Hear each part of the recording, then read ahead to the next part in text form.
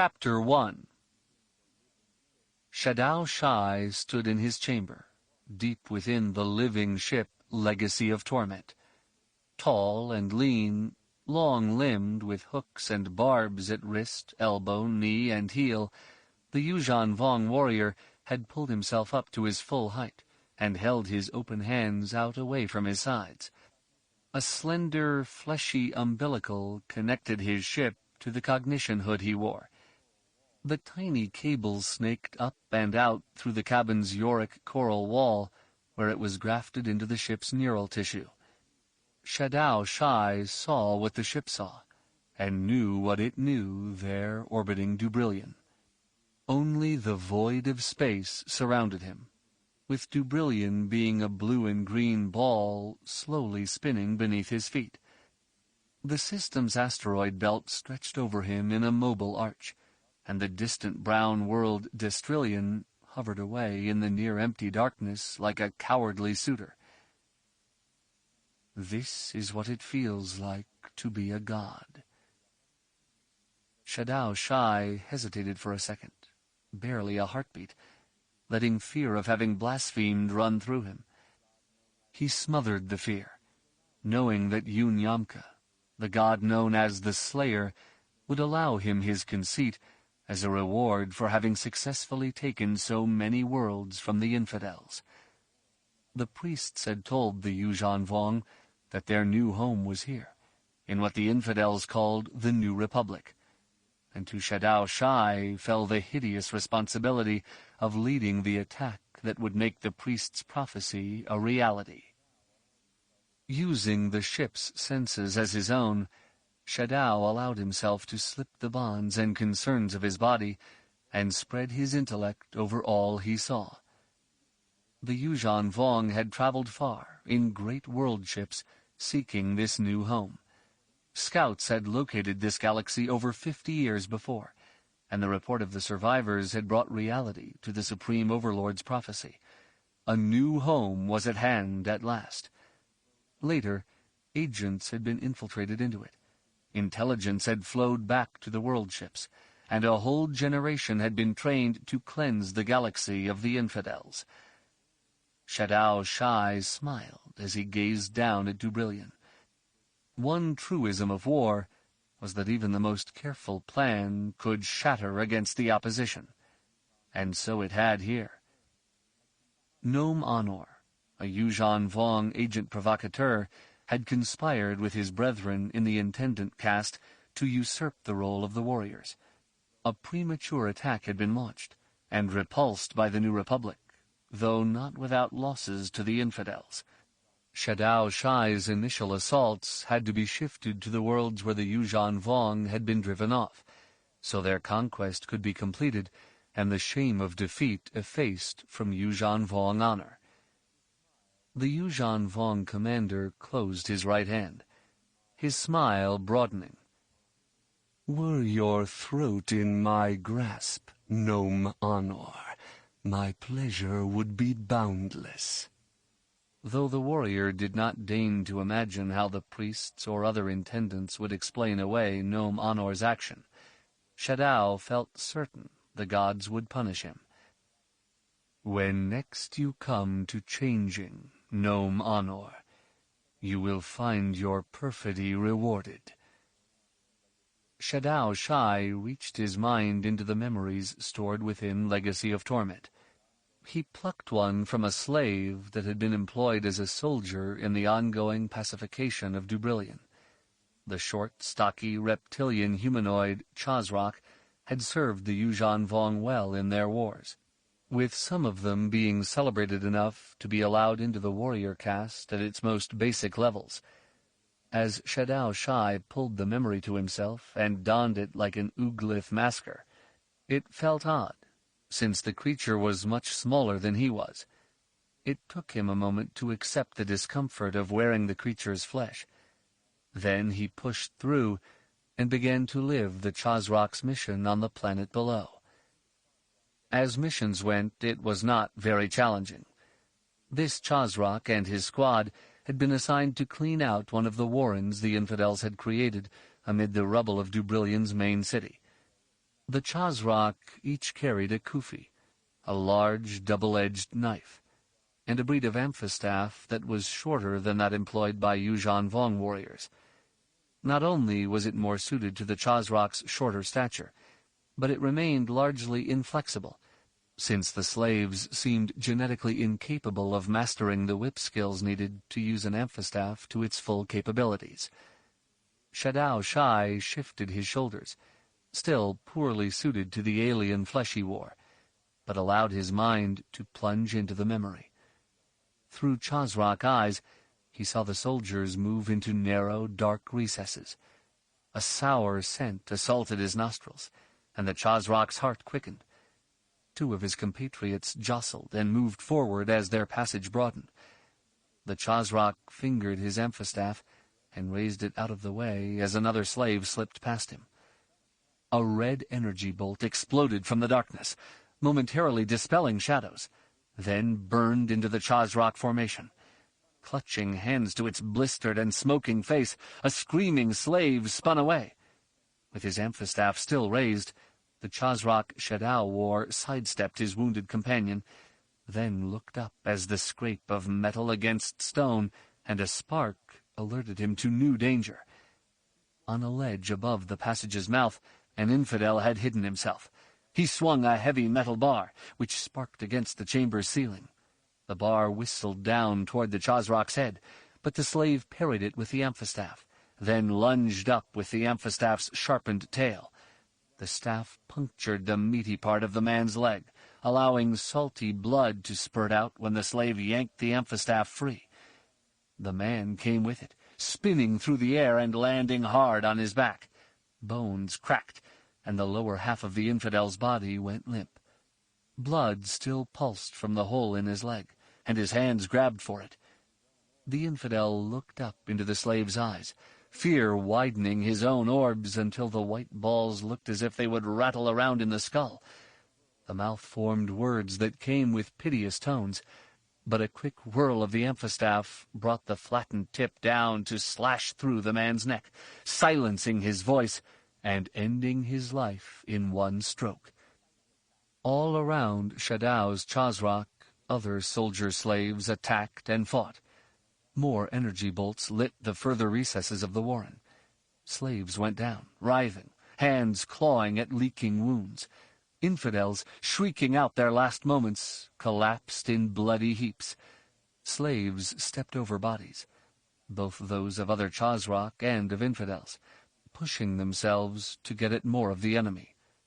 The ambush had become a rout, with the infidels seeking escape, but the flood of Chazrak made that impossible.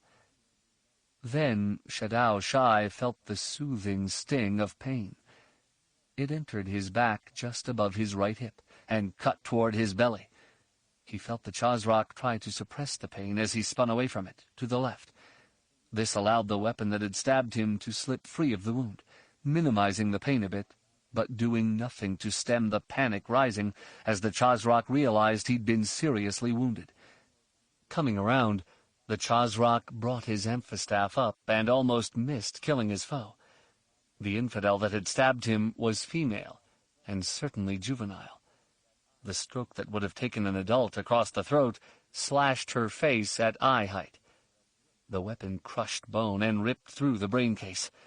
The infidel jerked as the weapon came free, spraying blood against the broken ferrocrete of the warren's walls.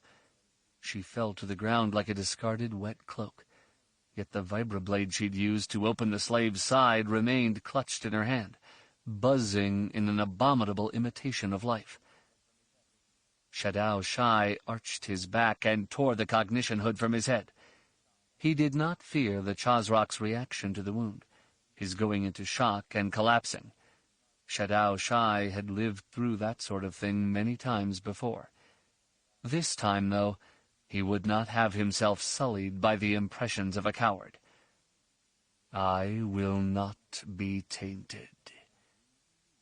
The Yuuzhan Vong commander opened his arms and breathed deeply there in the cavity at the heart of Legacy of Torment. He knew others would find his fastidious rejection of the Chazrak's final impressions to be an affectation. Dane Lian, his immediate subordinate, certainly would. But then Domain Lian had a more glorious history than Domain Shy, at least until recently. A history of successes allowed them to become sloppy and weak. Lian has been given over to me, so I may instill in him the proper passions of a warrior. Shadao Shai knew that what he had sensed in the Chazrak would be seen as a minor thing by many, but it was not the Shai way to allow himself to be tainted. The pain the slave had felt when the vibroblade, a blasphemous weapon that corrupted an innocent and injected her into the war, had been met with rejection. The Chazrak had been given a clear path to salvation, yet had turned from it. Pain was not to be rejected, but embraced. As Shadao Shai saw it, the only true constant in reality was pain. Birth was pain. Death was pain. All change required pain.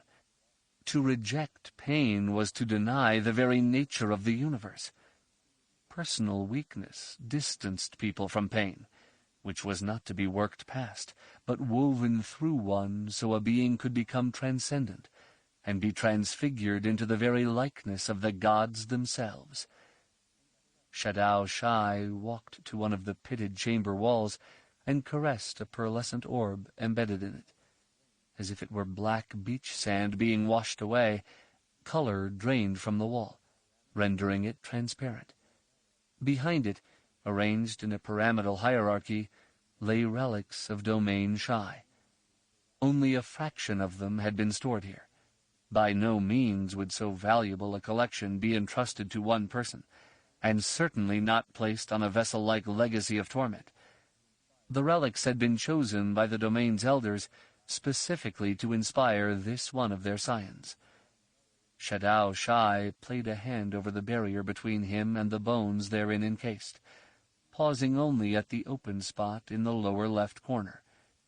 He intended to enshrine there the relics of Mange Shai, his grandfather, a valiant warrior who had perished on a scouting mission to a world known to the infidels as Bimiel. Mange had arrived there as part of a scouting mission preparatory to the invasion. He had courageously remained behind to send information to those of his party who were flying back to the waiting fleet. His sacrificial death, resulting from his attention to his duty, had brought great honor to Domain Shy, and had in very large part made it possible, no, vital, that Shadao be chosen to lead the invasion. Shadao had dispatched 2 of his kin to recover the relics, but they failed in their mission. Nira and Drani Shai had been slain by Jedi, the most perplexing of the infidels that no Manor had sent information back about. These Jedi, they claim kinship with and mastery over life, yet their emblem is a lightsaber, a weapon that can destroy both life and abominable mechanicals with ease. They set themselves as above and outside life, using this mythical force to hide their wallowing in mechanistic blasphemy. The Yuuzhan Vong commander shook off a shiver, then turned away from the relic wall and crossed the chamber. There he stroked a red bar on a wall. That end of the chamber began to transform itself, with the Yorick coral wall flowing down into a platform. Triple-jointed appendages, 6 of them, unfolded from the wall. Turning again to face the relics, he held his arms up and out. The upper 2 appendages each exuded a leathery tentacle that encircled his wrists and snugged tight. The lower 4 similarly produced straps that trapped his ankles and thighs. He felt himself lifted by his wrists, with the lower arms resisting. Joints popped, and little explosions of pain shot down his arms, making his fingers tingle. His feet then left the floor. They came up above the height of his head, forcing him to crane his neck back so he could study the relics in the golden glow from above. Light rendered the uppermost skull's eye sockets into black pits. Shadao Shai stared at the left one, the more irregular one, his gaze tracing the concave edge of the orbit. Though he had never seen this female alive, and could barely keep straight the number of generations back she had lived, he could imagine her cold gaze being as merciless in life as her shadowed stare was now. Firmly settled in the embrace of pain, Shadao Shai began to struggle against his restraints. The creature's limbs contracted, twisting Shadao's arms and arching his spine. The pain slowly began to build. So Shadao Shai fought harder, pulling and pushing, trying to tug his arms free. The creature that was the embrace of pain wrenched his limbs and shifted so his shoulders turned one way and his pelvis another. Glancing back over his left shoulder, he could see his right heel. But I cannot see enough of it. He wrestled with the embrace more and harder, letting silver agonies replace the red traces of pain working up and down his body.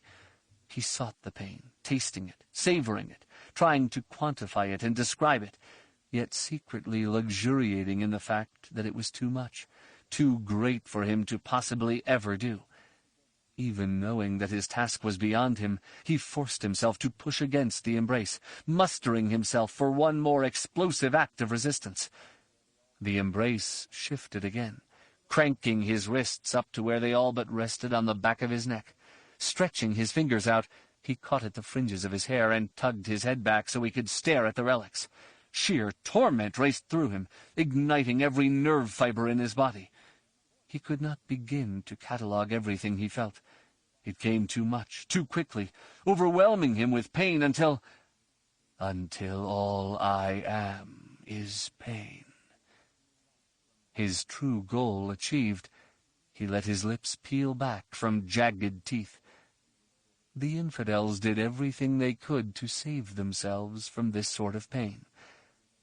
They divorced themselves from all reality. This is why they are an abomination that must be cleansed from this galaxy. It did not matter to him that the infidels had been here first. It mattered only that the gods had given the Yuuzhan Vong the galaxy, and the mission of ridding it of these unbelievers. Wrapped in agonies all but unimaginable, Shadao Shai again dedicated himself to the sacred mission given the Yuuzhan Vong. We have come to give them the truth. Shriven in the crucible of pain, the fortunate will know salvation before they die.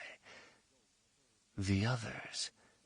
He paused as a hot jolt curved up his spine to burst in his skull. The others will become as lifeless as the machines they embrace, and the gods will rejoice at the fulfillment of our destiny. Chapter 2. The hiss-crack of lightsaber smashing against lightsaber drowned out the sharp intake of Luke Skywalker's breath. He watched as the blow that had been struck drove Mara Jade Skywalker back and had her stumbling. Luke could feel the way the Force flowed around her and through her. Jagged, precipitous lines seemed to attack her, to trip her up. He reached out with a hand, ready to smooth sharp lines into gentle curves. Yet even before he could do that, Mara used the physical momentum of her retreat. She rolled down onto her right hip, then came around, slashing wide and level with her blue lightsaber. Her red hair shone with reflected highlights as it lashed from one shoulder to another. Her green eyes blazed with another sort of light, one that matched the feral snarl on her face, betraying no sense of weakness from her debilitating illness. The foe leapt above the slash, though not as high or as gracefully as other Jedi might have.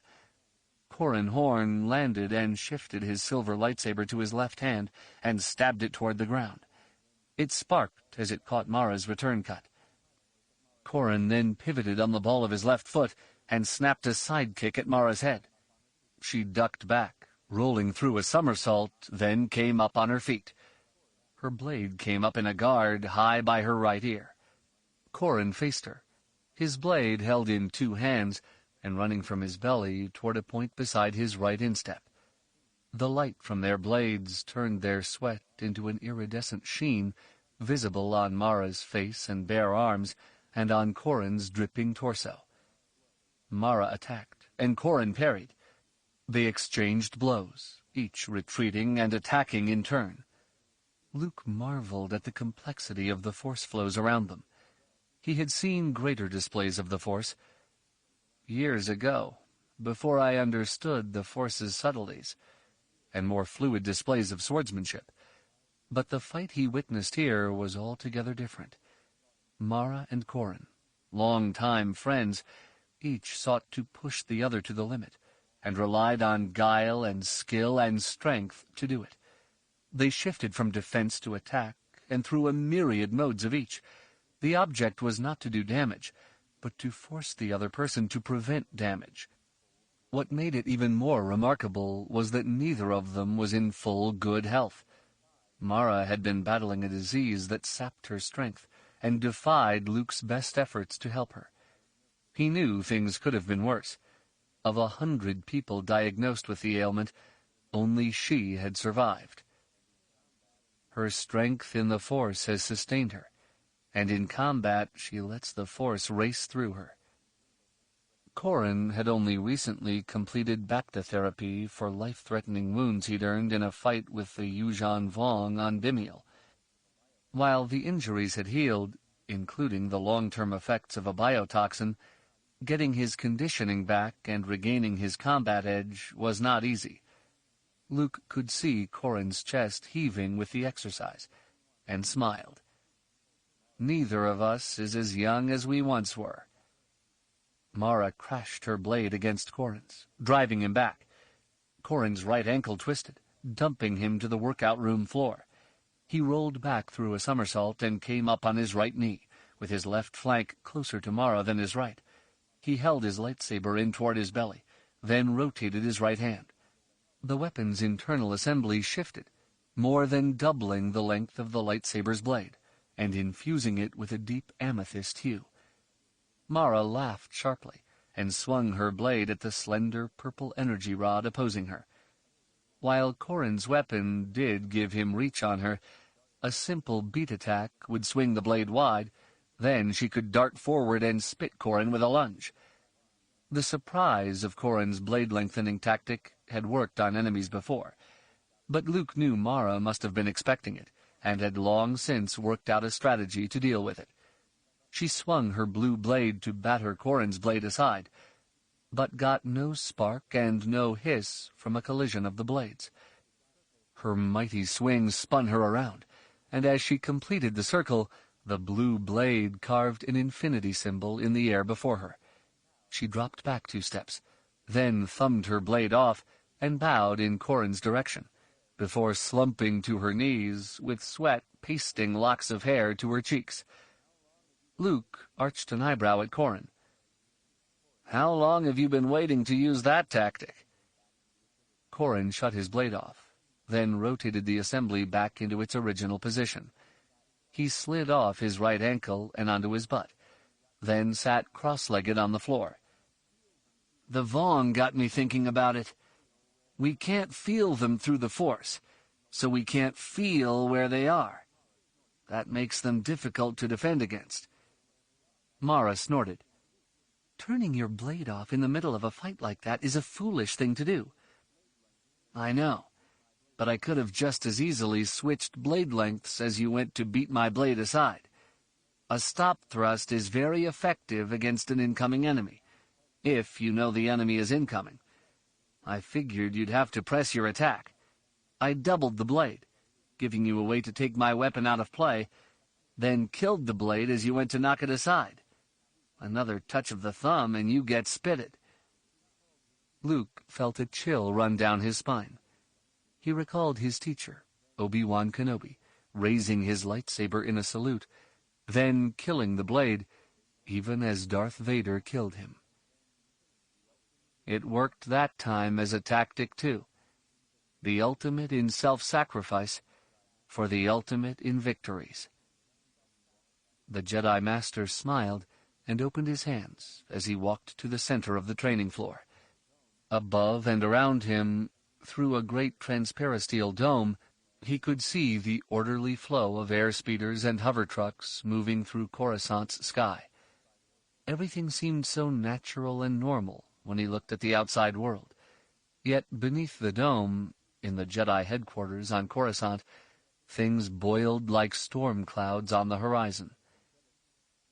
"Both of you did very well, all things considered." Mara forced herself to her feet. "We can do better. We have to do better. Come on." Corran shook his head, spraying sweat from his brown hair and beard. "I've got at least one more go-around in me, I think." Luke frowned.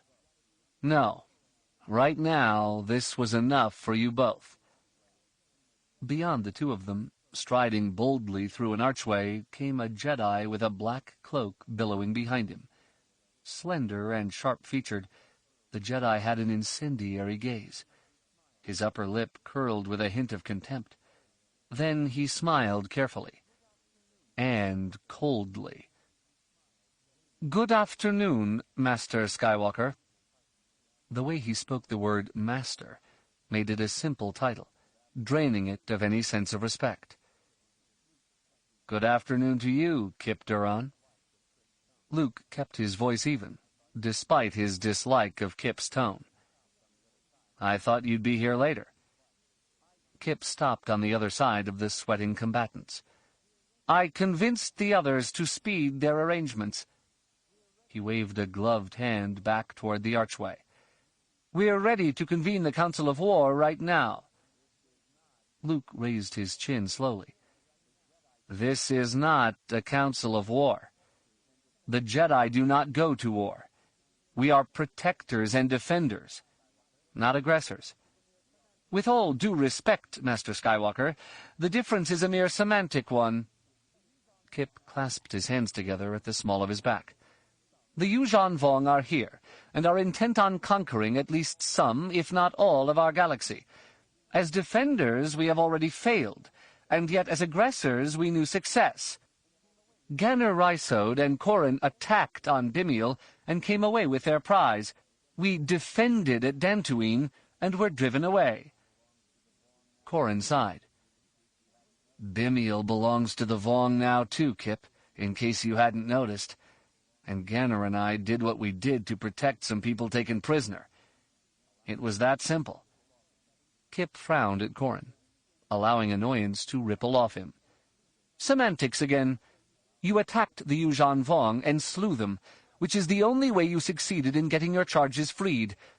Regardless, I have the others here with me. They are waiting below in the auditorium. What shall I tell them, Master?" Luke closed his eyes for a moment, then nodded once, wearily. "Tell them I appreciate their coming here so quickly.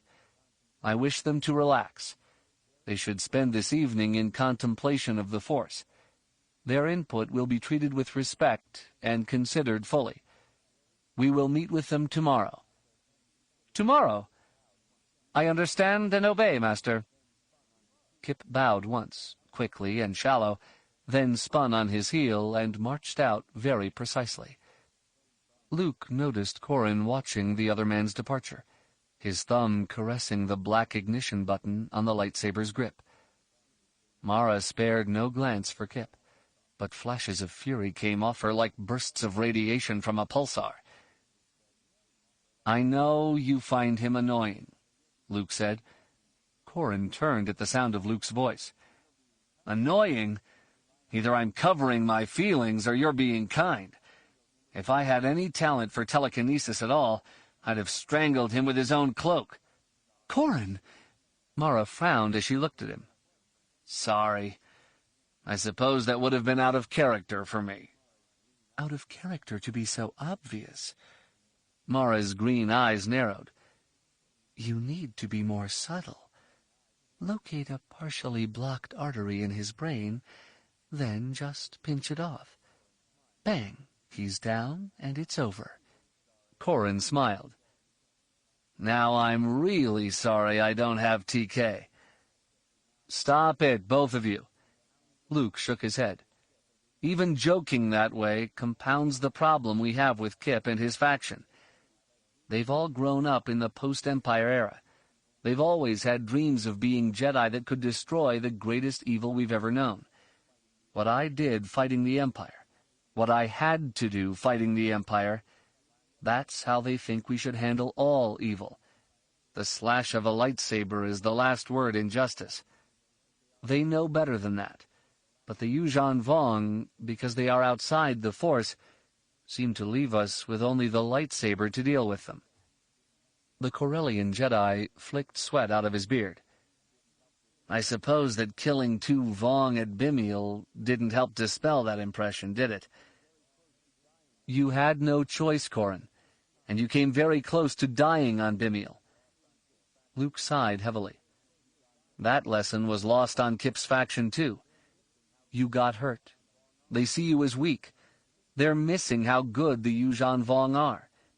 Since Kip's followers see themselves as better than you, your ability to defeat the Yuuzhan Vong means they, too, can defeat them. And easily. Mara nodded. And Anakin killing even more of them on Dantooine likely has encouraged some to severely underestimate the Yuuzhan Vong. The lesson of Dantooine is a terrifying one.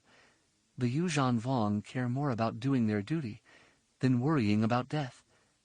Those Jedi who use fear or intimidation to keep enemies in check should be terrified of an enemy that isn't afraid to die. Luke pressed fingertips to his temples. That's what has me worried the most. Fear and terror, pain, envy and contempt. They're all of the dark side. Yes, but Master, we have to be realistic. Corran clipped his lightsaber to his belt. The Vong are formidable and merciless. We can't sense them with the Force. This takes away a lot of the abilities most Jedi have come to rely on. The loss of our edge has got to bring fear. No, Corran, you're wrong. Luke made his right hand into a fist and thumped it against his heart. Being Jedi is what we are. It's not the power we wield and the weapons we carry. I don't stop being a Jedi when stripped of the Force by an Ysalamiri. The others are letting fear distance themselves from this basic truth. We serve the Force, whether our enemies are part of it or not. Corran frowned as he thought for a moment, then nodded. I see your point, but I'm not sure they will. Face it, a normal reaction to fear is to strike out at that which frightens us. Or, Mara added in ominous tones, to curry favor with it in the hopes of being spared. Luke hissed. I don't like the sound of that, Mara. On Belkadon, he had seen beings that had been enslaved by the Yuuzhan Vong, but he had wondered if some of them had accepted their role or welcomed it. Fear can motivate people to do all manner of irrational things. Having to fight people of the New Republic to fend off the Yuuzhan Vong was something Luke didn't want to consider. Still, Corran's point is good. Kip's calling this gathering a council of war is a clear sign that some want to strike hard at the Yuuzhan Vong. Luke rubbed a hand over his forehead. The missions for us as Jedi are simple. We go to the frontier worlds and help evacuate the helpless. We go and coordinate defensive postures. Dantooine seems like a poor example of how that sort of thing can turn out, but we did allow some people to escape who would not otherwise have made it. Mara looked up sharply. What about scouting missions? That's what you did on Belkadon, and it was useful. We learned a lot from your being there. Corran and Ganner brought back useful information from Bimiel, too, including those samples of biotech the Yuuzhan Vong use and that mummified Yuuzhan Vong body. The more intelligence we can gather on the Yuuzhan Vong, the better off we'll be in dealing with them. I agree, but with fewer than 100 Jedi, and with hundreds of worlds as potential targets, how do we allocate our people? Corran nodded. Well, there is no winning the political battle here. I think we all know that. If no Jedi is on a world the Vong hit, we'll be blamed. If too few Jedi are there to stop them, and we know that's a given, we lose again. I'm not suggesting that we do nothing. But we have to know that we're never going to satisfy those that we can't help. On the other hand, Mara's point also carries with it a truism. The only place we know for certain that we can find the Vong is on worlds they've taken. I can review data on the conquered worlds and see if there is any way we could get a mission in. It won't be easy. None of this will be easy, Corran. The Jedi Master reached out and took Mara's left hand in his right. We'll just have to make sure that the Jedi do everything we can to fulfill our mission. I'm less afraid of criticism from outside than I am that failure on our part may shatter the Jedi from within. If that happens, the Yuuzhan Vong will face no opposition at all. Chapter 3. Something about returning to the suite of rooms where he'd spent much of his time on Coruscant felt very odd to Jacen Solo. He would have said he'd grown up there, but he knew that wasn't close to the truth. He'd traveled all over the New Republic with his parents, then spent a lot of time at the Jedi Academy. The place didn't look that much different than he remembered it. His room was down the hallway. His parents' suite was upstairs. C-3PO still puttered about, dashing from one seeming crisis to another, stopping only to say how good it was to see Jacen again. The Golden Protocol droid's antics, while annoying, made up one of the elements Jacen still found familiar about the place, and for some reason even that made him uneasy. The unsettling nature of the suite bothered him. Anakin, his younger brother, stood over by the transparisteel viewport, studying the lines of speeders tracing their paths through the sky. Jacen got almost no sense of Anakin through the Force, as if his brother were a continent away. What little he did get was somber and tinged a bit with apprehension. Jaina, his twin, on the other hand, brimmed over with bright emotion. Seeing her, dark hair gathered into a thick braid, dark eyes bright, brought a smile to his own face. Her joy at having joined Rogue Squadron infected him, broadening that smile. As twins, they had always been close, and shared much. Still, the way Jaina had blossomed in this new role had taken him by surprise. But a pleasant surprise. Jacen enfolded her in a hug after he stepped down into the large living room area. "I've missed you. The squadron has been keeping you busy, has it?" Jaina returned the hug fiercely, then gave her brother a kiss on the cheek. "Yes, we're recruiting new pilots, and I'm helping to screen them. I monitor their reactions when we show them what the Yuuzhan Vong do in combat. We work on weeding them out based on performance and such things." Jacen smiled. "Jedi senses are good for that sort of thing." "I know, but what's amazing is this. We compile our reports after simulations and interviews, and everyone on the board does it independently. Wedge Antilles and Tico Selchu are helping, and it's weird, but without using the Force, they seem to flag the same people I do as being unsuitable. Years of experience is serving them the way the Force does me." Anakin laughed lightly. "I don't think years of experience will lift big rocks." Jaina gave him a big sister frown. "You know what I mean." Jacen moved past his sister and seated himself on the tan couch. "Experience is one thing that can help anyone, including Jedi. Learn from things. Don't repeat mistakes." Anakin nodded, then resumed staring out the viewport. "Good thing some mistakes can't be repeated." His sister sighed and started toward him. "Anakin, it wasn't your fault." Anakin held up a hand, stopping her. He didn't resort to the Force to do it, but Jacen sensed he would have, had Jaina not stopped and lowered her arms. "Everyone keeps telling me that, and I know it deep down in my heart. Being cleared of blame, though, doesn't mean I don't still feel some responsibility. Maybe I didn't kill him, but was there something I could have done that would have saved him?" Jaina shook her head. "There is no way of knowing that." Anakin turned. and somehow banished a haunted expression. "If you are right, Jaina, then I'm doomed.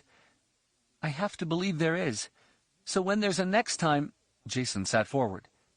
"You've been through your next time, Anakin. You saved Mara."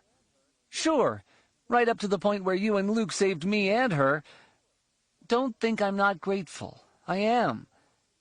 One corner of Anakin's mouth cocked itself into a grin. "You got me halfway to an answer. I just have to get myself the rest of the way." Jacen nodded. It had not escaped him that Anakin had not actually spoken the name Chewbacca. The Wookiee's death had hurt them all, terribly and deeply.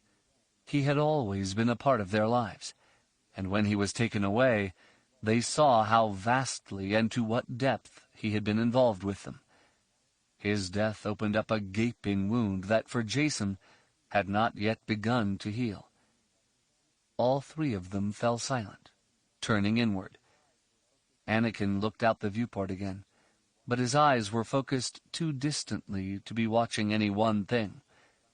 Jaina folded her arms across her chest and flounced down on the couch next to Jacen. Her brows furrowed, and Jacen could almost read the memories of Chewbacca radiating off her. For himself, he remembered the softness of the Wookiee's fur, and the gentle strength in his arms, his sense of humor, and his infinite patience with human children possessed of force powers. "Hey, it's so quiet down there." Jacen looked up at the stairs and saw a man standing there, but it took him a heartbeat to realize it was his father. The voice had helped, but the hitch at the end and the raw nature of it surprised him. His father's clothes hung looser, and his flesh was tinged with a gray pallor instead of the rich bronze from being kissed by so many suns. Han Solo had swept his hair back out of his eyes, but wore it longer than Jacen could ever remember. The length hid some of the gray, but not all of it, especially at the temples. The greatest discontinuity with his father, though, was the way his initial comment tailed off. Jacen had to have heard him utter the same line 100 times, usually when things were grim, when the family needed tension broken. His father would smile, open his arms, and say, "It's so quiet. Did somebody die?" That you can't say that, Father, tells me just how bad it really is. Jacen heaved himself up from the couch. "Good to see you, Dad. I came as quickly as I could after I got 3PO's message." "I know you did." Han gave him a confident nod, then started down the stairs. "Goldenrod, you haven't gotten them anything to drink." "Well, Master Solo, the usual custom is—" "Usual custom? These are my children." Han smiled. "What will you have?" Jaina shook her head. "Nothing. I'm good to go."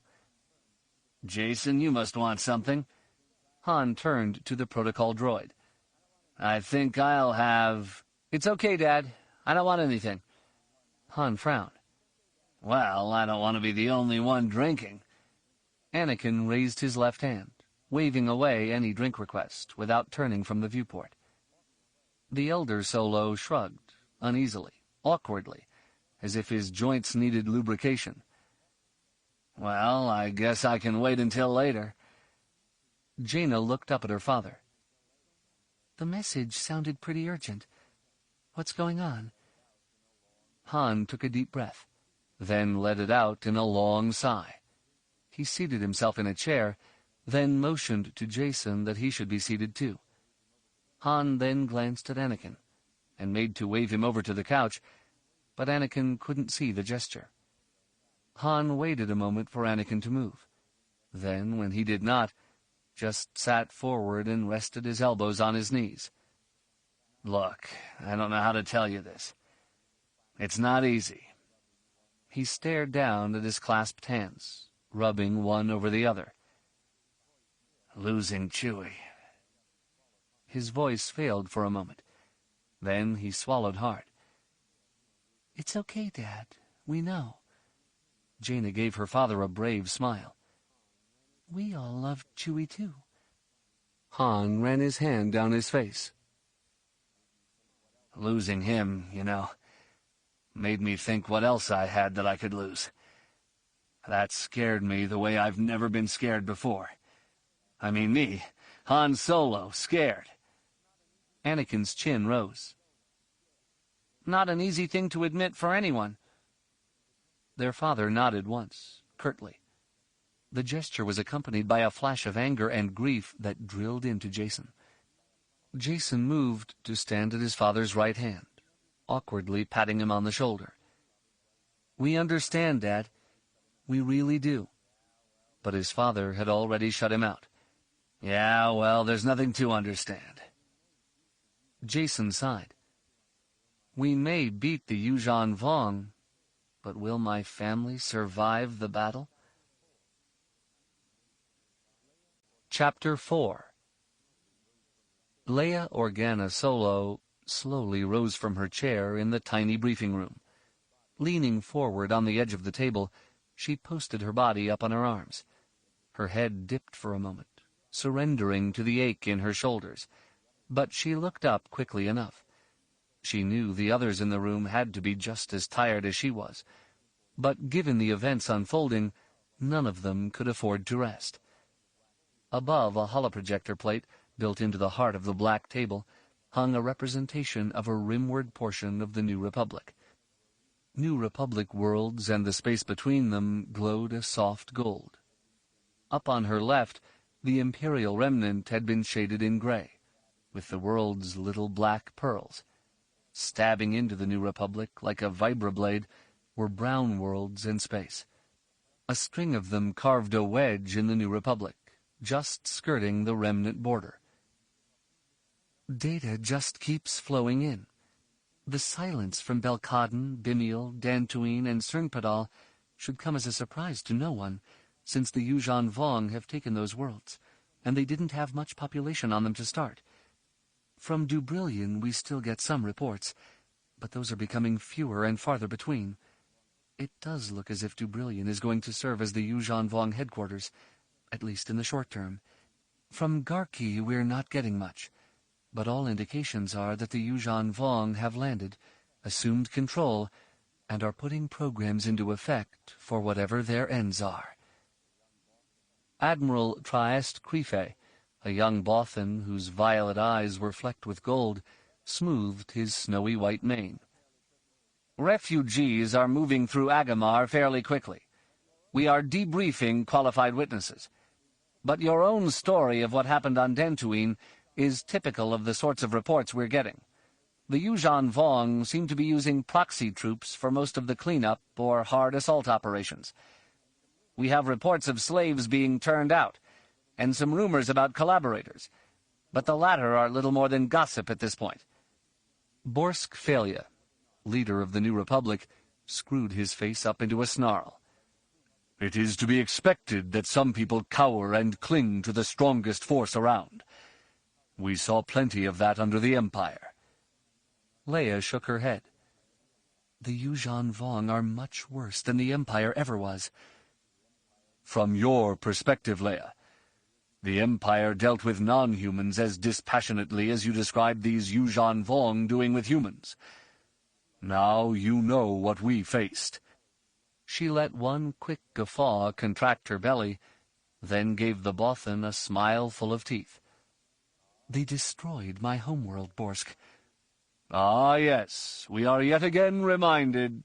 Borsk Failure's remark died as a Lagos Akla, a Kamasi, reached out with a hand and settled it over the Bothan leader's forearm. Leia saw muscles bunch in Alagos's arm, and the resulting start from Failure. The Kamasi's voice remained even. While our fatigue may shorten our tempers, we must be mindful of our duty here.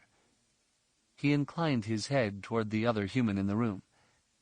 I notice that General Antilles seems to have a datapad full of notes. Wedge Antilles looked up and blinked his brown eyes, then smiled. I've been looking at things the same way I used to look at Imperial installations and moves, and I've got some basic questions that need answering. Borsk Failure rubbed at his freed forearm. "Such as?"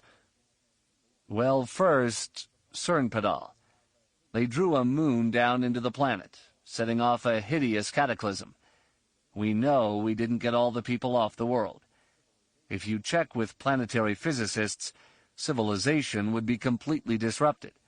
And if all living creatures haven't been killed off completely, they'd be reduced to scavenging for whatever they could find." Failure sniffed. "The Empire destroyed Alderaan, as Leia has pointed out a time or two. Cernpadal was meant to be a message to us." Wedge shook his head. "Doesn't make any sense that way. Remember, they used some sort of creature to pull the moon from orbit. The resources that must have gone into growing a beast of that size and power have to be incredible." Alagos raised a gold-furred finger. "How can you be certain of that, General?" "We've had reports of the sort of ships and weapons they use. While their propulsion and defenses rely on creatures that can manipulate gravity in some form or another, none of them have but a fraction of the power that it would have taken to pull a moon from orbit. If creating that sort of creature was easy, the ships and defenses we've seen would have been vastly more powerful than they have been." Elbows on the table, Wedge pressed his hands together, fingertip to fingertip. "We know the creature on Cernpadal was killed before the moon crashed down. It did not escape before the moon hit, and since disrupting the orbit made the crash inevitable, it's safe to suggest the Yuuzhan Vong never intended to recover the thing. They considered the result worth the cost of the means necessary to create it. This tells me that they have something else going on at Cernpadal." Trieste frowned. "I understand your reasoning, Wedge, but your model is based on a profitable return on an investment. What if they don't think that way? What if such a creature was considered, unclean because of what it did? Perhaps they didn't recover it because they would have been tainted by it." "That's possible." Wedge shrugged. "If it is, if their thought patterns are so alien to what we know, then anticipating them and countering their movements is going to be impossible." Leia scratched at the back of her neck. "While I think the point about expanding our view of the Yuuzhan Vong is important, the sort of facilities my brother found on Delkaden suggests that they actually do need to use the resources of the worlds they've taken to replenish or reinforce the things we've destroyed. Toward that end, I do wonder what they're doing with Cernpadal's remains. I've read some of the same reports Wedge has, and most folks, save for the Given, would find the resulting world uninhabitable. Discovering that the Yuuzhan Vong could survive there would expand what we know about them." Borsk Failure sat back in his chair, letting the lights from the map dapple his fur with golden highlights. "I understand well the value of learning as much as we can about our foe. But my concern as leader of the New Republic is containment of this scourge. I assume, Admiral, that you have deployed forces to adequately contain these Yuuzhan Vong?" Trieste and Wedge exchanged bemused glances. Then the younger Bothan nodded. "As far as it is possible, I have done that, yes. We are staging from Agamar and sending patrols out along known transit routes to gather in any refugees. We organize them into convoys, which we bring to Agamar, load to capacity, and send to the core. So far, we are not seeing any more Yuuzhan Vong aggression, but our patrols are heavily armed and should acquit themselves well, and we vary the nature of the patrols, their timing, composition, and the like, so planning an ambush would be difficult and very costly for the Yuuzhan Vong." Borsk's violet eyes half-lidded. "As far as it is possible, you said?" "I did. We're talking here about a vast amount of space. While a computer can draw a very comforting and pleasing map for us to study, this graphic representation really has nothing to do with the reality of space."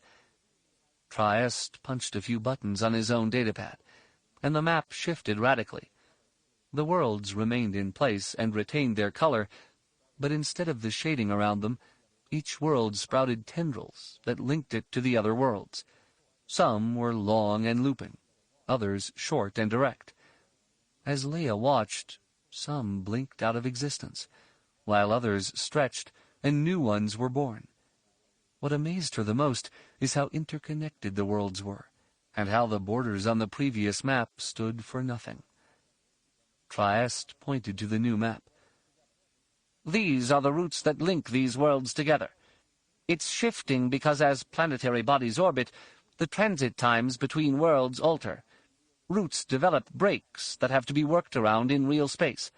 And these are just the routes that lead from star to star. If someone wanted to jump into deep space and jump back out, they could hit almost any world from any other world. It would just take a long time, which is militarily impractical. So setting our military to be able to intercept Yuuzhan Vong forces and drive them back is impossible." Borsk frowned darkly. "Then you are suggesting there is nothing we can do to stop them?" Wedge shook his head vehemently. "No, Chief Failure, not at all. What we are doing is organizing system defenses on the worlds we think they will hit. Our goal is to slow their attacks long enough that we can bring overwhelming forces to bear to drive them back. We all know that forces bent on taking a planet are most vulnerable as they transit from space to surface. If we can hold them up and slow this transition, we have far longer to bring firepower to bear on them. That's how we'll stop them." "You're baiting traps for them." "Setting traps, yes, but not baiting. We don't know what they want, so bait is not something we can offer." Wedge sighed. "This brings us back to the earlier point about not knowing enough about them. I mean, we know they use slaves, we know they hate machines, we know their weapons are all organics, and we know they have a thing about pain, but the significance of any of this has not been assessed." "Easy, Wedge." Leia patted his hand with hers. "I know your frustration. We can detail operations to go out and learn as much as we can. I'm sure Luke will lend us some Jedi for covert runs at Worlds, just as they did on Belkaden and Bimiel." "No, no Jedi." Borsk Failure shook his head. "I won't have them involved in this." Leia looked at him. "What?" Failure's face became an impassive mask. "Do not think I do not know the value of the Jedi, Leia.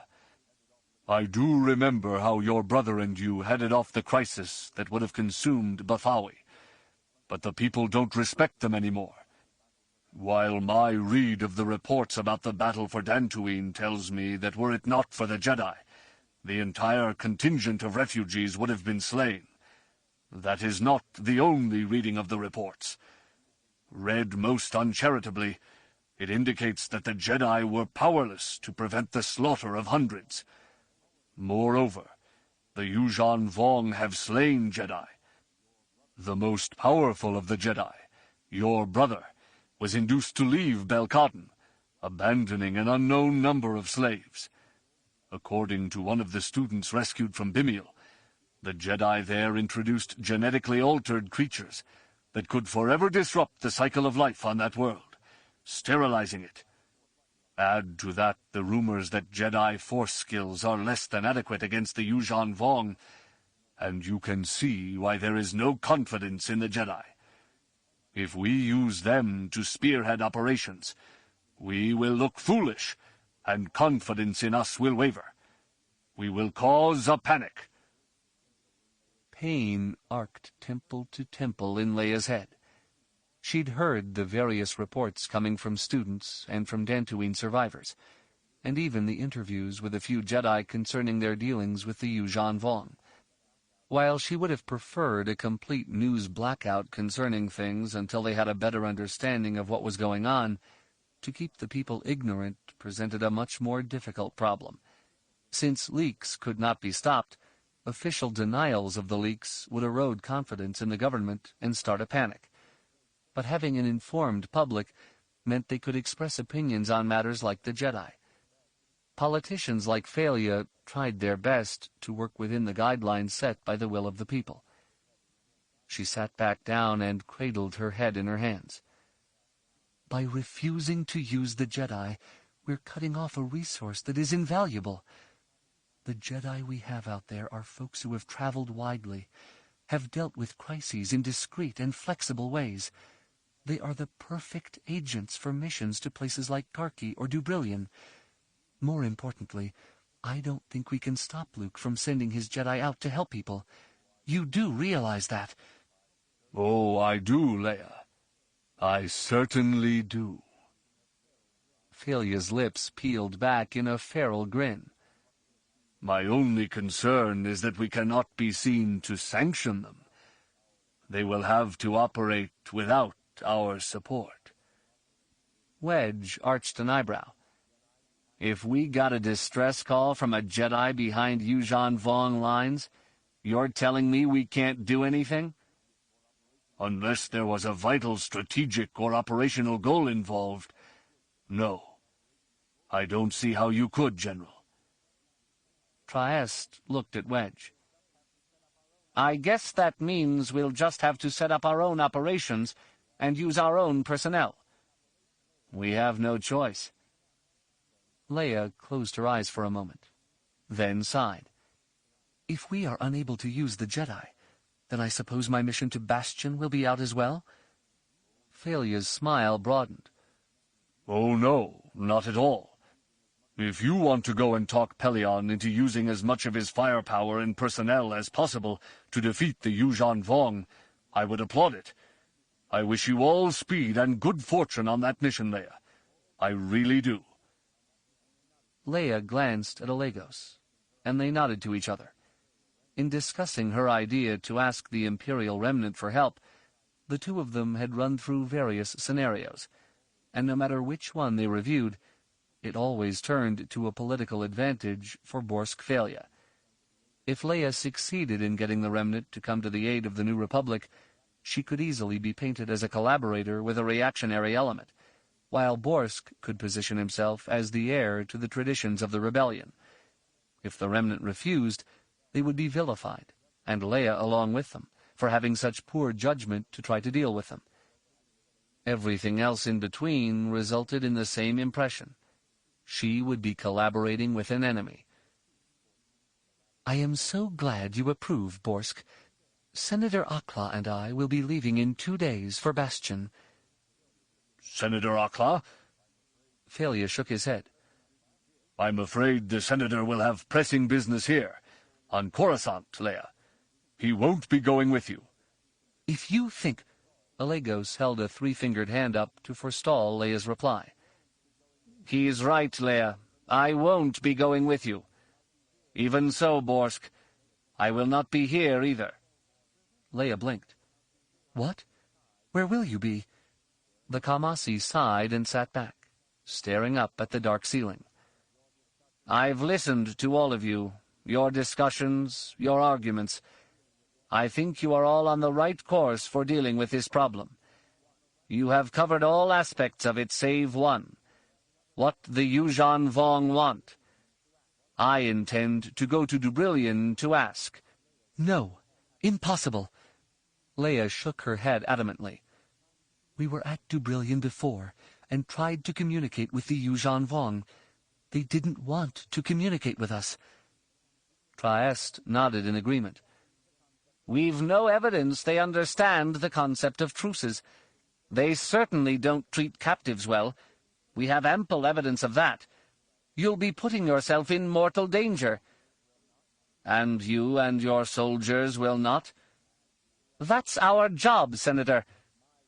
In reality, is it not my job as well? The Kamasi leaned forward, his long-limbed body moving with a serene fluidity. As a senator, I bear responsibility for millions of people. I do not want to see them dead or dying. It is my responsibility to do what I can to avert this war. You know my people are pacifistic. Yet you know I fought with you at Dantooine. and I have fought before. I do not wish to fight again, so to Dubrillion I must go."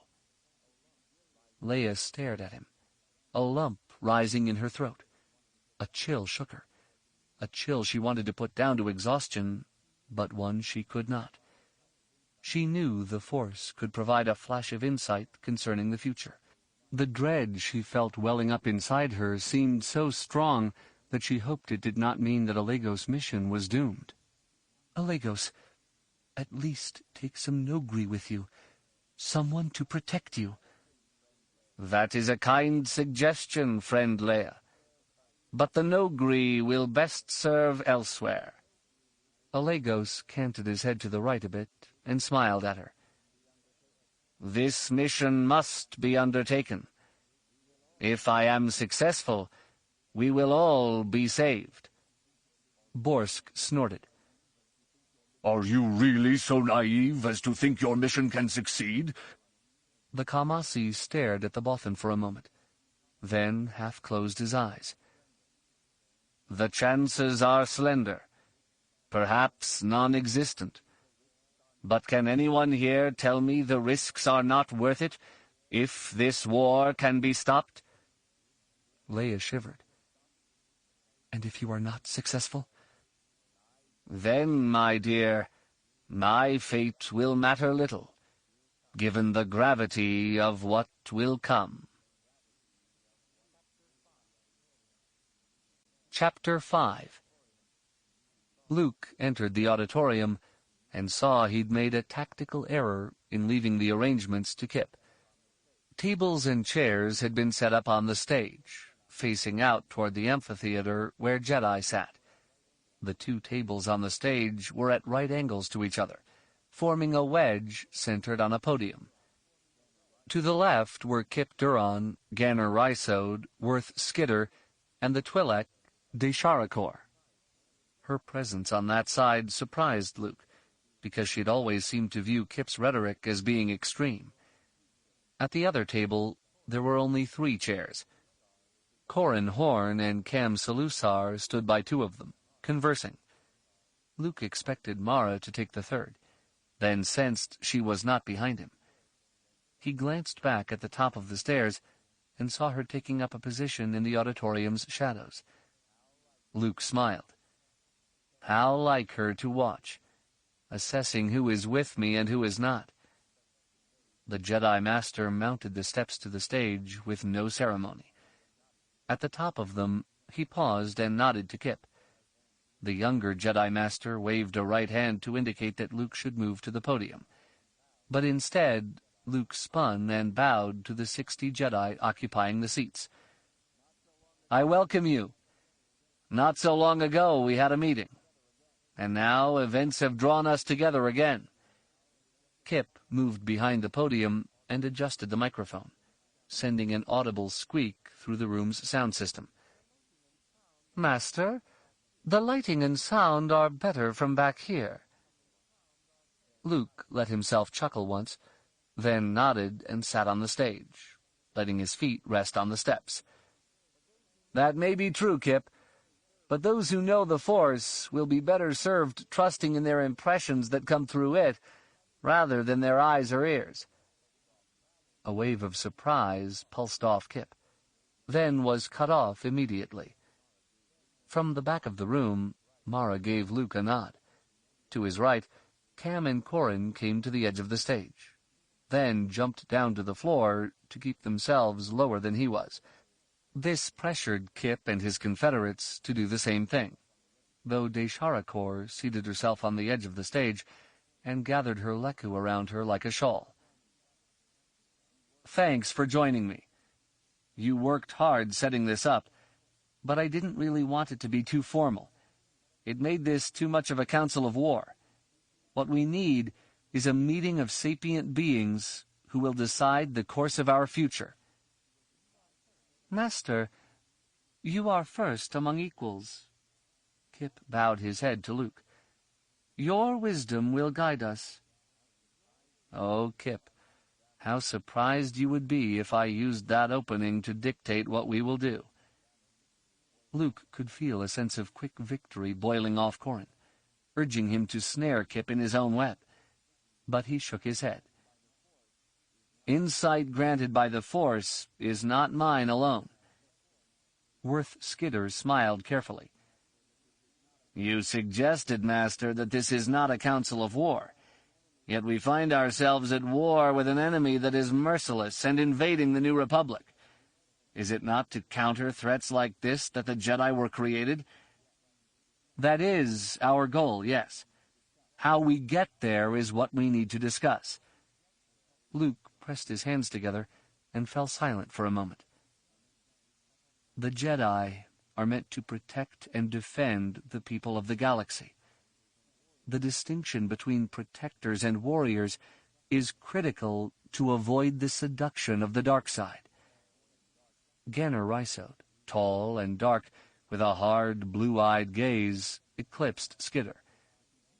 Perhaps, Master, the confusion we suffer comes from the point where an offensive action can be defensive. A preemptive strike at a target, for example, is nearly proactive defense.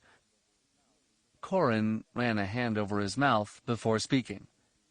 It's semantic games you're using there, Ganner. The way you frame that statement doesn't take into account the scope of the operations you're talking about. In a tactical situation where disabling an enemy's ability to respond would guarantee the safety of others, you're right. The strike is defensive. Staging a planetary assault to root out the Vong before they can spread and hit other worlds, on the other hand, is distinctly offensive in nature. Corran, your argument plays exactly to my point. What are the guidelines that determine where offense and defense switch one to another? I look for intent, you look at size. All of these variables must be balanced, clearly, and I think we all seek wisdom in marking the difference. A very good point, Ganner. Luke smiled at him, then looked out at the Jedi gathered there.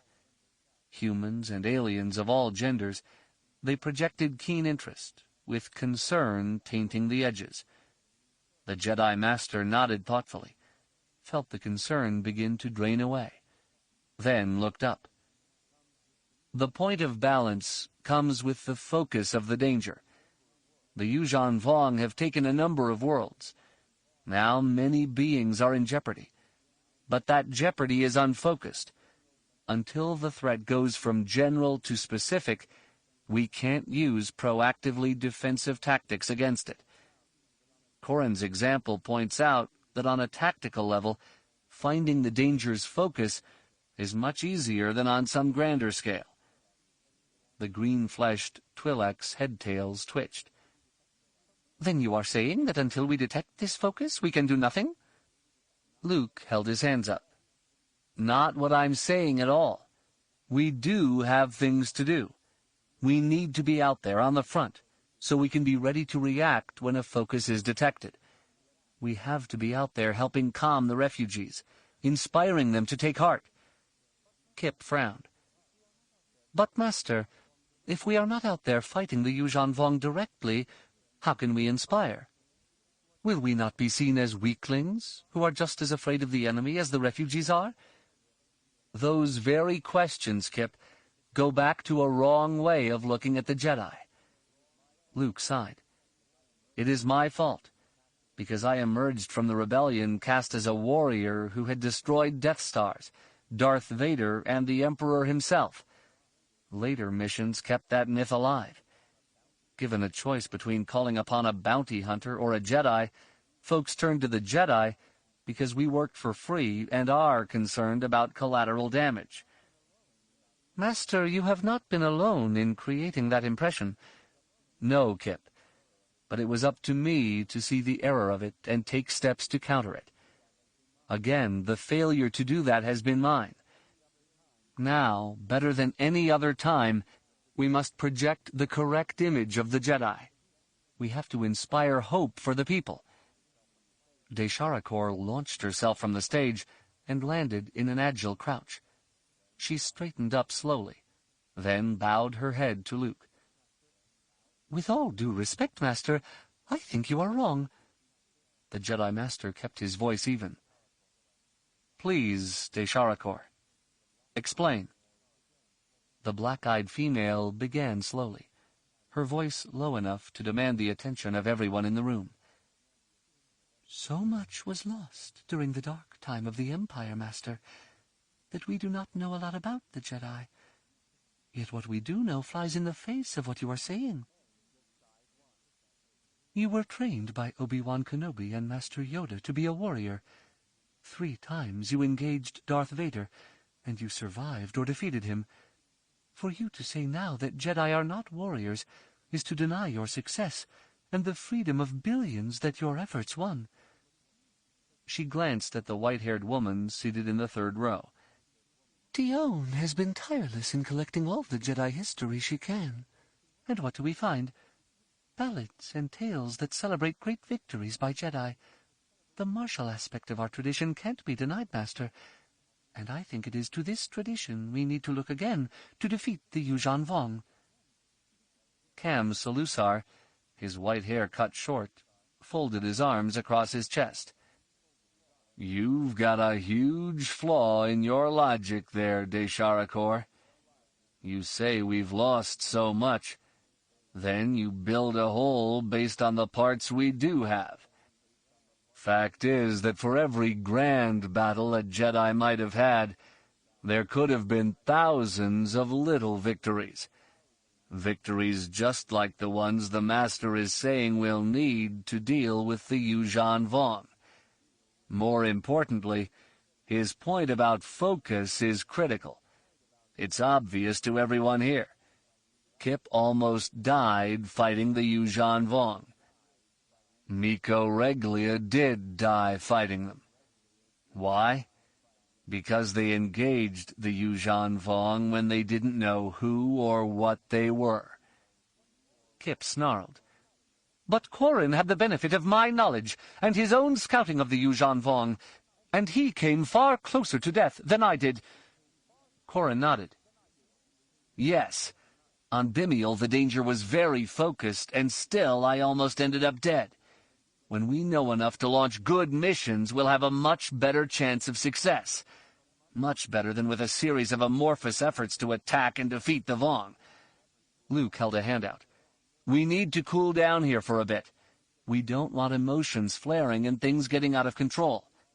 Regardless of beliefs in offensive or defensive postures, we all can see the wisdom of dealing with the Yuuzhan Vong when danger focuses itself, right? As Corran said, once we have a focus, we can plan and use our abilities to the best in dealing with the danger. Agreed? Most of the Jedi nodded their heads, Kip included, which made Luke feel a bit better. He may not agree with the course of action we will take, but he has agreed that his course requires limits, and that is a victory I'll gladly take. Desharakor was the only notable holdout, but she'd always been reasonable in the past. The Jedi Master smiled slowly. I do have some bad news. We're going to have some limits placed on our efforts. I learned from my sister yesterday that the New Republic will not sanction or support any Jedi operations in the invasion corridor. What? Kip's surprise exploded out like a supernova. That's pure madness! We're their best hope, and they won't have us working with them? Octoramus, a strongly built young woman from a high-gravity planet, shook her head. It makes 0 sense for them to do that. Then again, if that's how the government's thinking, being free of them might not be a bad thing. Ganner scowled. We have to make them change their minds. They have to see reason. Luke waved away the comment. Actually, I'm somewhat pleased with this decision. How, Master? Luke sighed. Octo was close to the mark. No sanction, no support, no answering to politicians. We'll be free to use our own best judgment in handling problems. Ganner ran a hand over his goatee. But it strips us of resources we could use to handle problems. Then you'll just have to be creative, won't you? Desharakor shook her head. How could they abandon us like this? After all we have done. It's better they have. Luke held his arms out. We are perhaps 100 in number. 100 Jedi. If the New Republic was relying on us, they'd pitch us into the battle and expect us to take care of things. They did it before, more times than I care to remember. He lowered his hands to the stage. Face it, of late our exploits have been less than awe-inspiring. The problem at Romamul, for example, and even the loss of Dantooine. As Leia noted, the politicians can't support the Jedi. This does not mean, however, that we will be totally alone out there. The military will be unable to help us overtly, but they are very sympathetic to us. Kip snorted. What a surprise. Warriors liking warriors. Luke shook his head. The leadership knows what is truly going on. Having us out there to deal with civilian difficulties will free up their people to do what they do best. Skitter groaned. So we babysit refugees while others do the fighting? We will protect them and guide them. If danger presents itself, then we take steps. Kip Duran raked fingers back through his dark hair. And we do nothing more? We get no more active missions? Nothing going into Yuuzhan Vong territory? Luke shifted his shoulders uneasily. One mission. Corran is being sent to Garqi. Figures he'd be your choice. He wasn't, actually, Kip. Luke smiled carefully. That choice was taken away from me. What? Corran's mirth at Kip's surprise leaked out through the Force. I used to fly with Rogue Squadron, and resigned my commission there 5 years ago. That left me in the military reserve, and they just reactivated me. Luke nodded. Colonel Horn will lead a team of 6 commandos and 2 civilian observers into Garqi to study the Yuuzhan Vong, coordinate with any resistance movement, and set up operations to try to get people off the world. Ganner rested his fists on his hips. A half-dozen commandos against a planet full of Yuuzhan Vong? They're Noghri, Ganner. Corran shrugged. Besides, I figured to tap you as one of my civilian observers. Figured you had to be the equal of another dozen Noghri, right? Ganner's harsh expression lightened. Noghri. The mission has merit. Corran looked out into the audience. Jacen, I've talked with Master Skywalker, and he's consented to having you be the other observer. Want the slot? Luke could feel the different emotions warring inside Jacen, but grudging adherence to duty won out. The youth stood. I'm, honored to be asked. If you think I should go, Master, I'll go. Good, Jacen. I knew I could count on you. Luke clapped his hands once. I'm in the process of preparing assignments for the rest of you. They should be ready by the end of the week. We're only waiting on transport scheduling. I know that what you're being asked to do may not be what you think needs to be done. You may think your skills are being wasted.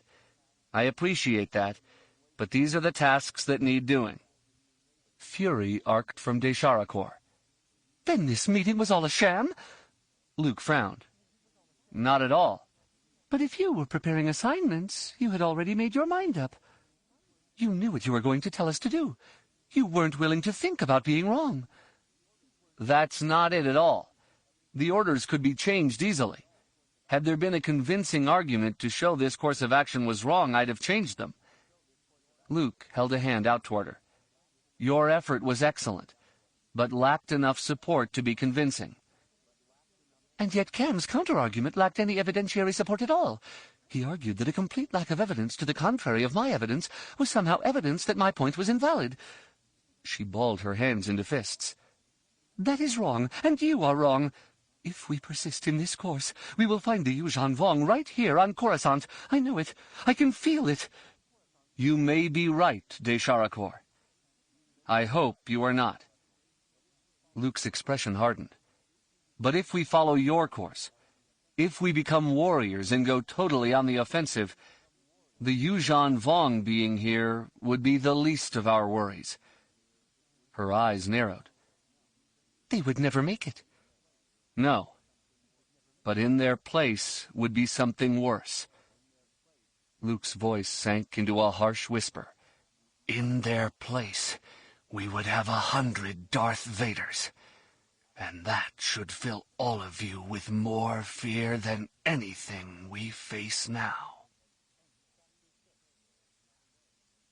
Chapter 6. Jacen Solo sat alone in the Ralroost's meditation cabin. Located in the aft of the Bothan attack cruiser, the room featured a transparisteel arch that provided a clear view of the light tunnel of hyperspace. Jacen had seen such lights all his life, so they were no longer remarkable to him. Yet even so, he found it hard to concentrate and focus his thoughts. The week just past had been a very full one, but it was not the packing and farewells, the briefing and training that weighed on him. All of those things he had done long before, though he did admit to himself that to be heading off into such grave danger made a big difference in what he said to his mother and father, and even his little brother. Thought I'd find you here. Jacen turned and gave Jaina a smile. Join me? Sure. She appeared only as a silhouette in the cabin doorway. When it closed, returning the room to contemplative darkness, she floated forward like a ghost and seated herself next to him. Emperor's black bones, Jacen. You really can use some time meditating, can't you? I don't think I've ever felt you this agitated. Nor, apparently, ever found me this much out of control of my emotional broadcasting. Jaina laughed, and Jacen luxuriated in the familiar sound. We're twins, Jacen. We had a head start on reading each other before we got to know anyone else. Still, you do seem to be leaking here a bit.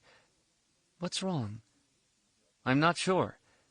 I mean, I guess the enormity of what we're doing has finally hit me. He looked at his sister.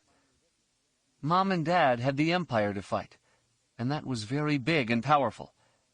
Well, the Yuuzhan Vong are our empire, and at first scan, they're more powerful than what Mom and Dad faced. Jaina nodded. Before, the Force has always tipped the scales in our favor. Here, we just have to be ourselves and do the best we can. Of course, I've got great examples to follow in doing that. Colonel Darklighter? Yes, him, the rest of the rogues, General Antilles, Colonel Selchu. None of them have the Force, but they're ace pilots. I mean, I have a hard time imagining life without the Force, and these guys are doing great things without relying on it. Jacen laughed lightly. Not having the Force has to be like being colorblind, but it doesn't affect them. He held his hands out and curled them down into fists. And that's what's getting to me, Jaina. We have all these people here willing to put their lives on the line, trusting in their leaders, the traditions that govern them, their own sense of right and wrong, their guts. It's a whole army doing that, going off to defend people on worlds that orbit stars that they can't see from their own homeworlds. As Jedi, that's what we do. But his sister glanced down and picked at her fingernails. It can be overwhelming if you look at it on that grand a scale, I guess. How can you not? She glanced over at him. You look at the situation, you take responsibility for the things you can handle, and you trust others to shoulder their burden. I'm just one pilot in the squadron. I'm responsible for my wingmate. I'm responsible to Colonel Darklighter. I carry out my orders as best I can. If I try to think beyond that, I'll be distracted, and then I won't be of use to anyone. But Jaina, you're a member of Rogue Squadron. All the tradition. How can you not carry that with you?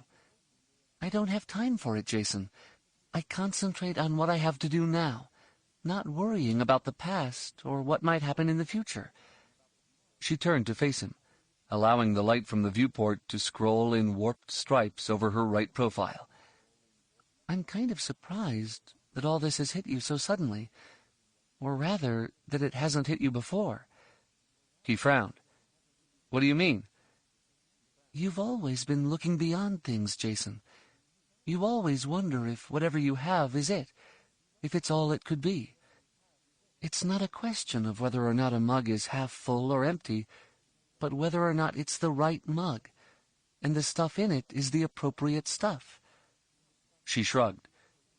Because you're smart and talented, you've been able to blow past most problems and still function being concerned with these grander things. In fact, you roll over most problems without even thinking about them. That's not true. Sure it is. On Belkadon, you went out to free slaves without giving any real thought to your own safety. Why? Because there was a bigger issue there, whether or not the Force had granted you a glimpse of the future.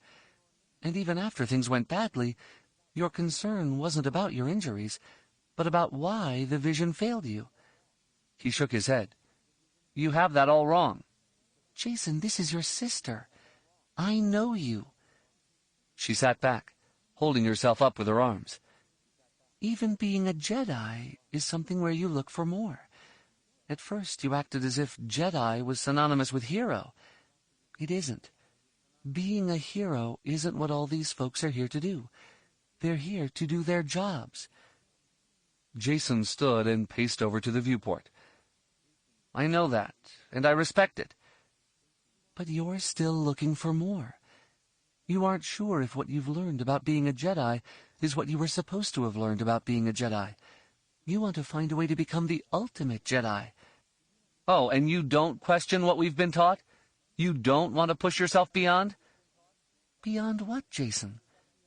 Her question startled him. I guess I don't know.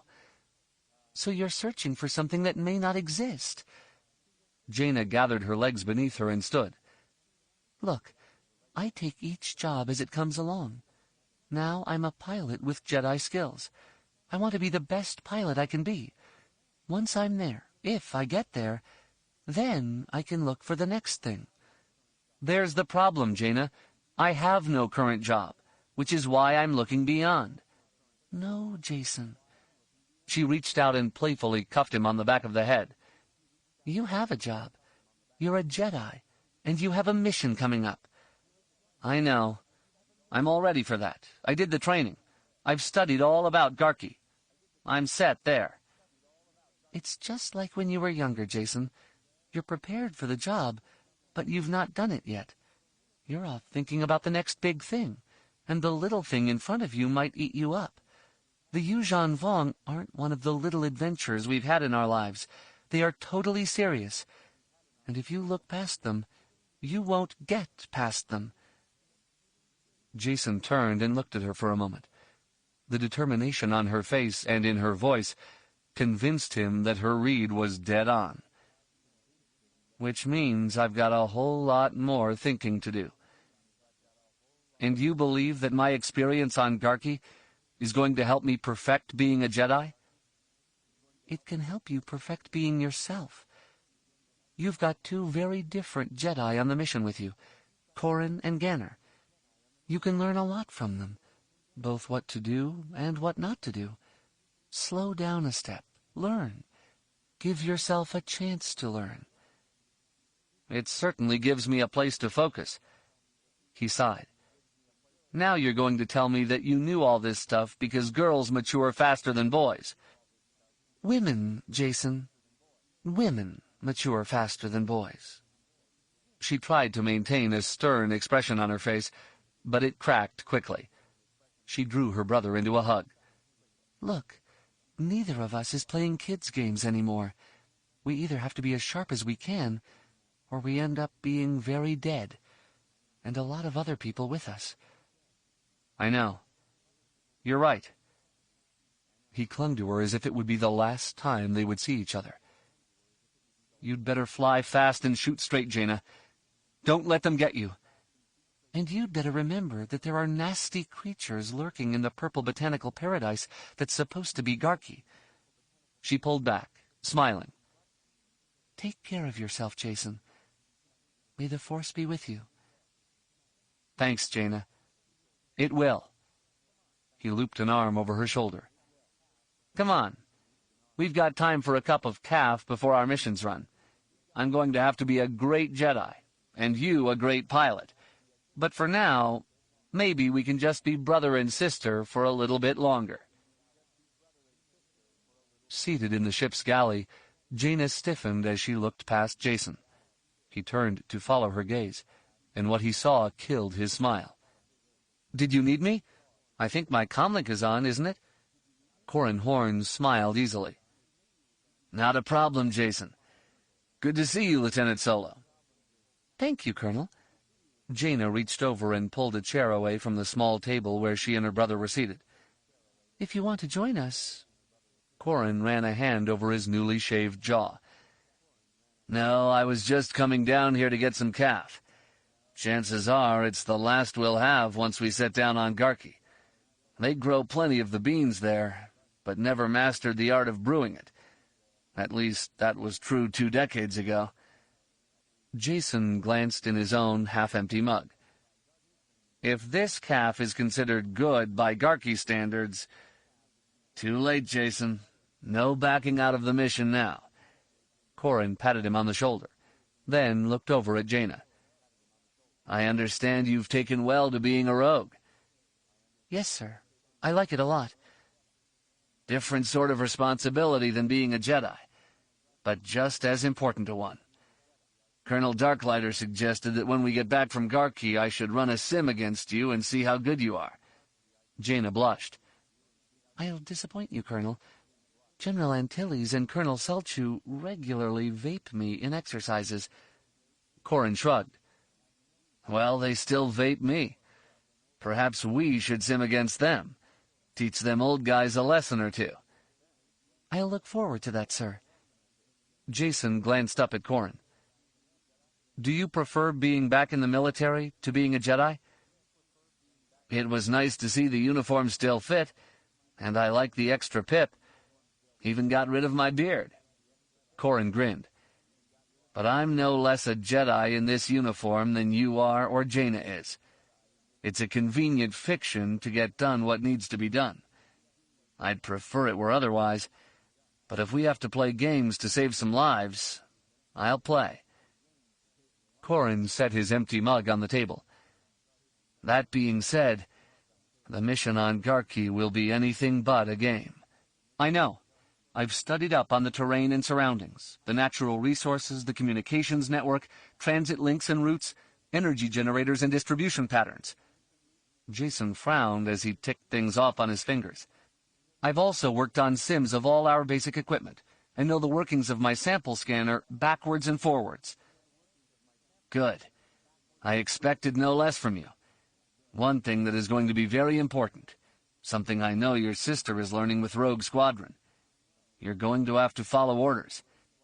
I know that independent action the two of you took at Helska 4 saved Danny Kui. I also know your running off to free slaves on Belkaden didn't end so well. Right now, you're going to be part of a team. We all depend upon each other, so no running off on some wild tear just because you think you know what has to happen. I'm never going to say no to something just to say no. If it makes sense, I'll consider it. Understand?" Jacen nodded. He appreciated what Corran was telling him, and didn't miss the very fatherly tone the older man was taking with him. "Yes, sir. I understand." "Good. One other thing I think you should know. I chose you for this mission because of your experience with the Vong, and because of the heart you've shown dealing with them. My own experience with them has not been pleasant, and given an option, I'd not be here. Your willingness to come back again is admirable." Jacen glanced down again at his mug. "Thank you." "If we do this mission right, we'll be in and out, and the Vong will have scant evidence we were ever there. I'm not expecting anything to require the sort of reckless heroics your family is famous for." Corran smiled warmly. "On the other hand, knowing we've got a good dose of Corellian disdain for the odds, backed by no-Greek combat skills, is enough to keep me confident about our chances for survival." Jaina lifted an eyebrow. What about Ganner? He's from Tyr. He wouldn't know odds from groats. Corran retrieved his mug from the table. He's good in a fight, though, and smart when he thinks before acting. And handsome, too, as you've probably noticed. Jaina blushed again. Well, it's hard not to. His preening all the time kind of makes it obvious. Corran winked at Jacen. We probably can keep that between us, though. Kind of outside mission parameters. Understood. Well, I'm off. Take some time with your sister, then double-check your gear. We have a day or two until we deploy, but being ready early is never a vice. Will do, Corran. Jaina nodded. Good to see you, Colonel. And you, Lieutenant. Keep improving that rogue squadron reputation, will you? Yes, sir. Jacen waited until Corran had passed on before arching an eyebrow in his sister's direction. You were being awful formal there. In the military, Jacen, familiarity flows downhill, not up. She smiled. We're playing by different rules now, I guess. Same goal, different paths. Jacen sighed. Which could get me thinking beyond the mission at hand. But I won't. First things first. Get through them, and then worry about the future. That, my brother, she allowed as she clicked her mug against his, is a winning strategy. Chapter 7. Leia Organa Solo sat silently in the passenger compartment of the Marquetta-class shuttle Chandrilla Moon. Her two Nogri bodyguards, Olmec and Vaspikan, sat behind her in the craft's narrow cabin. In contrast to the woman seated in the row in front of her, Leia sensed only calm from the two Nogri. Danny Kui, on the other hand, threw off fear the way a fire gives off heat. Leia forced herself to breathe in deeply, then slowly exhale, letting her tension slowly bleed away. Some of it, anyway. The journey from Coruscant to Bastion had been undertaken under the tightest security possible. The ship kept away from heavily traveled routes, plotted a convoluted course to its destination, and then, when the Victory-class Star Destroyer Protector arrived at the Bastion system, it waited at the edge, its shields down, weapons unpowered. Bastion's reaction was swift, sending out an Imperial-class Star Destroyer, the Relentless, to query the Protector concerning the intentions of the New Republic. Leia had indicated she had information she needed to communicate to Admiral Gilad Pelion. The remnant ship had broken off communications for 2 hours, then instructed Leia that she, her personal staff, and 2 pilots could bring a single shuttle into the system. Admiral Errol Nunb of the Protector had insisted that for Leia to comply would be to put herself in the hands of the enemy. Leia acknowledged this was true. Many of the Remnant's people still clung to the former glory they had known in the Empire. A whole new generation had grown up since the Emperor's death, and all the wants they felt were blamed on the rebellion.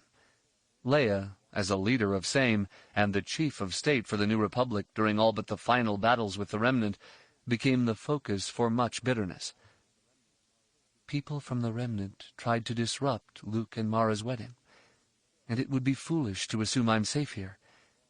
Still, if the greater threat of the Yuuzhan Vong was to be dealt with, the Remnant would have to be informed of what was going on and convinced their fate and that of the New Republic were intertwined.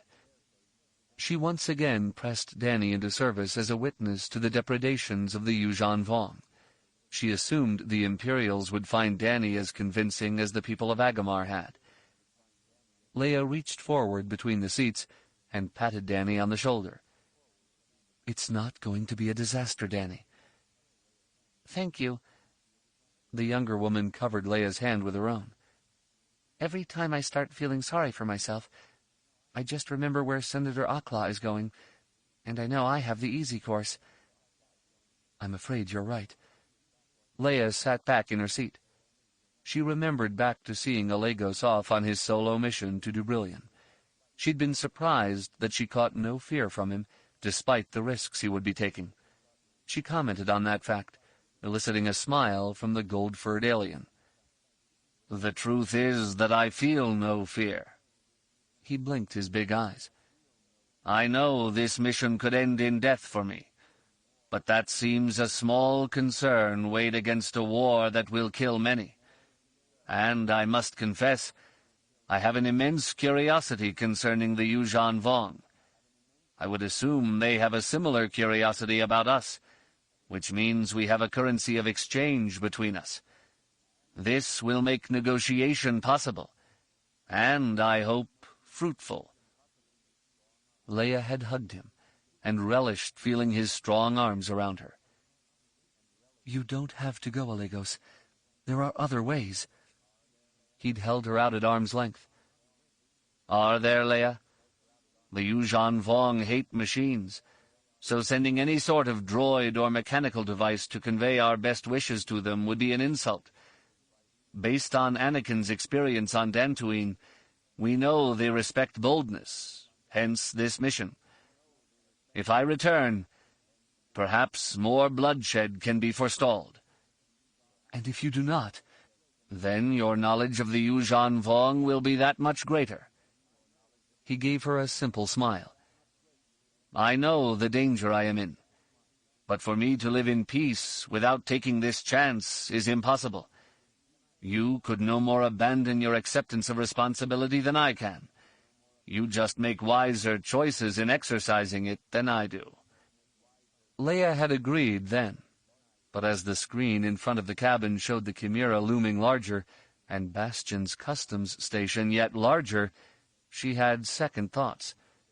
She'd last seen the ship when the peace between the Remnant and New Republic had been signed. Her focus on New Republic internal affairs and her subsequent retirement from government had insulated her from contacts between the Remnant and the New Republic. She found herself lacking a sense of the Remnant, which meant she didn't know how difficult it would be for Admiral Pellaeon to offer help. Even the briefing documents she'd studied on the way out had not given her as complete a feel for the politics of the region as she might have liked. While a number of unreconstructed Imperials had fled to the Remnant, taking a vast amount of wealth with them, economic development of the region had gone slowly. Only a few pockets had the amenities of Coruscant available, and there were portions of worlds where people lived in grinding poverty. The availability of cheaper goods from the New Republic had crippled several industries, and outbreaks of rioting connected with imports had been reported. On the diplomatic front, things had remained cordial between the two nations. Leia put a lot of that down to the efforts of Talon Karrde. At the time of the peace, he had proposed and created an agency that facilitated the exchange of intelligence data between the two realms. This bled off much of the paranoia by hardliners in each nation, though limited suspicions did remain. According to the files Leia had been given, little or none of the data about the Yuuzhan Vong had been released to Karrde and the Remnant, so while they might know something was going on, they wouldn't have details. If that has spiked their paranoia, this mission might be doomed before it starts. The pilot's voice echoed through the cabin. "We have permission to set down in the primary docking bay at the customs station. Estimated time of arrival is 3 minutes. Dani turned around in her seat, came up on her knees, and peered down at Leia. "We'll actually be meeting the Admiral Pellaeon?" "It's possible, and if true, a very good sign." Leia sighed. "Diplomacy can be a game, Dani. When we went to Agamar and asked to speak to the Agamarian Council, the fact that I had been Chief of State of the New Republic pretty much guaranteed I would be granted access and allowed to speak. My addressing the Council was seen as an honor for them." Her eyes narrowed. "Pellaeon may have factions within the Remnant that oppose the New Republic, and if they are strong enough, it may be political suicide for him to meet with me. In that case, a functionary will conduct the preliminary negotiations. If it's a lowly staffer, our mission is doomed. If it is someone higher up, a deputy minister of state, which is roughly my equal as protocol is concerned, we have a chance of pushing our case and getting favorable results." Danny smiled. "I think astrophysics is easier than diplomacy or politics."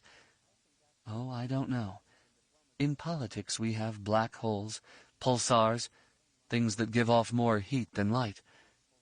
Leia smiled up at Danny. "I can't remember a time when politics was not part of my life. I'm fortunate that I took to it well. I will admit, though, retirement was fun, and I look forward to it again." The gentle hum of the shuttle's wings retracting was followed by a bump as the shuttle settled to the customs station's deck. The egress hatch hissed open, the hiss being more than enough to mask the sound of Baspicon crossing to the landing ramp to forestall any assault. Olmec stood between the gantry and Leia, then nodded at her to come forward when his partner indicated all was clear. Leia moved past the gray-skinned aliens. The Nogri, with their small stature, appeared almost childlike, save for their fierce features. She knew from experience just how powerful and deadly they could be, either bare-handed or wielding the lethal knives they wore. The Nogri were quick and dedicated to her safety. "The Yuuzhan Vong killed Bulfur on Dantooine, which is why I now have 2 Nogri to accompany me." A shiver ran down her spine. 20 years earlier she couldn't have imagined any creatures more deadly than the Nogri. But a Yuuzhan Vong warrior had killed Bulfur with his bare hands. Leia descended the landing ramp and was pleased to see 2 squads of stormtroopers lined up beside a white walkway painted on the deck. The formality and ceremony of the welcome boded well for the mission. Beyond them were 3 officials in Imperial uniforms, though one of them bore no rank insignia. She let Baspicon precede her through the gauntlet of stormtroopers. Then she paused and waited for the envoys to come forward. The civilian, a woman only slightly taller than Leia, did so. "Welcome, Consul. I am Miat Tem. This is Colonel Herrick and Major Presson." Leia shook hands with each in turn, then waved Danny forward. "This is Danny Kui, my aide."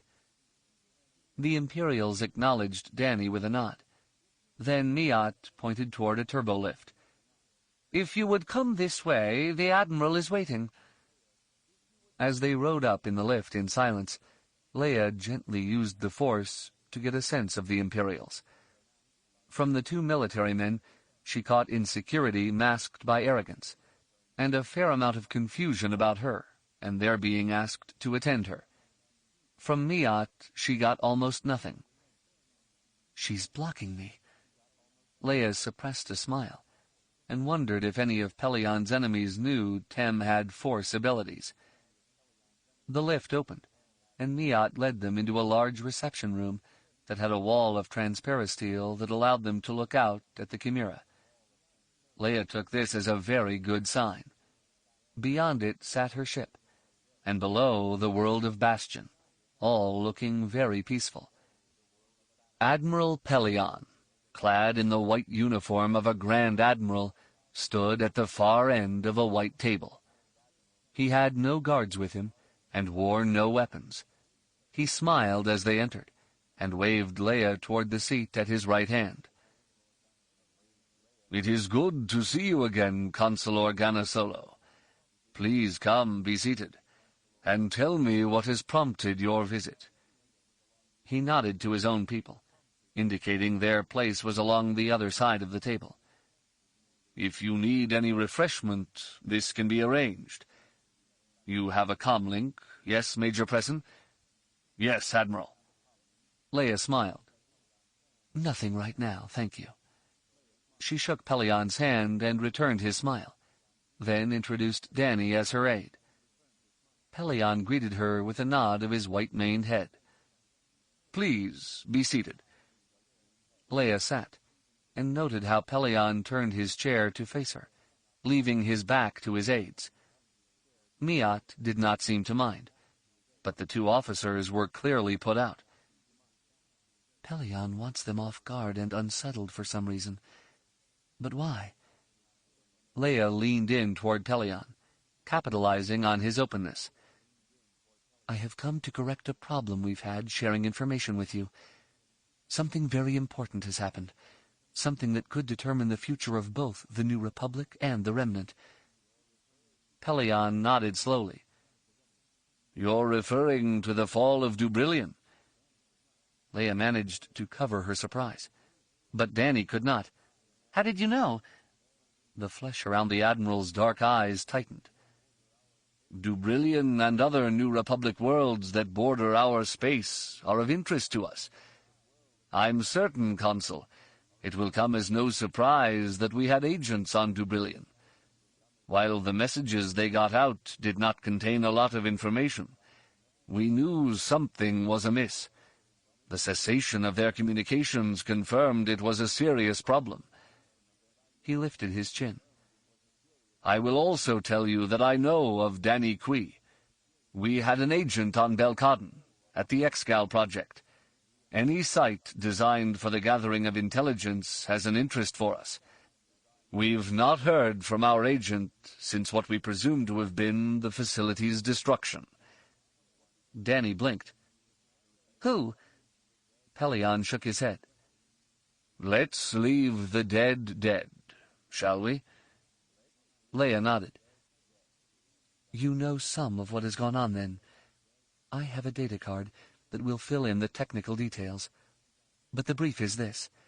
Humanoid aliens from outside the galaxy have attacked or destroyed 6 worlds on the Rim.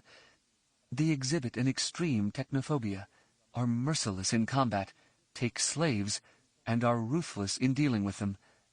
They are called the Yuuzhan Vong, and we, as yet, have established no direct diplomatic connection with them. Dany was one of their captives for a while, and has had the most direct contact with them among our people. The Admiral sat back, lacing his fingers together and letting them rest against his chin. You have come to us to ask for aid in dealing with the Yuuzhan Vong? Leia nodded. You, perhaps better than anyone, know the difficulty of dealing with an enemy who can strike anywhere. And let me speak frankly. Internal dissent within the New Republic is not at the boiling point, but New Republic military forces are needed to police disputes. At the same time, there are vocal segments of the population who, because of the peace accords, think the military should stand down, demobilize, and that no more money should be budgeted to defense. While the Yuuzhan Vong invasion, if it goes unchecked, could bring everyone together, the unity would come too late. We need to stop them now. We have a force that will function very well as an anvil, but we need a hammer. A grim grin tugged at the corners of Pelion's mouth. I would have thought the Jedi would act as your hammer. As the data files will point out, the Yuuzhan Vong are resistant to force powers. The Jedi are doing all they can to help in this situation, but there aren't enough of them to be able to handle a problem of this magnitude. Pelion glanced back at the 2 military men. Your request has not gone unanticipated, Consul. These men have told me at various times that any military cooperation with the New Republic would be a trap. You would lure our ships away from our home and destroy them, then finish your conquest of Imperial space. They had not anticipated this very scenario, but their cautions are not easily dismissed. To them, this threat is a sham. Leia smiled coldly at the 2 men. Your intelligence forces must already know that my daughter, my 16-year-old daughter, has joined Rogue Squadron. She did so at Dubrillion, and your sources would have told you that the squadron has just replaced over half its personnel.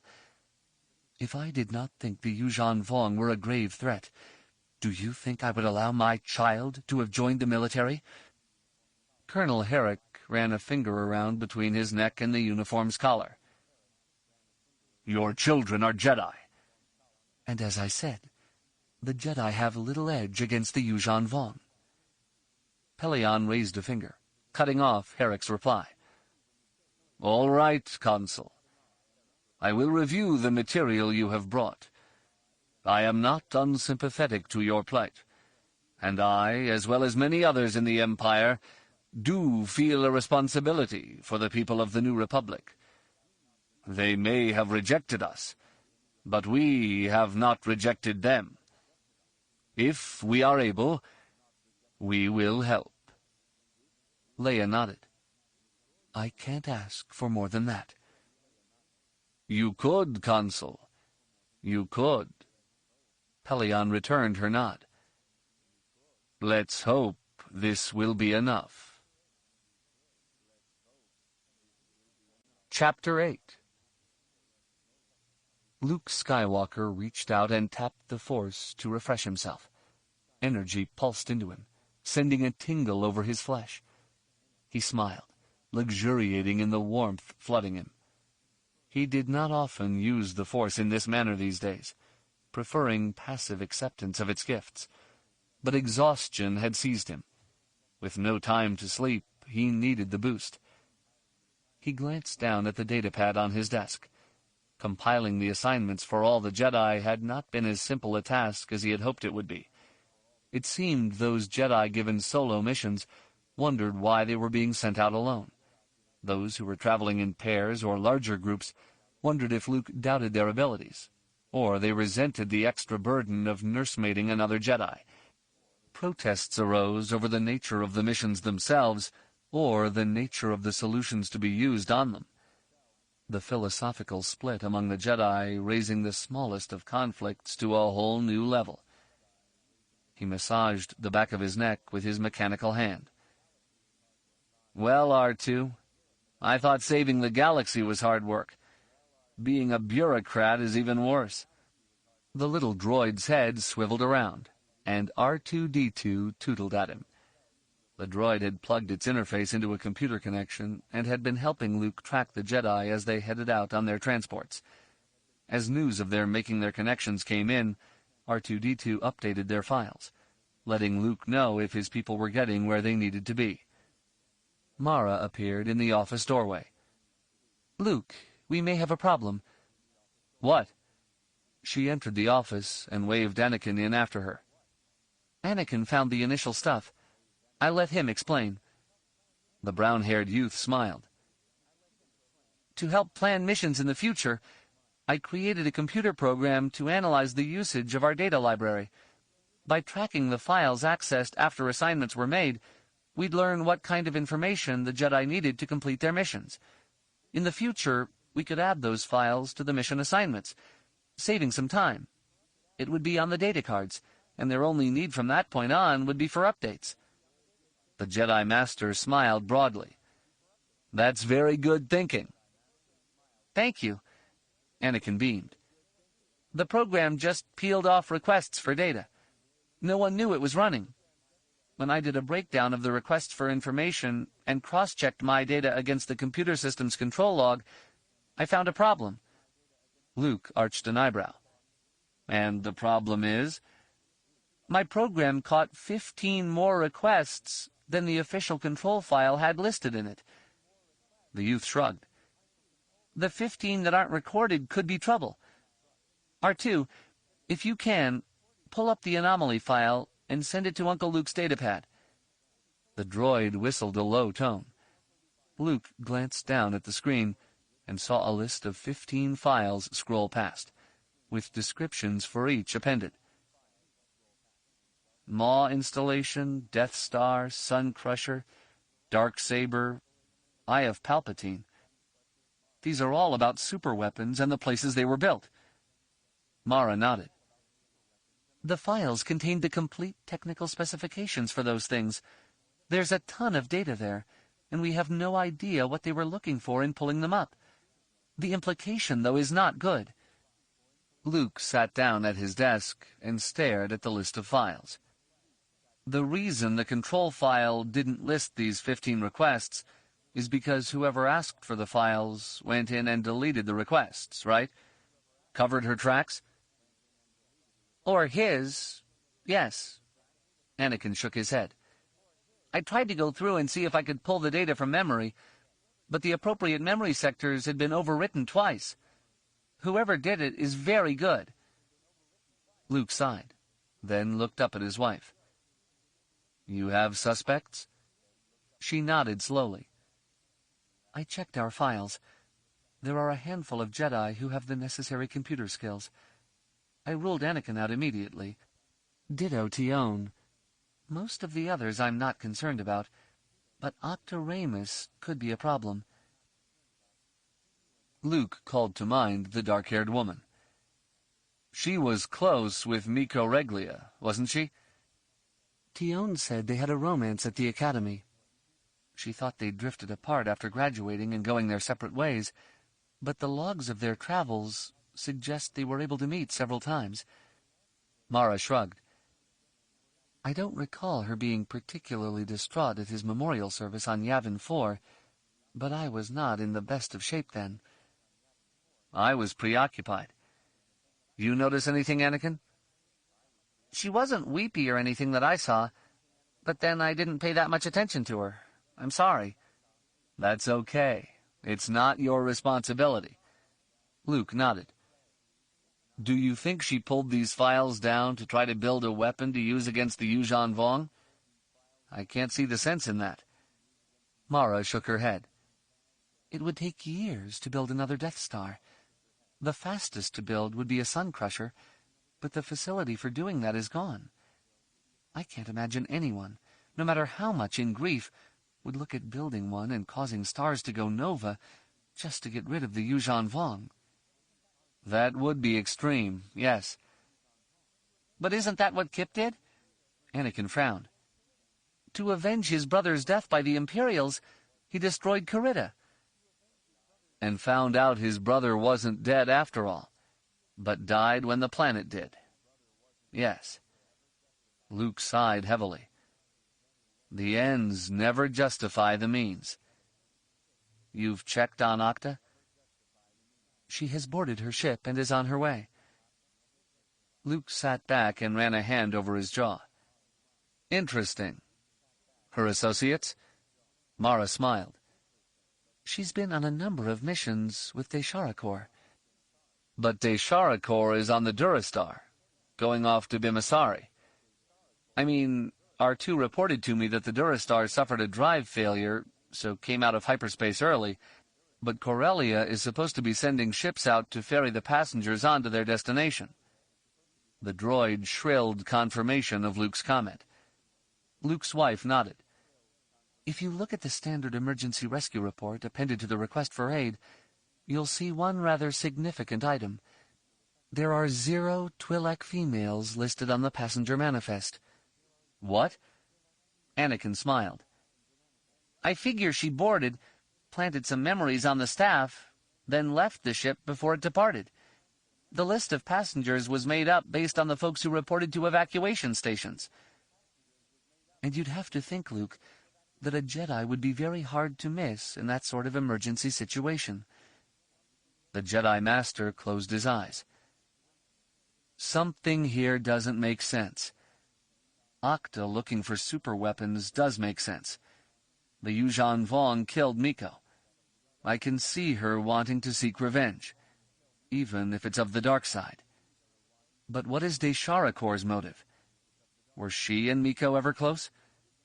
Mara shrugged. I don't know, but I think motive is secondary right now.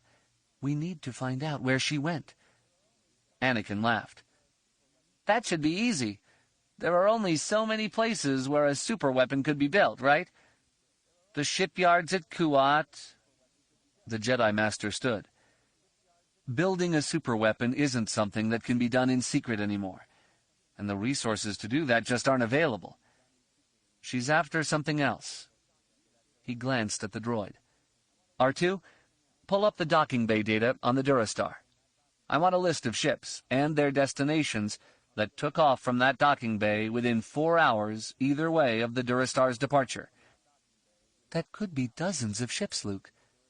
I know, Mara, but we have to start somewhere.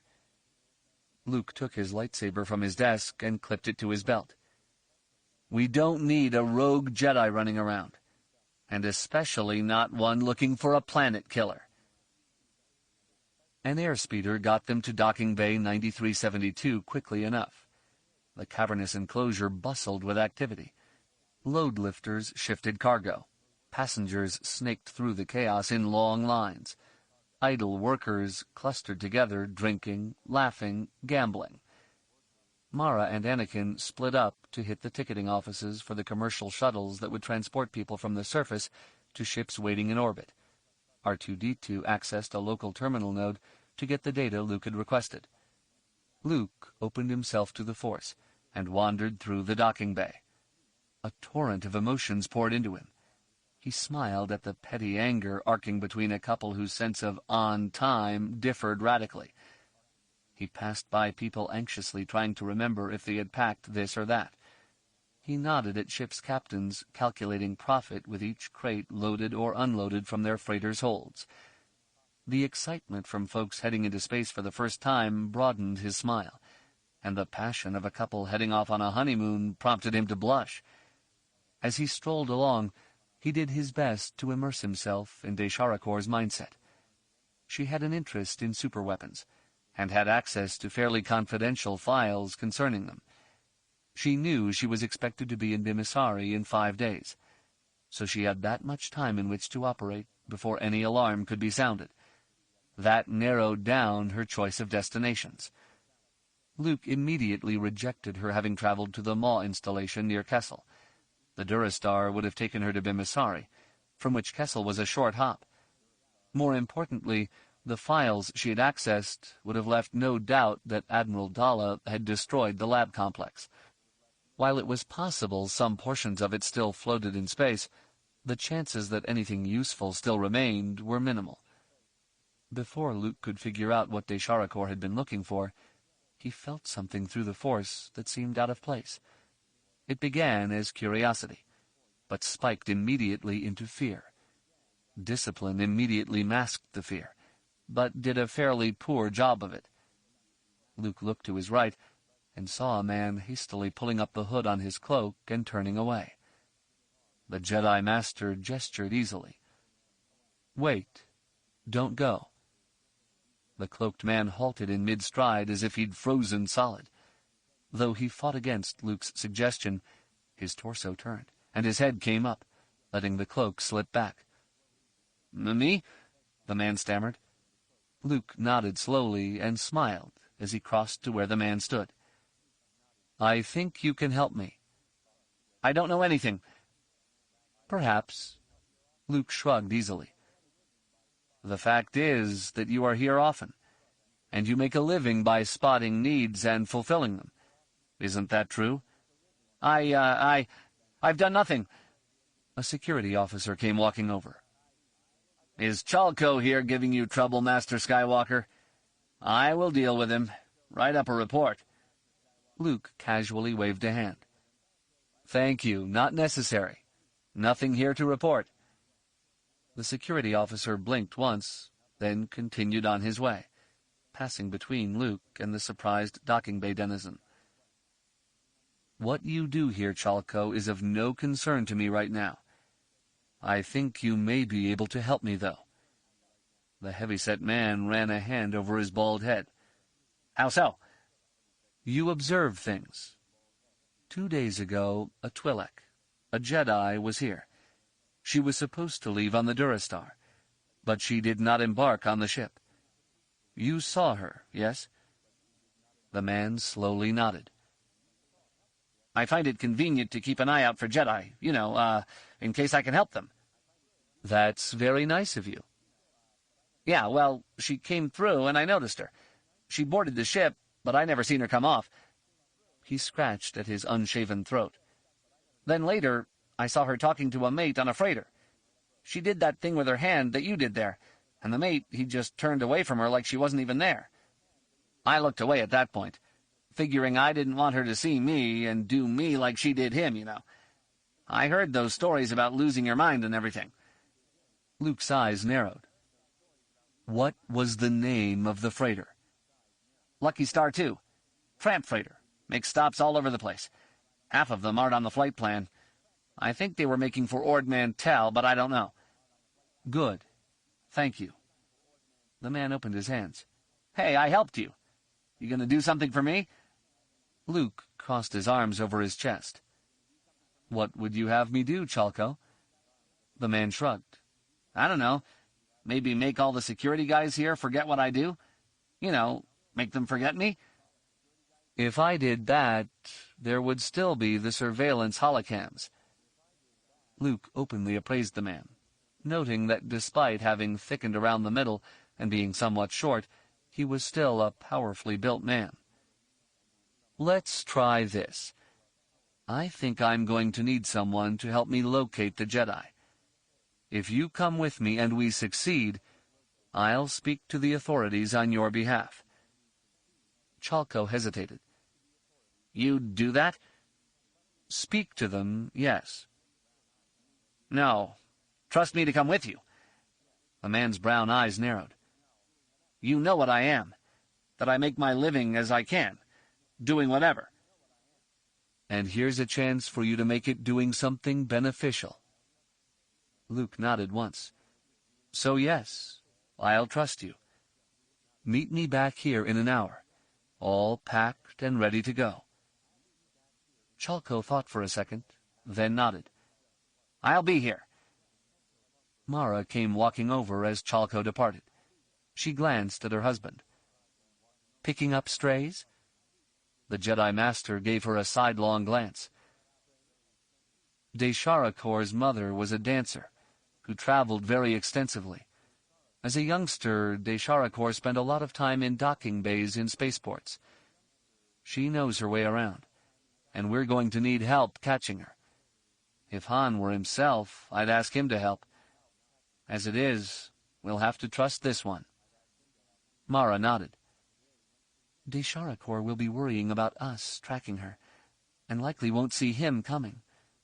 I understand. The office I checked with didn't have anyone heading out that answered to her description. They wouldn't. Chalco noticed her hanging about. Chances are she took a freighter that was destined for Ord Mantell, but might have made some stops along the way. Then she could be anywhere. I doubt it. My recollection of star charts isn't flawless, but there's one world out in that direction that will help Desharakor. Luke gave his wife a smile. We've got to get a ship. We're bound for Vortex. Vortex? Mara took Luke's hand in her own. There's nothing there but the Cathedral of Winds. Desharakor is going there to listen to music? Nope. Luke smiled and gave his wife a kiss on the cheek. She's going there to talk to someone who helps make the music. Chapter 9. Shadow Shai spun on his heel before the harsh, hoarse scream had a chance to echo down the street. A ragged human slave, flesh coated with dust, beard patchy and unkempt, broke from the work detail and rushed at him. The slave's eyes blazed past the nubbins of the coral growths on his cheeks, and he raised a piece of Duracrete debris to smash the Yuuzhan Vong leader down. Two younger warriors belatedly moved to intercept the assassin, but Shadow's sharply barked warning held them back. Clad in Von Dune crab armor, with his rank baton, the Tsaisi, coiled about his right forearm, the Yuuzhan Vong leader had little fear of injury. He flowed forward, keeping his center of gravity low, then came up, catching the slave's throat in his right hand. He lifted the man effortlessly, then battered the debris aside with his left hand. The slave grabbed Shadow's right wrist. His eyes widened as the Tsaisi hissed and rose up, ready to strike. The human's lips peeled back in a feral snarl. Then he looked into Shadow's eyes defiantly. Unable to speak because of the hand crushing his throat, the man nodded once, sharply, as if to demand death from the Yuuzhan Vong leader.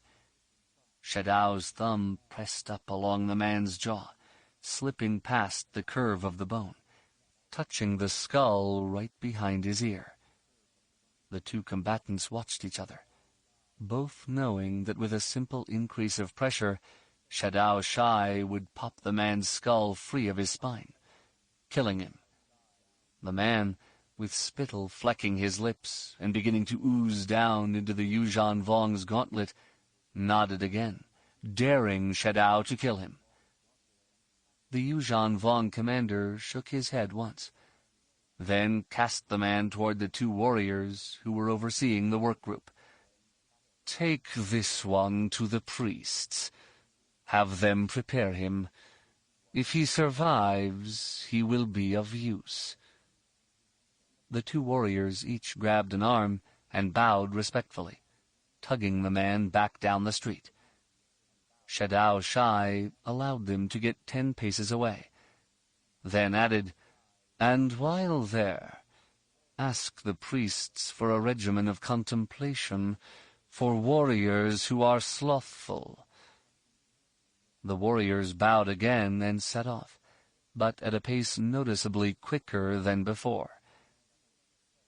Dane Lian, his direct subordinate, resumed his place a half-pace behind Shadao, at his left hand. "Was that wise, my leader?" "Easily as wise as your questioning my judgment here in the streets." Shadao Shai was pleased that his face mask hid the crooked smile born of Dane's flinching at that remark. "The warriors will return chastened, enlightened, and more dedicated to their duty." "It was not that, Commander, but sending the man off with them. He attempted to murder you. The other slaves will see his survival and exaltation as a license to try to kill you again." Shadao Shai continued his tour down the broad Dubrillion street in silence, knowing his lack of an answer would weigh more heavily on his aide than any rebuke. The destruction caused by the conquest of Dubrillion had not been overwhelming. Much of the cityscape was recognizable, and the work details were making much headway in clearing debris. Soon the slaves would be trained in how to use Gritcha to repair minor damage, and Grogritcha would be brought in to produce proper Yuuzhan Vong buildings. "I believe, Dane Domain Lian, you are looking past the obvious, to explore a realm we may never approach. Your question presumes the slave will survive inculcation. We do not know this. Yes, I chose him because he had spirit. He didn't shy from pain. More importantly, he wanted me to kill him. He had embraced his insignificance, which means our inculcation can give him new significance. He is a vessel ready to be filled with the truth of the universe. If he can contain what he learns, he will be of great use to us." "This I understand, Commander Shadao Domain Shai." Dane bowed his head as he spoke. His using Shadao's full formal title, aping Shadao's formality, acknowledged his subordinate status. Shadao knew this acknowledgment was half-hearted at best. Domain Lian wished for a return to its former days of glory, and Dane was its best chance for such a return. In his aid, Shadao had a feral amphistaff clutched to his breast, and he knew he would feel the sting of its bite when he could least afford it. "Perhaps, then, what you do not understand is that despite the work of our agents like Gnome Honor, we do not know our foe well at all. This new republic is curious in how it approaches warfare." "They are cowards at heart, my leader." "To make that judgment so coldly, Dane Lian, is to deny that we have much to learn." Shadao glanced left, catching a spark of hatred in his aide's eyes. "Enlightenment is always useful, and we need more, much more, concerning these people." Shadao Shai ignored Dane's fatuous mouthings about his wisdom.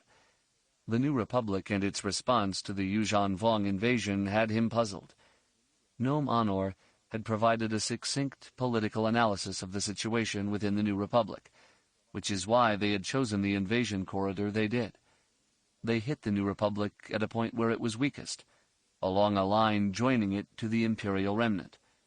That was pure military strategy. Any force is weakest where two commands meet. The Remnant had not reacted and attacked the flank, which freed up units Shadao had held against that possibility.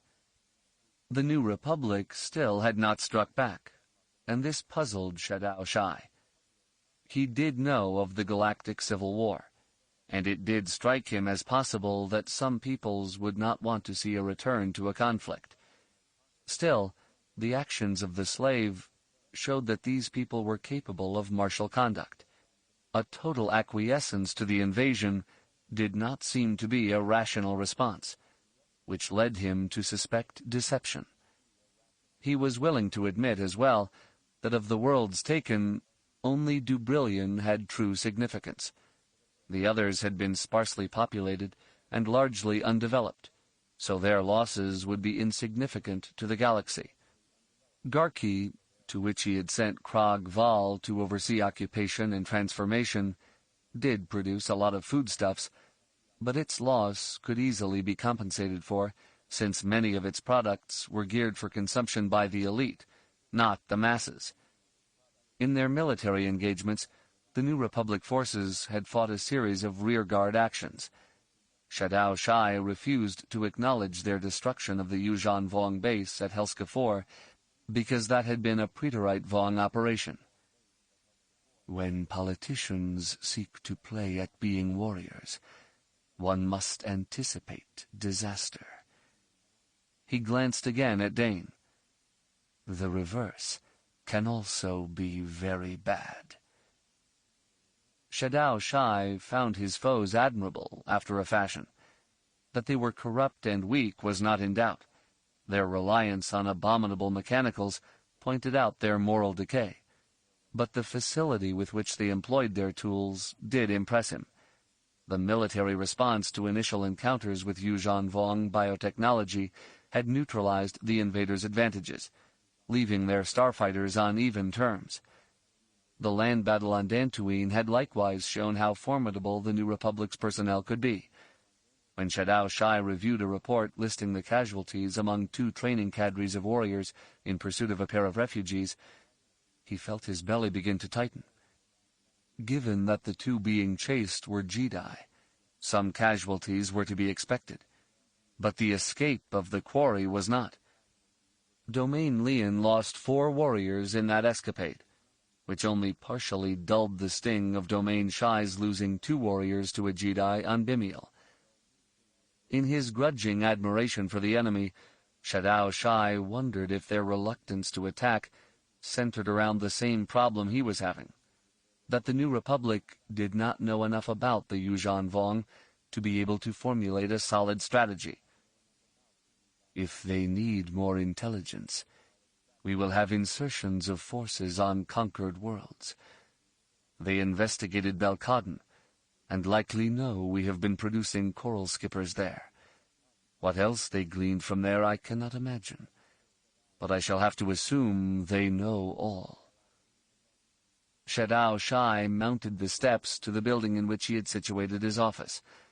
The building both irritated and soothed him. The irritation came from the predominance of straight lines, hard edges, and exposed piping, all of which had been described to him with the vulgarity industrial. The building was no more elegant than a big stone box, and the uniform shade of gray it had been painted did little to enhance it. The reason he chose it as his headquarters, however, was because of the purpose to which it had been put. The building had been the Dubrillion Aquarium, and was filled with scores of transparasteel tanks teeming with sea life from Dubrillion and other worlds. A central column filled with water dominated the building's heart, and through it swam a rainbow riot of fish, including huge emerald sharks. Shadao Shai did not acknowledge the guards at the doors as he swept into the building. He mounted the stairs to the right, then cut back to the left, to the central chamber. Fish swirled in a lazy cyclone through the column, and eclipsed 3 figures whose outlines were distorted by the water. The 2 taller figures were his own people, but the golden pyramid between them intrigued him.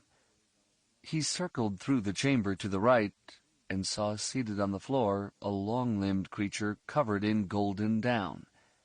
The creature's long legs were crossed, his hands folded into his lap, and his spine straight along the duracrete wall at his back. Purple striping flowed back from the corners of his eyes and over his shoulders. He wore a simple purple loincloth, gathered with a gold cord. When Shadao Shai moved into view, the individual rose to his feet without touching his hands to the ground. The guards were a heartbeat late in restraining him, clearly not having anticipated his action. He has lulled them into carelessness, which marks the placidity with which he allowed himself to be born here. By the same token, the supple strength in his body, and the ease with which he slipped his shoulders from beneath the guard's hands, marked him as a potentially dangerous enemy. The Yuuzhan Vong commander halved the distance between them with 2 long strides. "I am Commander Shadao Domain Shai." He spoke first in his own tongue, then repeated his introduction in the halting, clicky tongue native to the galaxy. The creature blinked his big violet eyes.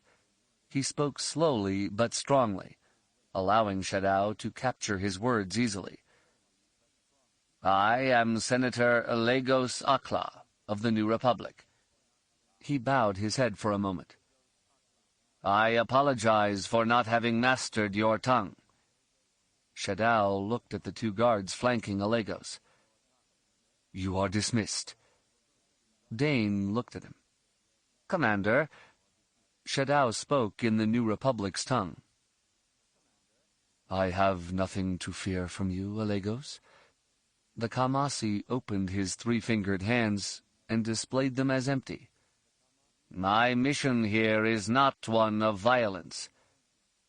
The Yuuzhan Vong leader nodded slowly. "He does not say that I should not fear him, but just should not fear violence at his hands. It is a difference that Dane has missed entirely." "You see, Dane?" "Yes, my leader." The subordinate bowed. "I shall leave you." "Wait." Shadao reached up and stroked the Von Dune crab making up his helmet and face mask. The creature relaxed, allowing him to slip the helmet off, baring his head and face. Shadao shook his head, freeing his black mane and spraying sweat onto Dane's armor. He handed his aide his helmet. Even though Dane's face lay hiding behind a mask, there was no disguising his shock at seeing his leader show his naked face to the enemy. "You will take this to my contemplation chamber, then return with refreshments. You will hurry." "Yes, Commander." Disbelief and disgust threaded through his words. Dane bowed deeply, then backed away until the fish-filled cylinder shielded him from Shadao's gaze. The Yuuzhan Vong leader returned his attention to Lagos. He watched him for a moment, slowly organizing the words of his enemy's tongue. "I was told you appeared in a small ship at the edge of this system. You used a Villip to request transport here on one of our ships. Why?" Lagos blinked once. "It is believed you see machines as abominations. I wished to offer no offense."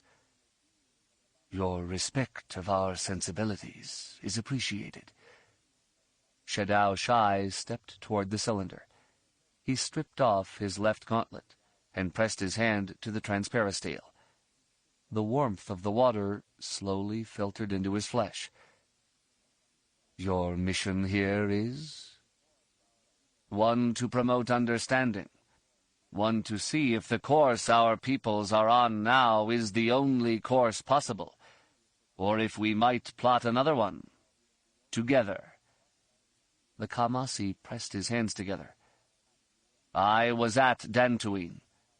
I would not see that happen again." "And I reviewed the aftermath of Dantooine. I was also at the place known to you as Bimiel." Shadao's dark eyes hardened.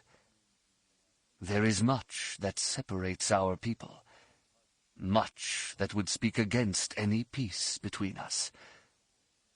Perhaps our ignorance of each other's nature and ways is what makes it appear that we are falling into a black hole of conflict." Alagos lifted his chin, exposing his slender throat. "I would enlighten you and learn from you." Shadao smiled and caught the reflection of his twisted visage in the transparisteel. "Do you know what you ask? What you suggest?" "In your mind, apparently not." The Yuuzhan Vong gestured toward Alagos with his right hand. The Tsaisi slithered down into his grasp, then stiffened into a blade the length of Shadao's forearm. "You know that I could kill you at my whim. Praise would be heaped upon me for slaying you, for you traffic in abominations. To some of us, there is no redemption for your kind." Alagos bowed his head. "Already I learn. And yes, I knew my life could be forfeit in coming here. This did not deter me." "A commitment to mission, above the preservation of self. This I understand. This I respect." Shadao spun the baton in his hand, then flicked it back so it slapped against his forearm. The Tsaisi flexed, then coiled around his Von Dune bracer. "What you are willing to teach me will contain no tactical information that would be of use." "I am not a tactician, nor am I privy to their counsels." Alagos regarded him closely. "What I would learn from you would likewise be useless." "Is knowledge ever useless?" "No, and this is another place we agree." Shadao Shai nodded slowly. "I will place you under my protection. I will teach you. I will learn from you. We will understand each other." "And find a new path to bring our people together?" "Perhaps. You will know if this is possible when you know us better." Alagos clasped his hands together at the small of his back. "I am prepared to learn." "Good." Shadao Shai nodded once. "Your lessons will begin now. Follow me. To understand us, there is but one place to start. I will introduce you to the embrace of pain." Chapter 10. Corran Horn glanced up from his datapad. "Everything on the checklist is covered. I think we are ready to go." Admiral Creefei nodded slowly and escorted Corran across the Ralroost's deck. The proximal docking bay had been cleared of starfighters, leaving a decrepit freighter as the sole occupant. "My engineers have assured me that the Lost Hope will be able to make it off the ship. How much longer it will hold together after that, they will not say." "I understand, Admiral. We've all known this was a gamble from the start." Corran sighed and slipped the datapad into a thigh pocket on his flight suit. "If it works, great. If it doesn't, well, make sure others learn from our mistake." "Certainly." The problem of inserting a scouting team onto an enemy planet was one that had perplexed military strategists for ages. Ships often tried to slip in disguised as space debris streaking toward a planet like a meteorite, then veering off under power once they were too low to the ground to be tracked. While the lack of an impact would tip the enemy to the fact that something was odd, the scout team could be well away from the area and safely gone to ground by the time investigators tried to puzzle out where they had gone. With the Yuuzhan Vong, things got a bit more complicated, because the New Republic wasn't certain about the technical capabilities of their scanners. The fact that the Yuuzhan Vong used biologically based tools suggested severe limitations, but without actually knowing, there was no way to put together a sure plan to slip in unnoticed. Absent the ability to go in unseen, the New Republic decided to go for the other extreme, and make sure the Yuuzhan Vong knew beyond a shadow of a doubt that their security had been penetrated. Corran boarded the Lost Hope and retracted the gantry. He went up front to the bridge and waved at the Admiral. He refrained from touching anything in there. Since the Yuuzhan Vong would undoubtedly investigate the crash, the New Republic knew they'd need trace biological matter in the ship to make the enemy believe the crew had not survived insertion into Garqi. Biomatter had been synthesized and sprayed around in all the logical locations, so any inquiry would have plenty of data to sort out in reconstructing the deceased crew of the Lost Hope. He worked his way back to the main cargo hold and climbed into a much smaller ship, one of the tiny shuttlecraft found on luxury liners. All 6 of the Noghri were jammed in the back and strapped in place. Ganner sat back with them, looking very large and uncomfortable since his feet rested on equipment, and his knees were tucked under his chin. Corran slipped past Jacen and took his place in the forward of the 2 seats in the cockpit. He buckled on his restraining belts, then pulled on a helmet and opened a comm channel to the Ral Roost. "Lost Hope reporting in. Ready to go." "Copy, Hope. 2 minutes to reversion." Corran initiated the startup sequence. Both sublight engines came online, but the starboard one was producing only 75% of its usual power. "Jacen, can you see about bringing Hope's starboard up at least another 10%? "As ordered." The older Jedi hit a button on his console, and reports concerning the Lost Hope vanished, to be replaced by the monitors for Best Chance, the smaller shuttlecraft contained within the freighter's hold. Corran brought its engines online, and each reported 100% output. Repulsor lift coils reported operational. He hit a button that sealed Chance and made it spaceworthy. "I've got Hope's engines balanced." "Thanks, Jacen. The charges are set and functional?" "Yes, ready to go on your command." "Good. We're perfect." Corran forced himself to smile. The plan was simple enough. The Lost Hope would leave the Ral Roost and head down, then suffer a catastrophic engine failure. As it plunged into Garqi's atmosphere, the ship would break apart. Debris would be strewn everywhere, and Best Chance would be able to fly away free. By the time the Yuuzhan Vong collected all of the Hope's parts and figured out something was going on, the survey team would have returned to the New Republic. The only hut spoiling the party was the lack of a hyperdrive on Best Chance. Without it, the only way the party could leave the system would be by rendezvousing with a larger ship, like the Ral Roost. The lack of a hyperdrive made emergency extraction very tricky, but Corran knew that if they needed to get off Garqi in a hurry, they'd already be in enough trouble that there was no guarantee they'd ever get a chance to escape into hyperspace. Corran flicked his comm unit over to address Ganner and the Noghri. "Get set for a wild ride. No guarantees on this one, but with any luck, we'll all get out of it alive."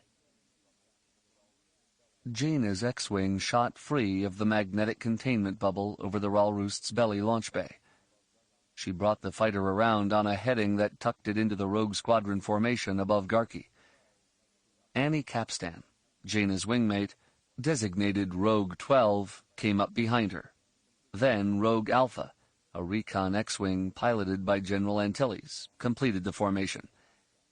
Colonel Gavin Darklighter's voice came strong and steady through the comm channel. 2 flight. You're on the Snoop. 1 on my polar, 3 below. Lock S-foils in attack position. Major Alan Varth followed Gavin's orders with a quick comment. On me, 3. Tighten it up, Sticks. Jaina suppressed a smile. Because she was a Jedi and carried a lightsaber, and because she used a flight stick to control the X-Wing, her compatriots had given her the call sign Sticks. She took it as a sign of acceptance, which was good, since she was a lot younger than the others in the squadron, and didn't have a fraction of their experience. They didn't look down on her for those lacks, however, and had even bragged about her to some of the new recruits. As ordered, 9. She nudged the stick to port, bringing her into proper position in the formation. Jaina glanced back at the R2 unit riding behind her. Sparky, pipe up if I slip out of formation again. The droid bleeped an acknowledgement. Colonel Selchu's voice came through the comm channel. Rogues, flight control here. We have 10 skips coming up from Garqi. Intercept is plotted, being sent now. Data scrolled up on Jaina's primary monitor, and Sparky tootled as he assimilated it. The skips, more properly, Coral Skippers, were single-pilot fighter craft, similar in purpose to X-Wings, but utterly dissimilar in design. Unlike X-Wings, which were manufactured, skips were grown, forming a symbiotic union of various creatures that provided a hull, propulsion, navigation, and weapons for the stony ships. The pilot interfaced with the fighter through a hooded device that fed impressions to him and received his orders by reading his brainwaves. Jaina shivered. Her uncle had tried on one of the cognition hoods and experienced the contact with the alien fighter. She'd not been offered the opportunity to do the same, nor would she have taken it.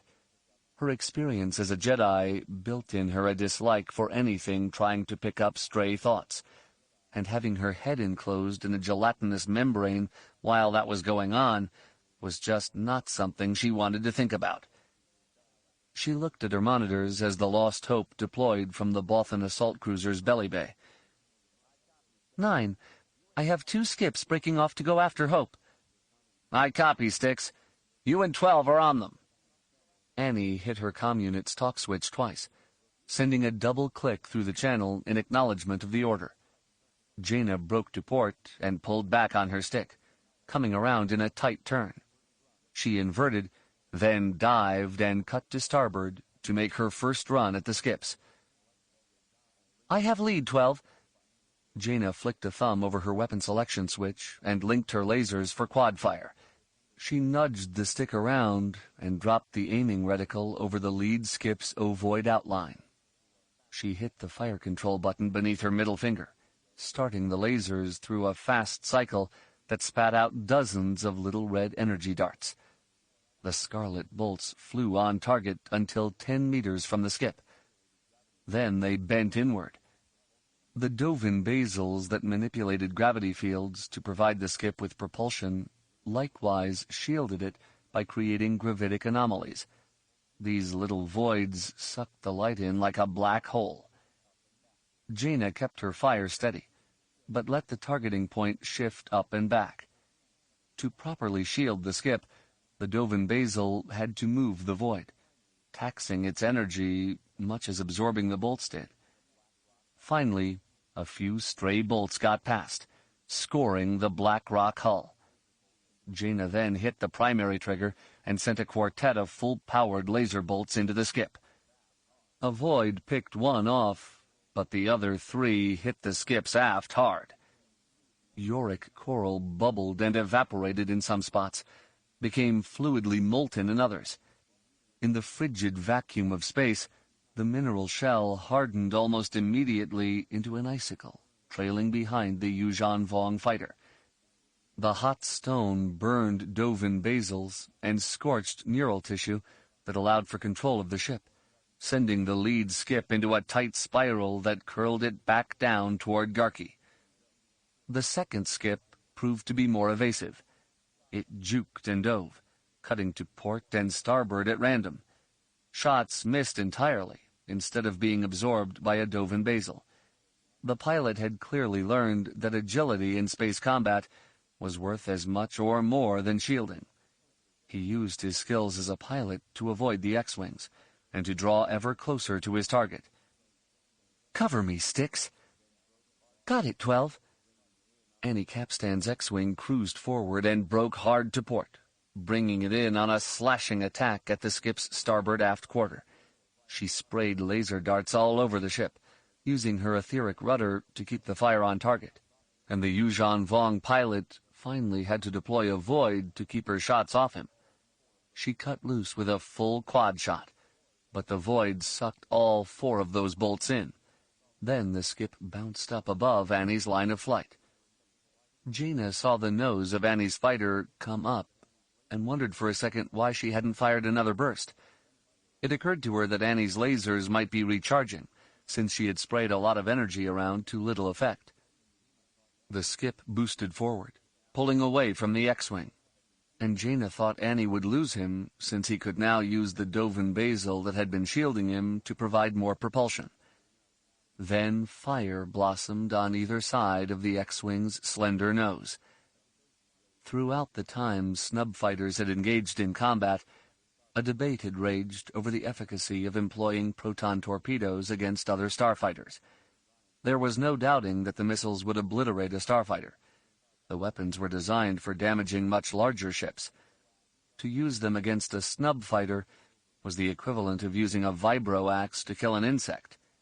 Gross overkill.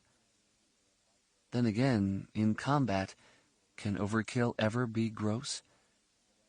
Jaina couldn't be sure if the Yuuzhan Vong pilot realized that Annie had waited for him to pick up speed before she fired, or if he died assuming she had just gotten lucky. He did try to deploy another void, but it was late in materializing, and only slightly altered the course of the second torpedo. The first one flew straight and true, slamming into the skip's belly. It detonated in a burst of argent fire that fed up through the fighter like lightning. The fragmenting coral skipper disintegrated before her eyes, with the second torpedo flying through the heart of the blast and detonating 100 meters beyond it. "Great shot, 12." Jaina smiled as she looked up at the Lost Hope. She could feel her brother on board. "You're safe now, Jacen." Then a terrible explosion ripped apart the freighter's port side, and the stricken ship started falling toward Garqi. Hitting Jacen harder than the jolt from the explosion was Jaina's shocked anguish. He'd tried to steel himself for it, having anticipated it, but the grief and sense of loss rolled through the Force all raw and jagged. He wanted to reach out to her through the Force and tell her all was well, but he could not. Instead, he pulled himself in, shutting down his presence in the Force. He'd not liked having to deceive his sister about how the Lost Hope would be used to get them onto Garqi, but fooling her had been necessary. No one knew how much the Yuuzhan Vong could read in terms of communications or emotions.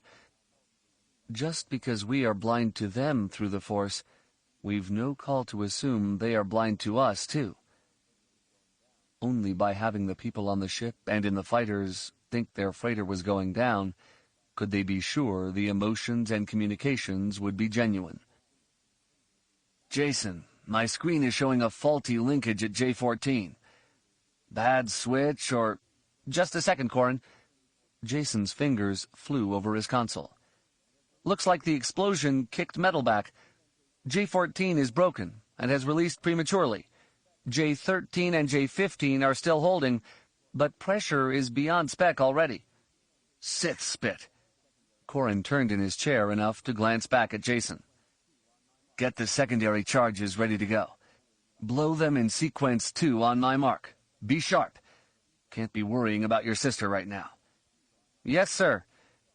Jacen brought up the pattern diagram of the Sequence 2 explosions. 6 of the 8 charges glowed green, but 2 others showed red.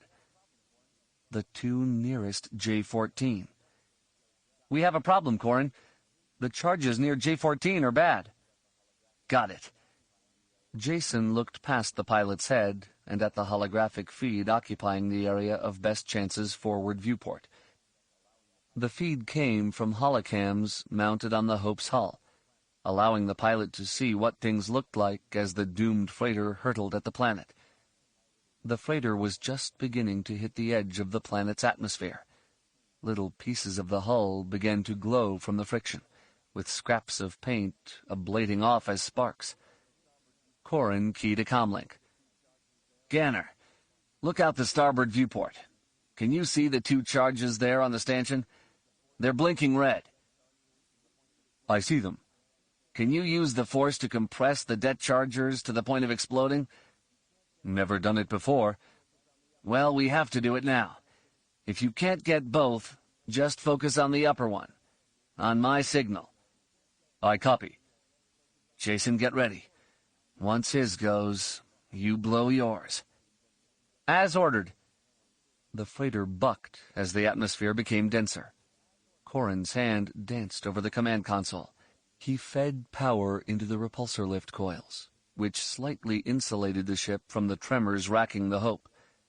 The Chance shimmied a bit, and stresses mounted on some of the other connectors holding the 2 ships together, but nothing else released. The freighter started to turn to port as the jagged hull there began to drag in the atmosphere. Corran fought it and tried to get the ship oriented on a simple flight path, then hit a switch that cut the power on the Hope's engines. The whole craft lurched, then twisted as the atmosphere battered it. Everyone stand by. This won't be fun or pretty. Corran hit some switches on his console. Ganner, blow the charges now! The force gathered behind Jacen and focused itself on the explosives. The first one blew easily and vanished from Jacen's screen. Without waiting for the second, the young Jedi hit a button on his console, lighting off the other explosion in a rippling sequence that shattered the aft hull. Corran hit a switch, and the connectors holding Best Chance inside Lost Hope all released. The smaller ship tumbled free of the shell that had brought it into the atmosphere. Corran made no attempt to direct its flight or stabilize it. He just let it twist like any other piece of debris. As the ship came around, Jacen managed to look through the viewports and catch a glimpse of the Hope's fiery descent to Garqi. The altimeter built into Jacen's console scrolled off the meters to the planet's surface dizzyingly fast. 6 kilometers shrank swiftly to 4, then 3 and 2. Jacen recalled a single click being their margin of safety, and sought any sense of anxiety from Corran as the small ship plunged past that barrier. He got none, which brought a smile to his face. He could easily imagine his father sitting in the pilot's chair, waiting and waiting to bring the ship to full power, pushing safety margins that he considered overly generous. Jacen didn't necessarily think this willingness to undertake risks was part and parcel of being a Corellian, as much as it was an artifact of the rebellion. Pilots then had had to do outrageous things to win the freedom of everyone in the galaxy. For them, prudence gave way to efficacy.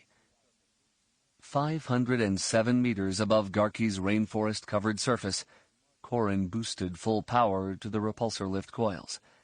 This marginally slowed their descent, but didn't prevent the ship from plunging into the trees, shearing off limbs, splintering wood, and scattering a colorful cloud of birds. The Best Chance crashed down through the upper canopy and through the mid-level before the repulsor lift coils met enough resistance in the planet's mass to bounce the Chance back up. Corran let the small ship hang there in the air as the purple leaves and gnarled branches strewn over the forward viewport began to shrivel and smolder against the hot hull. "Everyone okay?" "I'm good." Jacen glanced back at the others as they all reported in unharmed. The small ship's comm speakers crackled. "This is Flight Command Ral Roost recalling all fighters. Evac countdown has commenced." Rogue 11 here. We have a freighter down. "We're aware of that, 11. The ship broke up. No life signs." Jacen felt a shiver run down his spine. Jaina's X-Wing's sensors would be too weak to pick up life signs at this great a range, so she had to believe he was dead. Just for a heartbeat, he wanted to open himself up in the Force so she'd know he lived. But he stopped himself. Corran turned and nodded to him. "I know it's tough, Jacen, but she'll be told the truth once the Roost pulls out." Jacen shook his head. "I don't think I've ever done anything like that to her before. To anyone before." "It would be great if you never had to do it again, either. But there are times when a little cruelty now saves more a lot later. It's an unfortunate part of growing up." Corran gave him a smile. "I copy."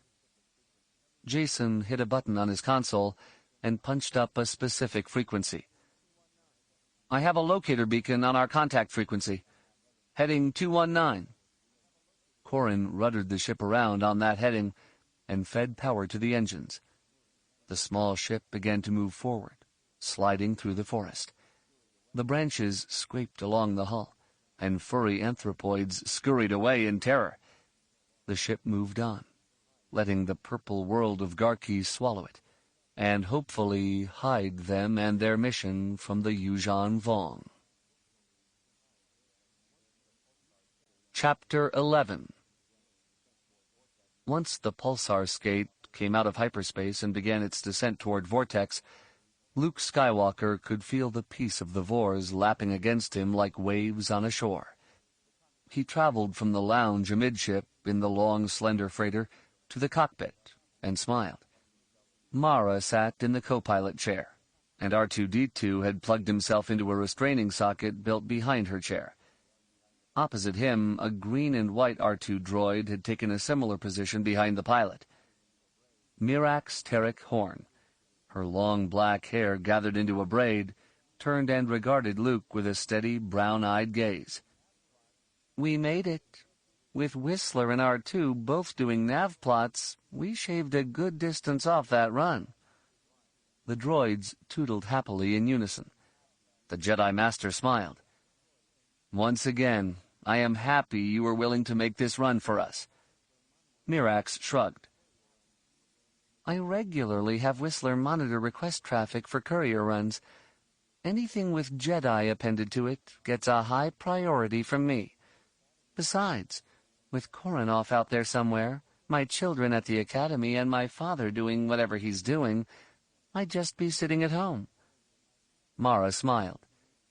Better doing something than just waiting. "Waiting is so boring." Luke raised an eyebrow. "I don't seem to recall the word boring ever being applied to times when the two of you are running around together. In fact, I recall—" Mara held a hand up. "We were exonerated." "And we could have been at your academy during those years, instead of off on our adventures. Your students would have loved that distraction." Mirax nodded. "Besides, the collateral damage was never really that bad." The Jedi Master smiled. "I think the Vors are rather particular when it comes to the issue of collateral damage." "Agreed. We've got a landing clearance at their primary cathedral docking bay. After Admiral Akbar and Leia's unfortunate accident, the Vors established a 2-kilometer no-fly zone around the cathedral, so no one else will plow a fighter into it." Mirax turned back around to look out the viewport. "Atmosphere in 15 seconds. Buckle in if you don't want to get bounced around." "I'll let the others know." Luke turned and walked back up the corridor to the lounge, where Anakin and Chalco both sat. The two of them had played a game on the holotable, but ended up squabbling about the other cheating. This offended Anakin, who only partially accepted the explanation that the tables Chalco normally played on had had their code sliced so often that the only way to win was by cheating the other guy better. "Since you were winning and I couldn't cheat, I figured you had to be cheating," he'd offered. Luke smiled. "Strap in. We're hitting atmosphere." Anakin complied with the order, but Chalco just gripped the arms of his chair with white-knuckled hands. Luke shook his head as he walked over to a bench seat and fastened restraining straps about himself. "Chalco, you don't have to do everything the tough way." The heavyset man shrugged and almost bounced out of the seat as the skate bucked. "I know you Jedi have power, but that's not everything, you know. Us normal folks are capable too." As he spoke, he jabbed a thumb in the center of his chest. Another jolt shook the ship, and Chalco came half up out of the chair. Luke gathered the force to settle him back down, but discovered Anakin had already managed it. And he did it so gently that I doubt Chalco knows he's been helped. "Please, Chalco, just strap in." The man grumbled a little, but reached for the restraining straps. "Well, the ride is a bit bumpy. I mean, if you Jedi are going to strap in, can't hurt, can it?" Luke and Anakin shared a smile. Then the Jedi Master shook his head. "Can't hurt at all. When we get down, Mara and I will go see the person we need to speak with. The spaceport here is not much, so I'd like you two to stay with the skate." Anakin's expression immediately soured. "But I was hoping—" Luke held a hand up. "Stretch out with your feelings, Anakin. Can you feel Desharakor here?" The youth hesitated for a moment, then shook his head. "No." "No, indeed." Chalco frowned. "You didn't expect to find her here?" "Not unless something highly unusual is going on. I think she came here for information." The Jedi Master sat as far forward as the restraining straps would allow. "We will learn what she learned, then move on. That's when we'll need you, Chalco." "What about me?" Anakin asked. "You're vital to all this too, Anakin. That much I know." His nephew's expression brightened. "What am I going to be doing?" "I'm not certain. The Force hints at times, and hints are all I have. And the hint for right now is that you'll be staying with the skate." "You wouldn't be saying that because it's easier than telling me to stay because you're my uncle, right?" Luke arched an eyebrow at him. "Anakin—" The comm speakers in the lounge crackled for a second. Then Mirax's voice poured from them. "We are on final approach. A land speeder is waiting for us. We'll be on the ground in a minute." Luke smiled. "And if all goes well, we'll be off again inside an hour." A temperate world, with almost an equal mix of land mass and ocean, Vortex consisted primarily of vast grassy plains of blue-green grasses that whipped this way and that by the gusts of wind. The Vors themselves were a humanoid species of mammalian stock, hollow-boned, with leathery wings that let them glide on the thermals rising from the plains. The Vors had an incredible sense of harmony within their species, and with their world. This harmonic nature had inspired them to create the Cathedral of Winds. As the landspeeder approached it, threading between two large colonies of thatched dwellings, Luke found the cathedral to be something at once tied to the world, yet something completely alien to it. While the Vors were clearly capable of advanced materials manipulation, since without these skills the tall crystalline spires could never have been raised, they reserved such construction for special projects. Their homes were of the world, and would nourish the world, whereas the glassy towers were made to be more permanent and impressive. The winds fed into the cathedral, rushing through hollows, twisting through clear tubes. Thin walls vibrated, filling the air with a ringing peal that undulated in tone. Transparent louvers connected to gears that in turn were connected to propellers, making the louvers rise and fall, sharpening and softening sounds.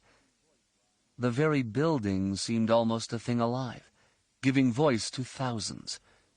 And during the concert of winds, the Jedi Master knew, the Vors would use their bodies to shift the sounds, truly making that performance into a living symphony.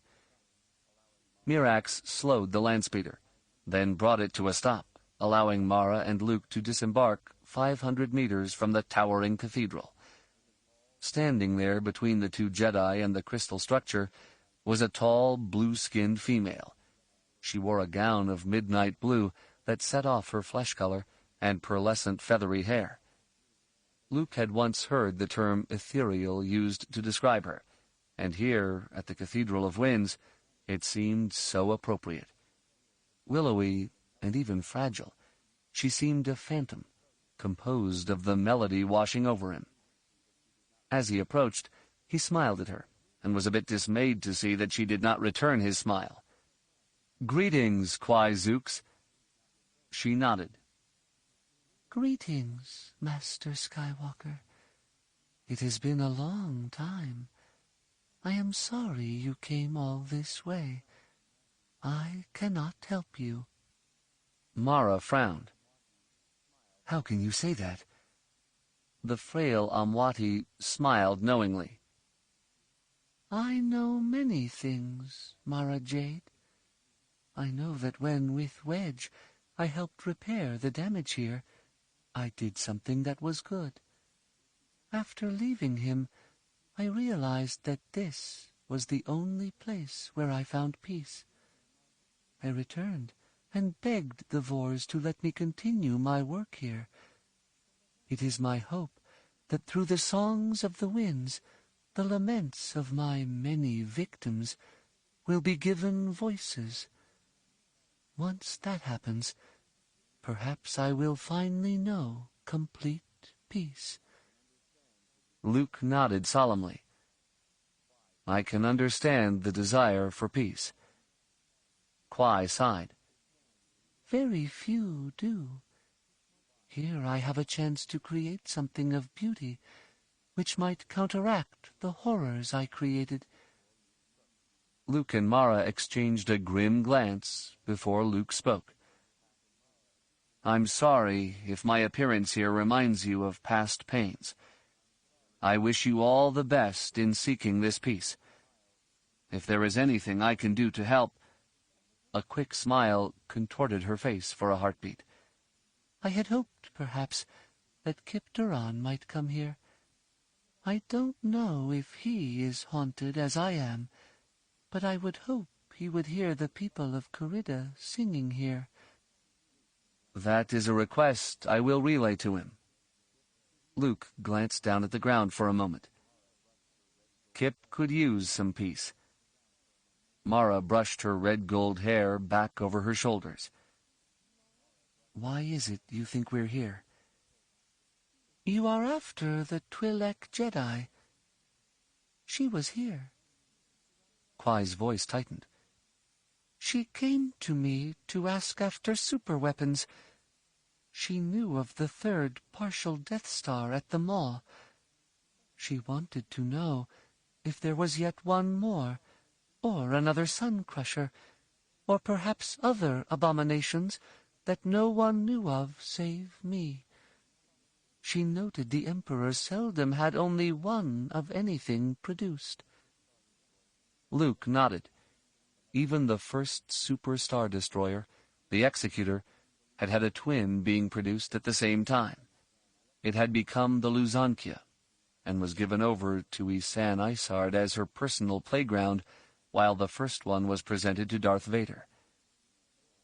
"I've always assumed there are more of his vicious little toys waiting to be discovered out there." Mara frowned. "So was there a second Sun Crusher?" Kwai shook her head. "Not to my knowledge. The armor was a breakthrough. Some of the quantum crystalline technology was used here to rebuild the cathedral. Unless the Emperor had a parallel facility matching the Maw's work, he could not have produced another. Had such a facility existed, its lethal harvest would have already been seen. As it was, the Maw produced enough terror weapons that he must not have felt a need for another facility. Luke's head came up. There was nothing else? Quai thought for a moment. Well, there was the Eye of Palpatine. Its mission failure caused the Emperor to support the Maw. Perhaps the Eye has a twin. Desharakor seemed to think it might have. Did she ask you if you knew of plans for other things that had not yet been produced? Luke asked. Or for knowledge of scaled-down prototypes, or anything else that could be used as a weapon, Mara added. She asked, and I told her that all the memories from that time were gone, destroyed by Kip Duran. The Jedi Master's eyes narrowed. But you just said you used the Sun Crusher's armor technology in the cathedral. She would have picked up on a lie. The woman laughed lightly, but the sound came mirthlessly. Kip stole the memories, but I still possess the foundation upon which all that work was built. Reviewing files, experimenting, I now know what I once knew then. I can see how I did what I did. I did not lie, so no lie was detected. Regardless, never again will I create things that maim and kill. Never. Mara snorted. Never say never, Quai. There's a threat out there that might require a Sun Crusher or Death Star to deal with it. The blue-skinned woman shook her head. It does not matter. I stand by what I said, no matter the price. Mara's hands curled into fists. How can you say that? Your work could save billions. How? By killing billions? Quai pressed a hand to her breastbone. You are heroes. You may have killed, but it was in battle, defending yourselves. I created weapons that shattered worlds and murdered billions in an eye blink. Innocents were vaporized. You may have felt that through the Force, but I have felt it by studying about the worlds I destroyed. I know the names, know the images, and with them I work to give those extinguished lives a voice. I strive to let those people contribute to the beauty here. She sharpened her gaze. I know it can sound insane, dwelling on such things, but someone has to, without accepting responsibility and resolving to atone for what I did. I would leave myself open to believe that things weren't really so bad. I would do what you suggest. I would create only silence. Death would be preferable to that. Mara blinked hard. Philosophically, I understand pacifism, but to adopt that as a stance in the face of an overwhelming evil, I just... Her fists opened and closed slowly. Luke rested a hand on his wife's shoulder. It is better she has made a principled stand and would defend it with her life than it is for her to become the tool of those who would use her work for ill. But, Luke, what if there is no other way to stop the Yuuzhan Vong? Then, my dear, we must question whether they are meant to be stopped, or if we have missed the other solution. Luke gave his wife a confident smile. I don't like having options eliminated, but neither do I like having weapons that can destroy planets and stars being made available. I have a question for you, since you knew the Emperor. Would he have had only one ship named Eye of Palpatine? Or would the Emperor have had 2 eyes? As Mara thought, a stiff wind coaxed a high keening from the cathedral. If he had a second, and it was employed at the same time, perhaps the same problem would have resulted in its loss. Luke smiled. That problem was a pair of Jedi. And there were plenty of pairs of Jedi to go around back then. Mara shrugged. It's possible there's another eye out there. Kwai brought her slender-fingered hands together. It's my hope that if there is another eye out there, you find it before it is employed. Giving a voice to the dead is a noble pursuit, but it is one that I hope someday will no longer be necessary. That's my wish too, Kwai. Luke sighed and set his shoulders. I have a feeling, though, that particular day is a long way off. Chapter 12. Anakin watched his uncle, Mara, and Mirax race off in the landspeeder. He didn't like being left behind, but he fought against his discomfort. Being angry is childish, and I don't need to be childish. He was about to drop into the co-pilot seat and look over the skate's controls when the scuff of a boot on the floor turned him around. Just for a moment, Chalco froze like an animal trapped in a spotlight. Then he grinned and straightened up, projecting an air of confidence that almost completely masked his shock at being discovered. I was just going out to look around. Master Luke told us to stay here. He's your master, kid, not mine. Chalco rested his thick-fingered hand on the landing ramp control switch. You stay here like he told you to. Anakin folded his arms across his chest. You aren't supposed to go out there. You think you can stop me? You think I can't? Chalco's dark eyes narrowed, thick flesh bunching up around them. You sure you want to try? Master Yoda told my master that there was no try. Only do or do not. Anakin suppressed the immediate desire to use the Force to pin the man against a bulkhead. Mara had gotten after him about using the Force for tasks that didn't require it. Since he'd been able to keep Chalco in his seat during the atmospheric entry, Anakin knew he could easily stop the man from moving. And because I know I can do that, I don't need to do it. There has to be another solution.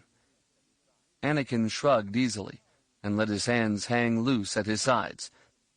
You know, if you're not on the ship when we go to leave, you'll be stuck here. This isn't exactly Coruscant when it comes to ships and traveling and making a living. The Vors are a bit uneasy about foreigners, so you'll be put on a manual labor detail. But you can do what you want to do. Chalco's expression eased into a mask of puzzlement. You really think you could stop me? Does it matter? If you want to go out there and spend your time pulping grasses, pulling fibers, weaving them into cloth, why would I want to stop you? He recalled a conversation he'd had with Mara on Dantooine. Lots of folks think of the Jedi as people who will come in and save them from their own stupidity. If we were, we'd never have a free moment. You think I'm stupid? Anakin ignored the twin piping from the two droids.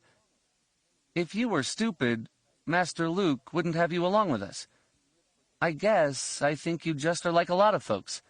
You live for today and don't think about tomorrow. That doesn't let you get ahead. Think that's so, kid? The question came loaded with pique, but Chalco relaxed and leaned against the bulkhead, so Anakin assumed the tone was more for show than reflective of any true upset. The young Jedi shrugged. I haven't known you for very long, but I think you have the same problem as some of the Jedi. You are concerned with image and what others think of you. You trade a lot on your reputation. Does it wear on you the way it can on Jedi? The stocky man ran a hand over his unshaven jaw.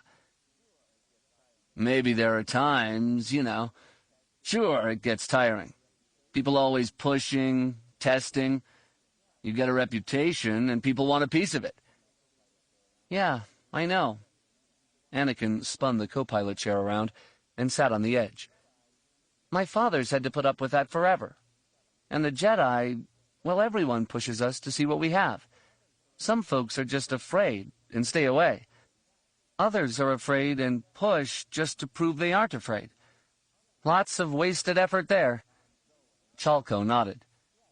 Your father's Han Solo, right? Yes. I saw him a couple of times recently. Kinda torn up about his partner's death. Anakin nodded slowly, fighting against the automatic and now familiar pangs of guilt over Chewbacca's death. It hit him very hard. They must have been good friends. Chalco let a half-laugh shake him.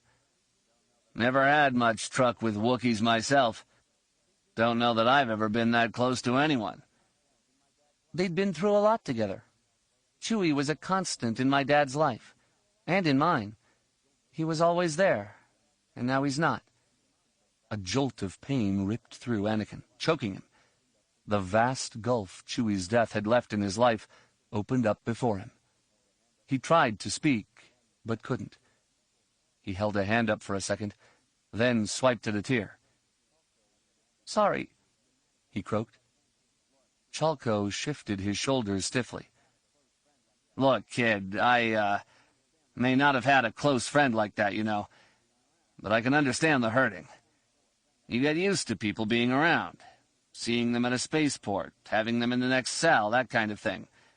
And, you know, one day you wake up and they've been paroled or something. You never know if you're going to see them, or the credits they lost to you playing sabacc. I mean, look, I'm not good expressing myself here, but... Anakin nodded and felt relief roll off the man. "Thanks, I understand. When you get to know someone, you can be hurt if they go away suddenly. The hurt is really big and really strong. Chewie, well, he was always there. Smiling, joking, never complaining when I climbed all over him or messed up something he was doing. He was just a rock. And when that goes away... But he wasn't the only rock in your life, kid." Chalco nodded off toward the Cathedral of Winds. "You have your uncle and your mother and your father." "Well, you saw my father. He's been, distant." Anakin sighed. "My mom has had things to do. She's been supportive, but we've been apart. Uncle Luke, he's been great, but he has a lot to do. It's okay, though, because this is an adult thing, and that's what I need to be learning to handle." "Don't grow up too fast, kid." The short man shrugged ruefully. "But you gotta grow up. You don't, you become like me. Maybe growing up fast isn't all that bad." "Well, the key is just growing up, I guess. Fast or slow, no difference." Anakin glanced at the landing ramp's controls. "You still want to head out there?" Chalco thought for a moment, then shook his head. "Not that I'm afraid of a little hard work." "Never thought that." "Didn't figure you did." The man smiled slowly. "Then again, helping Jedi track a Jedi, that's plenty hard work, I'm figuring. Harder than anything I've ever had to do before, and it's about time I start pushing myself. After all, it's the grown-up thing to do." Admiral Gilad Pelion hated being seated in a big chair on a dais at the Moff Council. Only 4 of the Moffs had attended in person. The rest were present in holo only, with their appearances costing more than the Admiral thought their input was worth. Everything he had to tell them he could have sent out in a communique. But the Moffs clung jealously to the idea that their counsel had value. Moff Crowell, from the world of Valk 7, lifted her chin defiantly, but did not rise to her holographic feet. Valk 7 was the Imperial world that pushed the border into the unknown regions, making her the farthest from the Yuuzhan Vong threat. This distance from danger in no way made her feel safe, and as always she agitated for her backwater world needing more in the way of resources than could ever be justified. "If this is a serious threat, Admiral, then we implore you to defend our worlds. If it is a trap, then we would likewise wish for you to keep our ships in Imperial space." The Admiral pressed his fingers together. "As I have told you all before, this is no trap. The threat to the New Republic is real. Their request for aid is real." Moff Flennick's jowls shook with anger. "They should be allowed to crumble.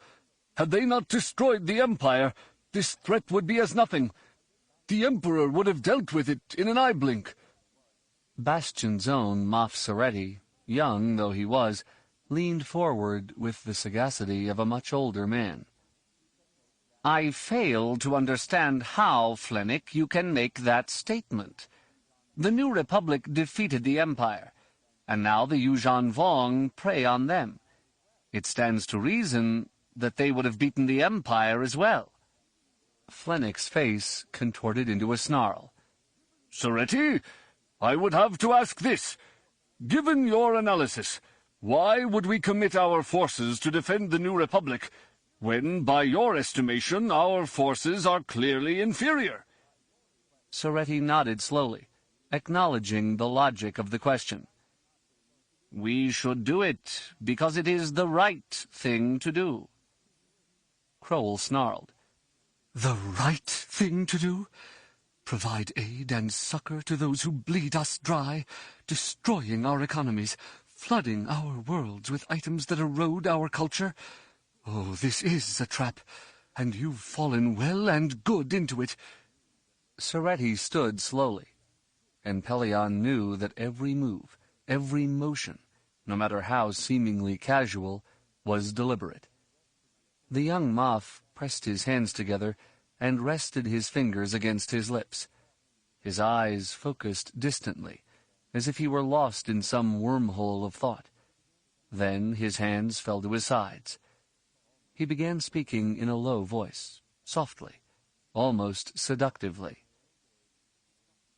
"The wisdom of my elders is something that weighs heavily when I am given to consider serious matters such as this.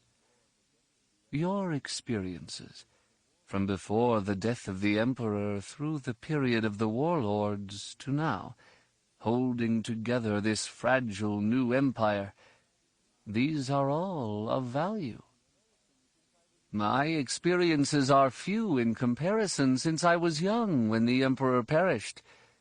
My coming of age was in the midst of the rebellion.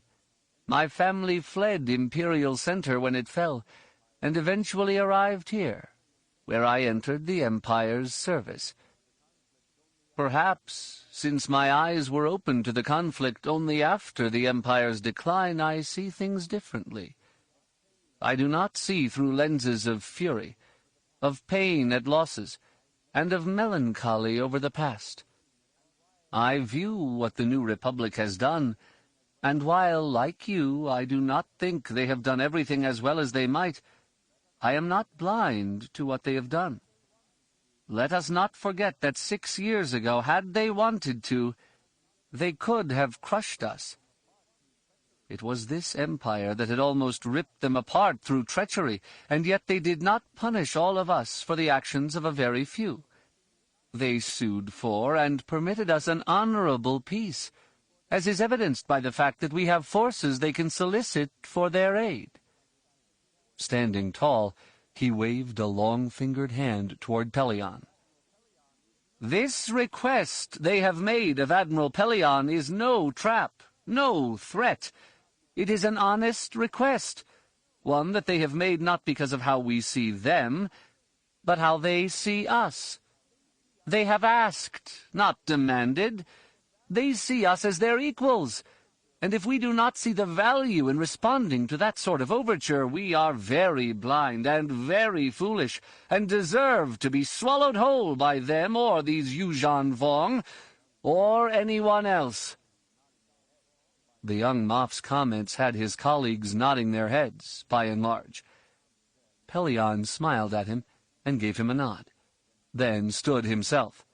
He balled his fists and planted them on his hips, then nodded gravely. As always, I find your commentary and advice useful, my Moffs. But I must remind you that I command Imperial space. I summoned you to this meeting not to seek your advice, but to advise you and warn you. When we allow the people to know what is happening in the New Republic, and what our response to it will be, there will be plenty who react as some of you have. They will see no reason to support those they see as enemies. I expect you will find it in yourselves to be persuasive to the contrary. I thank Moff Soretti for his eloquence, and commend him to you as an example. Flennick's hologram arched an eyebrow. You will commit our forces, no matter what our opinion is? You act as if you are surprised, Moff Flennick. Pelion smiled slowly, his bristling white mustache broadening. This was your opportunity to voice your opposition. But you know that your fellow Moffs, by and large, will be in support of this move. I wanted to inform all of you that I will be issuing a mobilization order that will activate all reservists and call some of those units into active duty. I will also issue a call to all of our covert forces, both within the Empire and without, to come to our aid. While some of you may have seen our hidden forces as ones that would someday enable us to take back the galaxy, the Yuuzhan Vong threat is one we must defeat. We will need everything we can summon, and then some. Pelion glanced at an aide in the rear of the chamber. I am having sent to all of you the acceptable codes being used by returning forces. You will not impede their travel in any manner. In return for this cooperation, I will not be summoning your personal bodyguard units, and you will be given latitude in using reserve units to maintain order. Crowell shook her head. You think you can distract us by giving us soldiers to play with? If you think that's what I'm doing, then yes. I think you shallow enough to be distracted. The Admiral's eyes darkened. Understand this. If the Yuuzhan Vong can defeat the New Republic, we cannot stand against them. I suggest you use the time I will win us in fighting against them to make our worlds as secure as you can. If I fail, if you are made to play with your soldiers, I hope I do not live to see the results. Pelion out. The holographic images of the Moffs vanished. Soretti came walking over to Pelion as the other three Moffs drew together in a group and filed from the room. The Admiral noticed that the young Moff remained standing on the floor, not mounting the dais, allowing the two men to remain on an even eye level. Soretti smiled kindly. You did not chasten them too badly for their poor manners. If I were to do that, they would gain the impression that their antics concern me. Good point. The younger man gathered his hands at the small of his back. Bastion's forces will be glad to join you. I am still a reservist. If you require my service, I am certain my administration can function in my absence. I'd love to have you with me, Ethan. But I think I could use your efforts in organizing the other Moffs.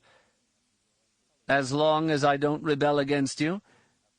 Pelion nodded. I'd rather have the people with us than against us. Then again, if I mismanage things so badly that you need to rebel, better you running things than Crowell or Flennick.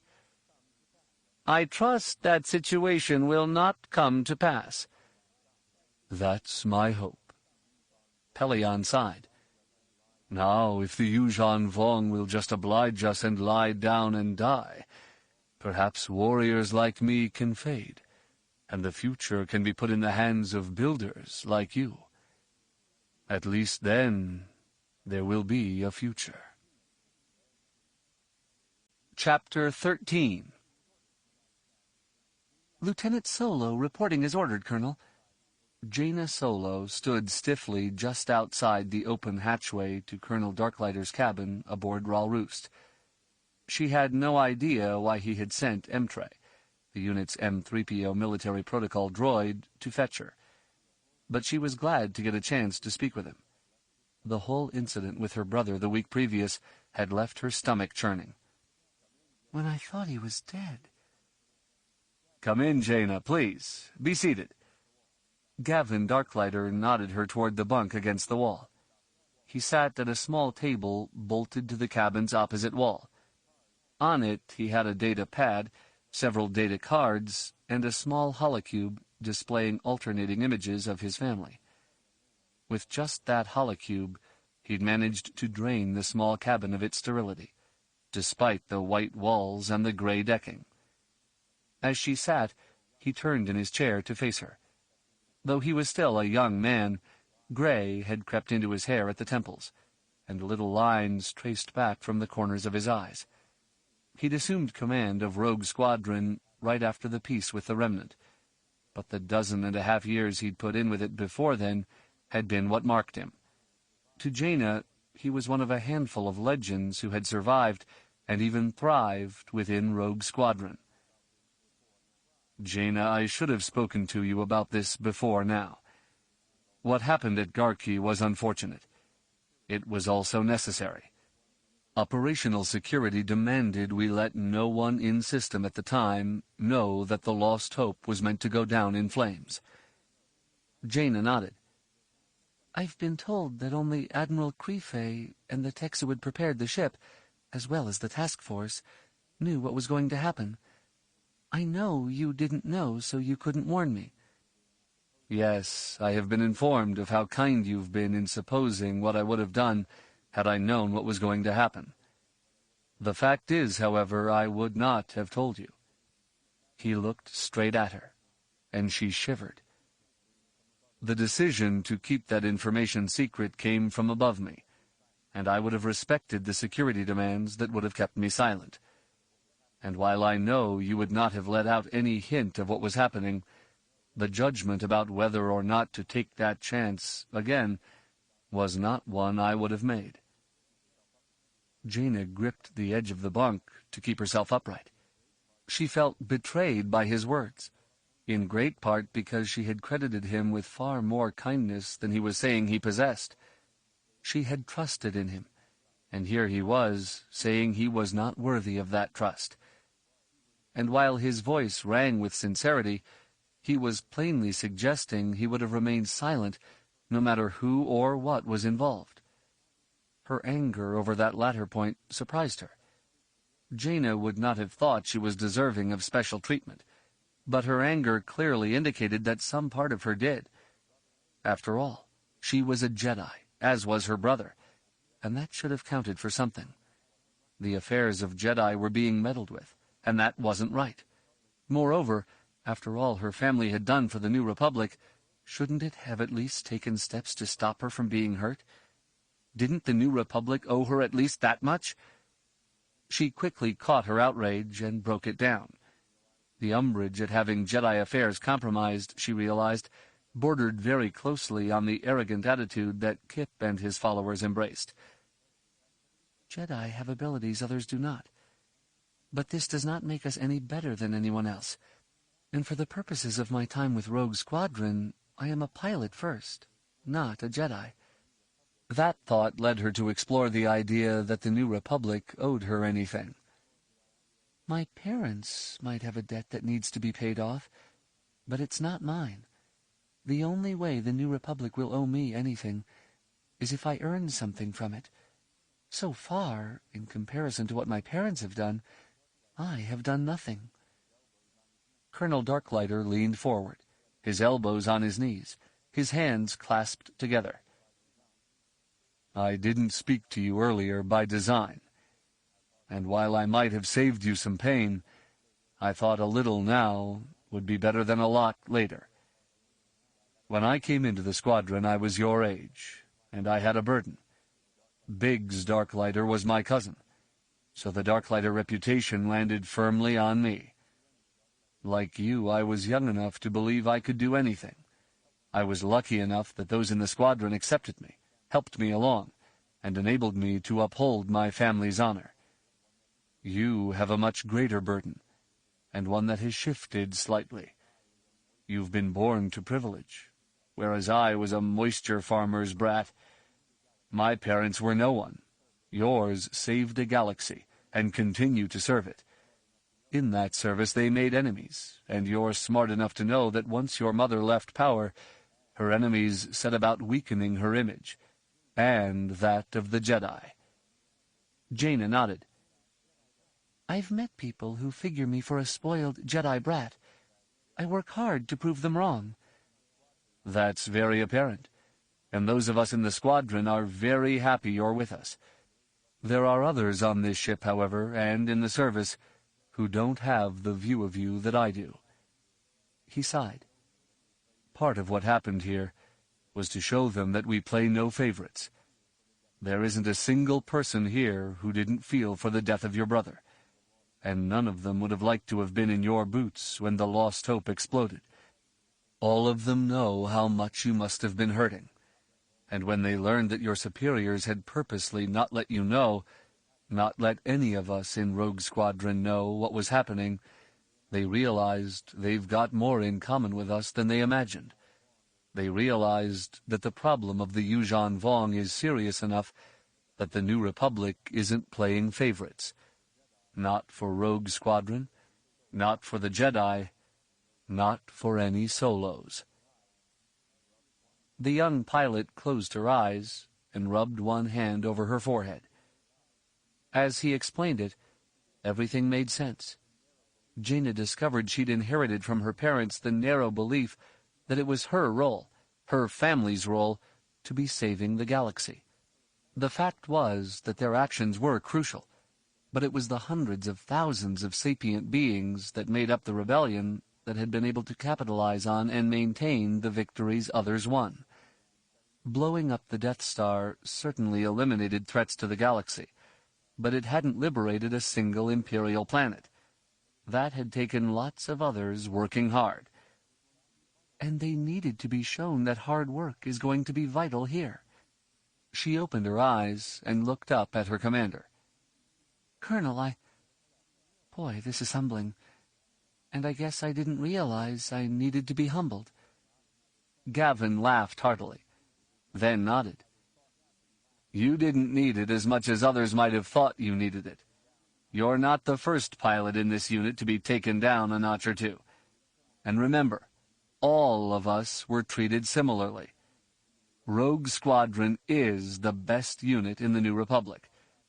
But now our comrades know we're all on equal footing when it comes to how we are treated. He held up a finger. One more thing that I hope you'll take away from this. In my time with Rogue Squadron, I've seen a lot of people die. I've lost a lot of friends, people I was close with, and some I was very close to. What Admiral Creefey managed to do is remind all of us, through the persons of your brother and Corran, that none of us are immune to death out here. He reminded us that we may be called upon to make sacrifices we don't want to make, and that's good. If we go out there thinking we're invulnerable, we'll get stupid. Stupid people die, and all too often they take friends with them. Yes, sir. Thank you, sir. Jaina had already seen, in the simulations she'd flown after Garqi, that she was flying sharper than before. She had more of an edge, and she knew she'd need it against the Yuuzhan Vong. Very good, Lieutenant. He straightened up in his chair. Go find your squadron mates and tell them they have 2 hours before we report to the Belly launch bay. Admiral Creefey thinks he has a way to neutralize some of the Yuuzhan Vong threat facing us, but we'll still be out there patrolling in case there's a miscalculation. I want everyone ready to go, because at the end of this little foray, I want to recover as many fighters as we put out there. Sealed inside the cockpit of his X-Wing, which was nestled deep in the lower launch bay on the Ral Roost, Gavin never saw the Bothan assault cruiser revert to real space. The second the capital ship's sensors became operational, they flooded Gavin's computer with systems data for Cernpadal. Launch control cleared him for launch, so he powered up his repulsor lift coils and nudged the throttle forward. The X-Wing picked up speed as it moved into the launch tube, then burst through the magnetic containment bubble at the end and looped up to the rendezvous point. He raised his right hand and flicked a canopy switch that locked his fighter's S-foils in attack position, then checked his shields, lasers, and finally his target acquisition system. Roost Rogue Leader here. Scopes are negative for an immediate threat. Copy, Leader. Commence run. As ordered. Gavin flicked his comm unit over to the squadron tactical frequency. 1, flight on me. 2, you're with the Snoop. 3, take low. So far, so good, but be careful. Gavin checked his scopes again and saw some movement out at the fringes of the system. The data came from the Ral Roost's sensors and registered the distant craft as coral skippers. Short of making a micro-jump through hyperspace, they couldn't get to the Ral Roost in less than 4 hours, by which time the ship should have been long gone.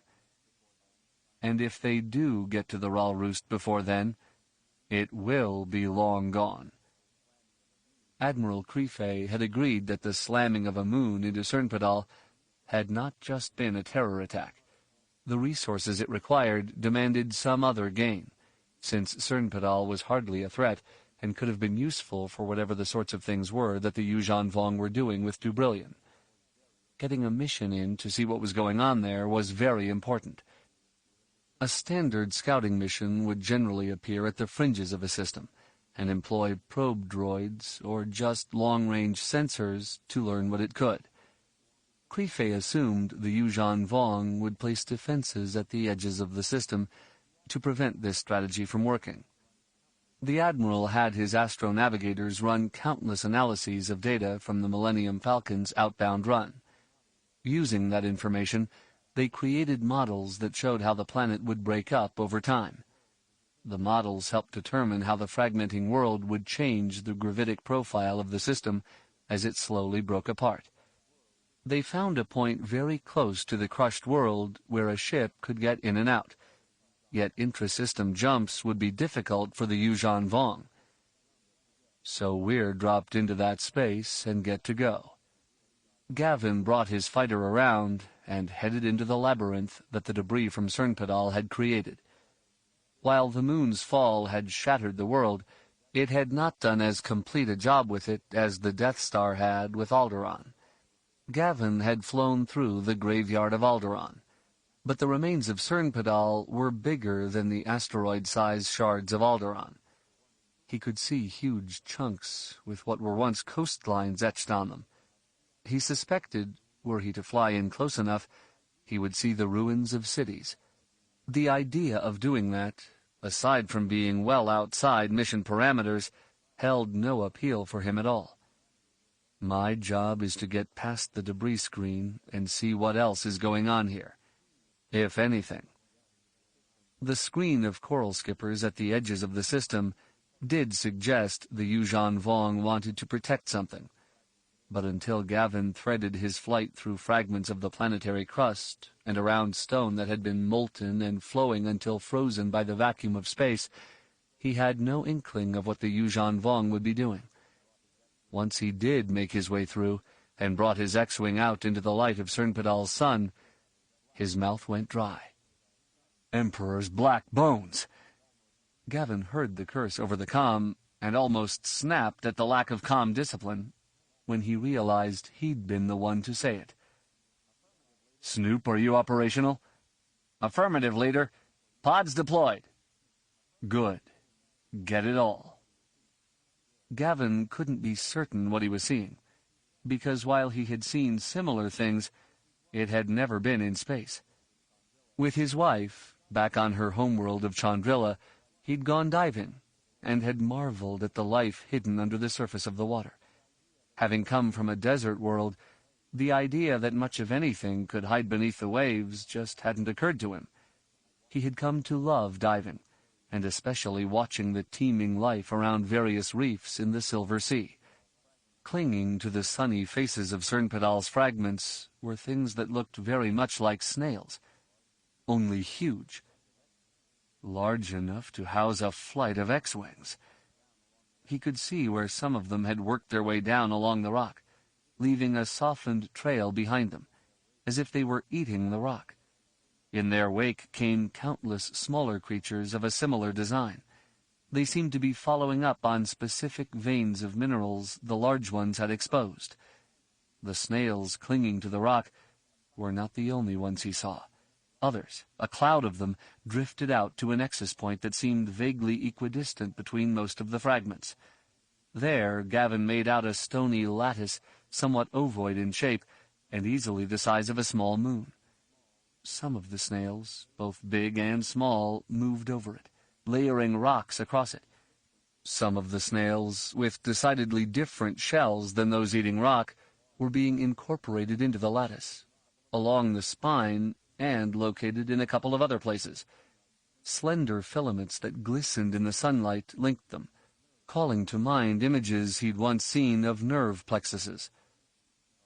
They're growing a ship. A huge ship. Gavin glanced at his rangefinder and saw he was still a good 40 kilometers from the skeleton. That's as big as the Death Star was. "What do we do, Lead?"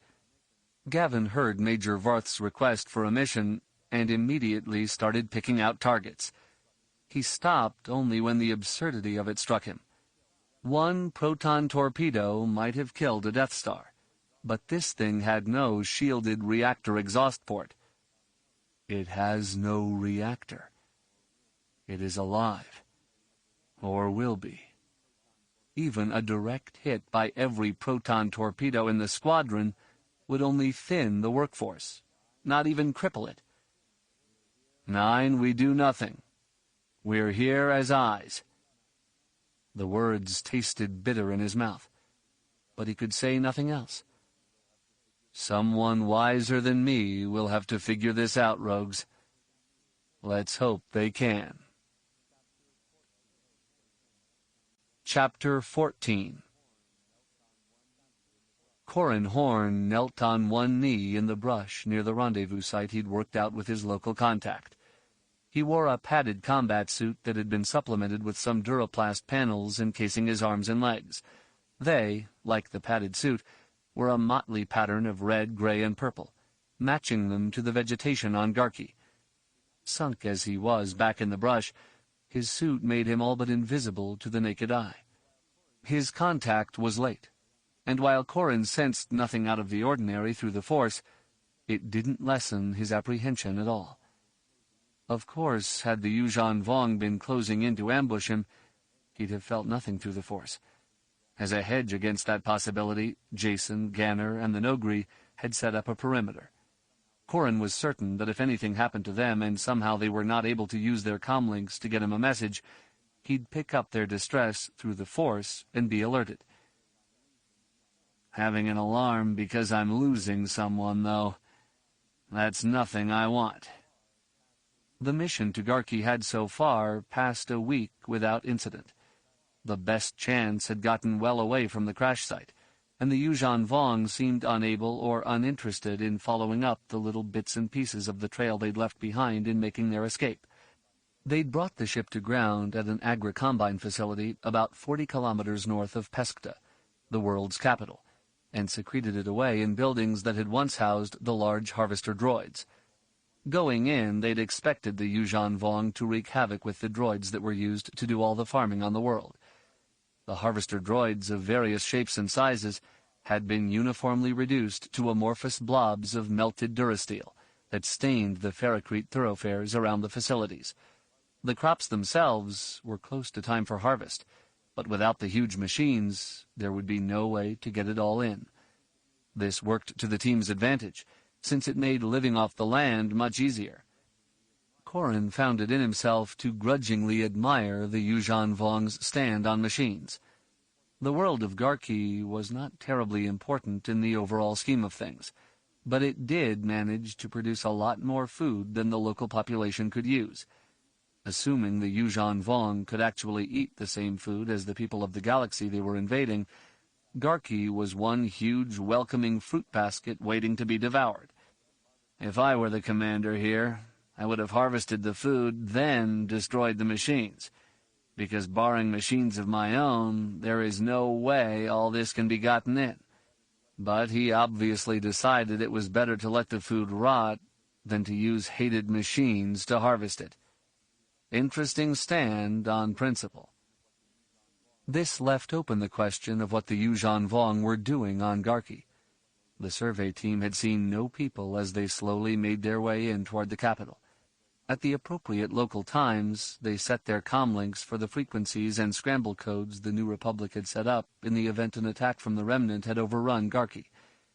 For the first several nights, they heard nothing, and then, 4 days in, they caught a quick burst of sound that, when fed into a datapad and decompressed, became a long text message to anyone who had survived the crash down south of Peskta. The message included a list of times and places to meet, with several of the sites within easy range for the team. Ganner and Jacen had both argued that the message was a trap, but Corran had disagreed. If the Vong aren't going to use machines to harvest crops, which have obvious value, they aren't going to use one on a task with little chance of return.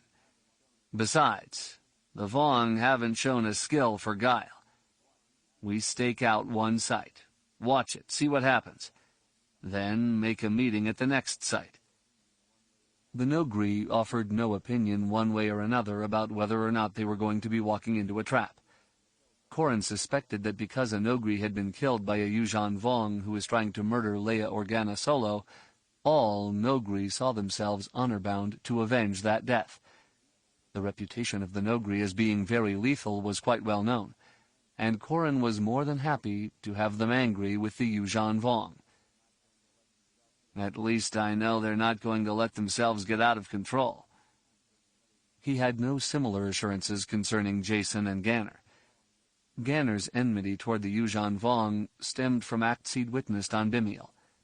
While Corran didn't think Ganner would be stupid and precipitate trouble, he did figure him for doing his utmost to take the fight to the Yuuzhan Vong. That desire to engage the Yuuzhan Vong could get Ganner in a lot of trouble. Jacen was another case altogether. On Belkadon, he'd been defeated and captured by a Yuuzhan Vong warrior. While he had engaged and defeated warriors on Dantooine, and killed a lot of Yuuzhan Vong slave soldiers there as well, he still hadn't the distinction his younger brother did of having fought and possibly slain upwards of a dozen of the warriors on Dantooine. Corran didn't think Jacen would go on a killing spree just to even up the score, but that put him a long way from being able to predict the younger man's actions. A sense of determination tinged with apprehension came to Corran through the Force. He looked to the south, where a solitary young man ambled up the trail through the rainforest. Because of the Force, Corran had no trouble spotting him. Yet the way the man moved through the forest would have made tracking him tough for anyone else. Clearly, the man had lived on Garqi long enough to learn how to avoid detection in its forests. Corran gathered the Force and projected the image of someone moving swiftly through the brush off to the man's left. The man turned quickly, bringing a blaster carbine around to cover the movement. Corran slipped from his hiding place and closed with the youth. The young man's hand came up to press against his right ear. Corran assumed he was comlinked to someone else who'd seen the Jedi move. Then the man spun and leveled the blaster at him. A jolt of fear rolled out of the man, but he quickly shut it down. "Green!" Corran nodded. "Yellow." The youth smiled, straightened up, and lowered his blaster. The agreed-upon challenge had been a color in the visible light spectrum, and the countersign the color immediately contiguous with it. "I'm Raid Dromath." Drawing closer, Corran found something familiar in the man's face. The name likewise tickled at his memory. "Dromath. The name's familiar. My father was with the New Republic. He died during the Thrawn War. Things slowly trickled back into Corran's brain. Your mother. She was from Garqi. The tall blond man nodded. Din Batesk. She fled the Empire, met my father, and married him. She came back after he died. A shiver ran down Corran's spine. I met her once, here. How is she? The young man shook his head. She's dead. The Yuuzhan Vong got her in the first wave. Because of the stories she told of the old days here, of fighting against the Empire and being so close to the Remnant, she'd prepared things. Wasn't like she was a nut about it, but just hid some things away. Her foresight is why we're alive. The Resistance, that is. Sorry to hear she died. Corran sighed. He remembered Din Batesk as a naive but enthusiastic woman who'd been brave enough to oppose the Empire on a world where no rebellion was really necessary. Her stand on principle, though it made trouble for her, had enabled him to escape the same world, and eventually join Rogue Squadron. She was very special, your mother. Raid squinted his blue eyes and nodded. Okay, now I know you. Horn, the one who got her off Garqi. She got herself away. I was just along for the ride. Raid smiled. My father was her hero, and the love of her life. But she remembered you fondly, and was proud of your successes. A pang of regret arced through Corran. I should have gotten in touch with her. Should have known to do something when her husband died. He shook his head. If we have time, you'll have to tell me more about her. This isn't the time or place, I suspect. I'll call my people in, you call yours. You have a safe place nearby? Right, a click east of here. The Yuuzhan Vong haven't been anywhere near it. Corran quickly contacted his team. Jacen and Garqi arrived first, followed by 3 of the Noghri. Corran didn't mention that 3 more Noghri were out there, knowing they would act as a rear guard. Raid brought in 4 people, 2 women, another man, and a female Trandoshan. Together they headed east and found a half-buried, overgrown bunker that appeared to predate even the Empire. Once inside, Raid explained. In the early days of the colony, they practiced slash-and-burn agriculture. They'd clear whole areas, overplant, exhaust the land, then move on and allow the forest to reclaim everything. This bunker once housed the agridroids working this area. Jacen Solo leaned against a rusted girder that curved up to support the arched ferrocrete structure. We saw what the Yuuzhan Vong did to the current crop of droids. We've not seen any signs of their setting up Villip paddies or anything else I saw on Belkaden. Garqi nodded. This is such a fertile planet. I assumed they would be growing things here. They are. Raid shivered. Tomorrow we'll show you. They're growing an army. Before dawn they set off on a long trek west, and then south to the outskirts of the capital. There, just west of the Peskta Xenobotanical Garden, Raid led them to a hillside from which they could study a complex of buildings that had been part of Garqi Agricultural University. Several blocky buildings ringed a central rectangular grassy redsward. Pouring out of the dormitories came file upon file of tall and fit men and women. They lined up in ranks facing the rising sun, with little reptilian creatures bustling about, snapping orders. Jacen lowered his macro-binoculars. The little reptoids are like the troops used against us at Dantooine. Garqi leaned forward, peering intently at the cadres. The people down there have growths like the ones we saw on the slaves at Bimiel. And like the slaves on Belkaden, but these growths are more regular. Corran studied the humans and agreed with both assessments. Coral growths, generally white and smoother than he'd seen before, had come up through the human's flesh. The brow ridges and cheekbones had thickened, presumably to protect the eyes, and little horns curved up through the scalp. Bony buttons capped knuckles, while short, sharp spikes grew from elbows, wrists, and knees. From cadre to cadre, these growths varied in size and location, and a couple of cadres even had bony armor plates growing on chest and back, arms and legs. The fourth cadre actually had humans who were encased in the stuff, looking almost like stormtroopers carved of ivory. Raid sighed.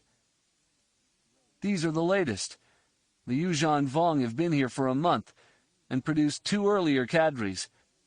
They train them, then release them into sections of Peskta that have been cleared of life. The little reptoids and some of the Yuuzhan Vong warriors are released to hunt them. Not all of the machines have been destroyed here, so we can tap into surveillance holocams and get images of the fighting there. We've seen some Yuuzhan Vong casualties, and the cadres are getting better, which is why we think they are growing an army here. These are prototypes, and once they find one that works well, I guess they can transform anyone into a soldier." Corran ran a hand over his chin, then lowered his macro binoculars. "This answers the question of why they were content to let some of the farms go untended. They've herded the others together at a combine, I assume, picking produce by hand, which is more than enough to keep everyone fed and healthy. They harvest the best of the people, transform them, and work from there." "That's it. My people and I are in contact with some other resistance groups. We can stage a raid and liberate the prisoners, but we can't stop those who have been transformed. And frankly, we can't stop the Yuuzhan Vong from re-establishing control." The frustration and weariness filling Raid's comments tightened Corran's chest. He glanced at the other 2 Jedi. "Suggestions on what we can do?" Jacen scratched idly at the flesh below his right eye. "I know we should do something, but our mission here is to scout out Yuuzhan Vong operations. We could attack their experimental station and destroy everything, but we don't know if that would be a crippling blow or just a minor setback. The repercussions could be horrible, though, if the Yuuzhan Vong decide to punish the locals for something we did." Ganner squatted on his haunches. Despite being dressed in a garish combat suit, he managed to keep an air of dignity about himself. "A strike at the experimental facility is a key. We ruin their work, and maybe take away some samples so we can have our people working up a way to counter what the Yuuzhan Vong are doing to people here. I mean, we're here to collect data, and samples would be hard data, and data we need." Corran nodded slowly. "I think you're both on the right track, but hitting the experimental facility isn't going to do it. If we do that, what will the Vong know?"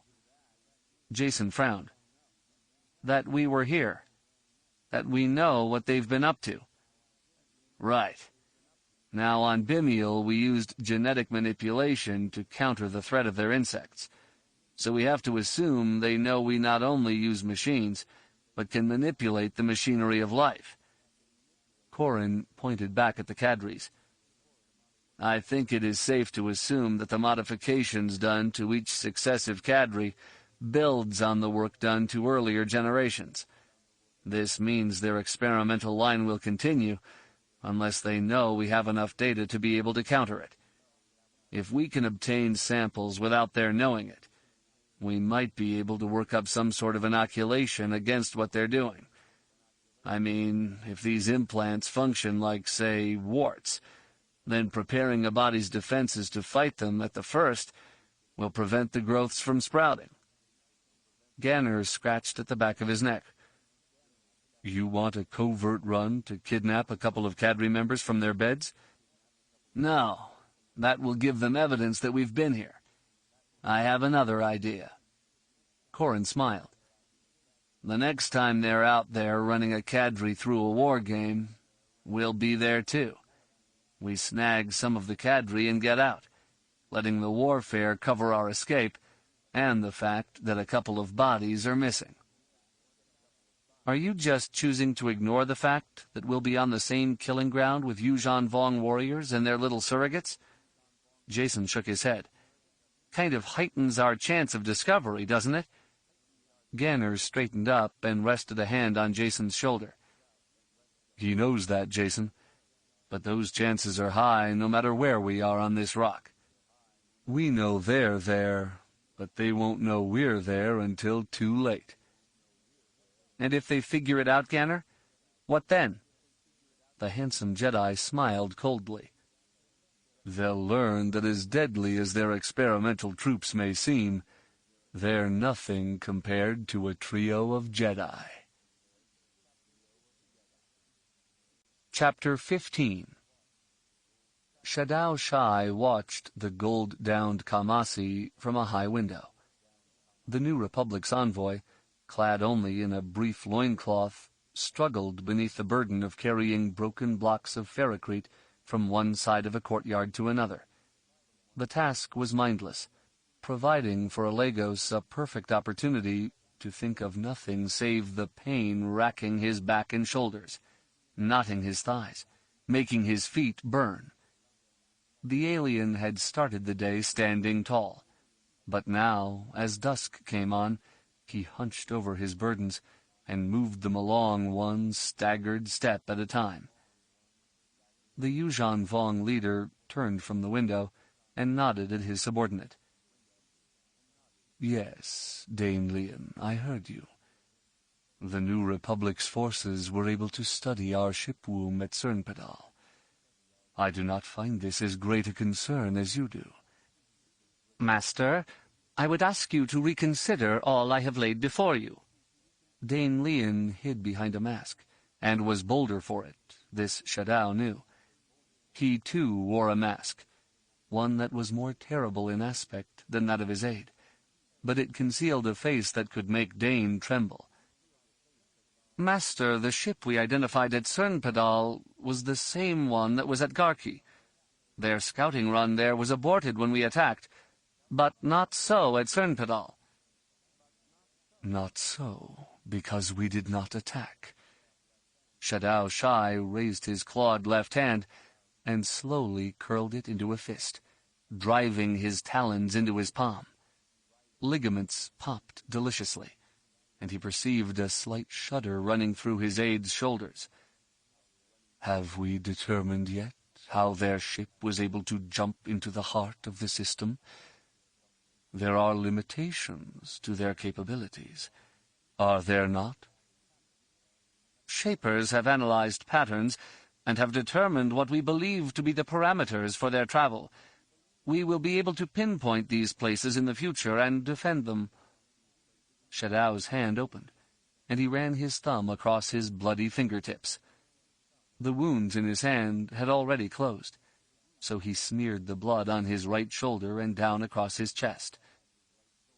Would not it be more effective for our shapers to study the infidels' machines than to guess about or work from information that might be incomplete? Dane's eyes widened, expanding beyond the size of the mask's holes. Master, to do that would soil them.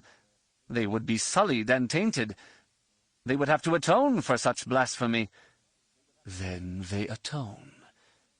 Shadao Shai snarled and turned back to the window.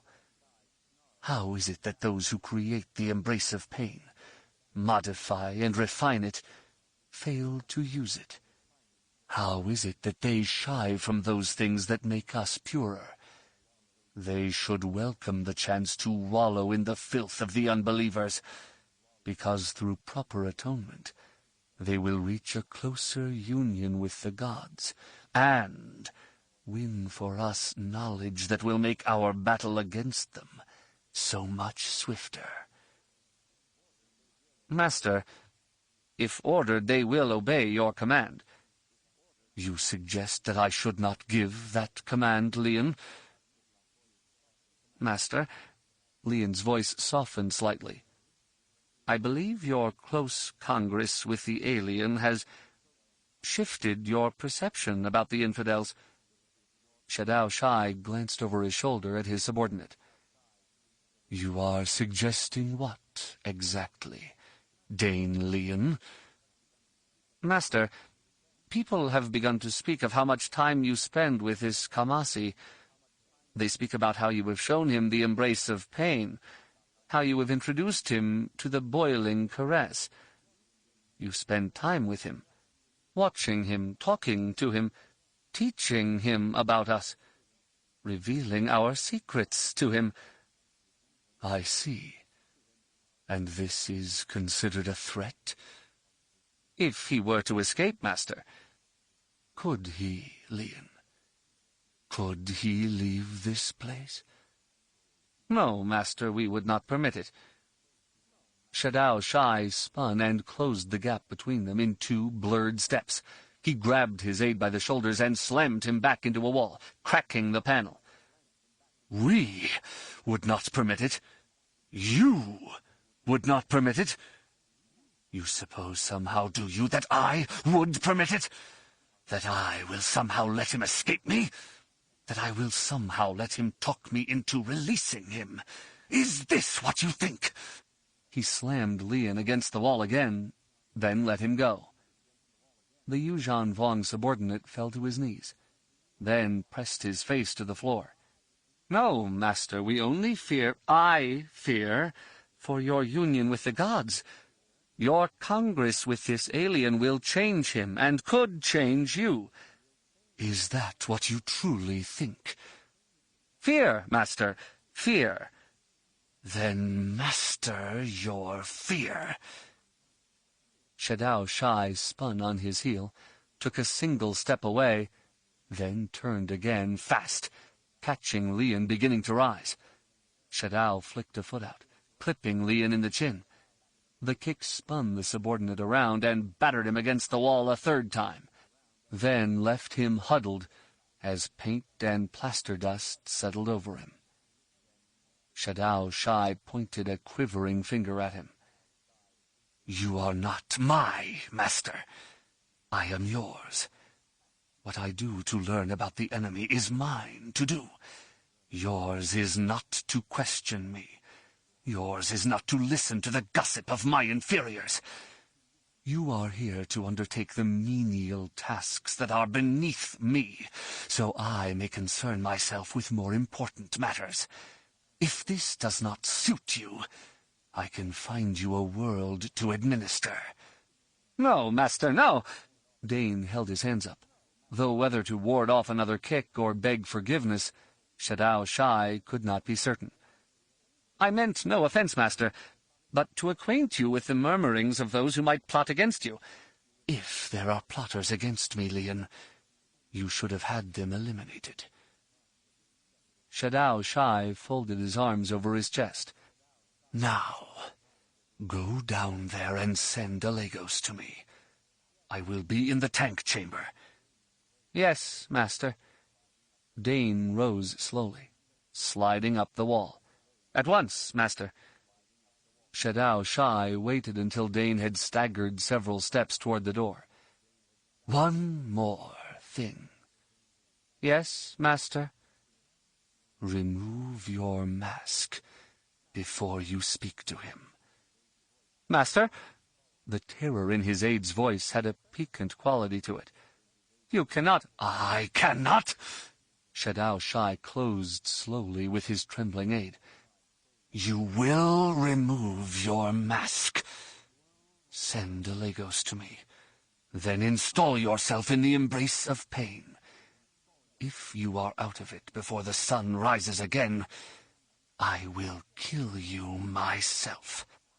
Yes, Master, as you will it.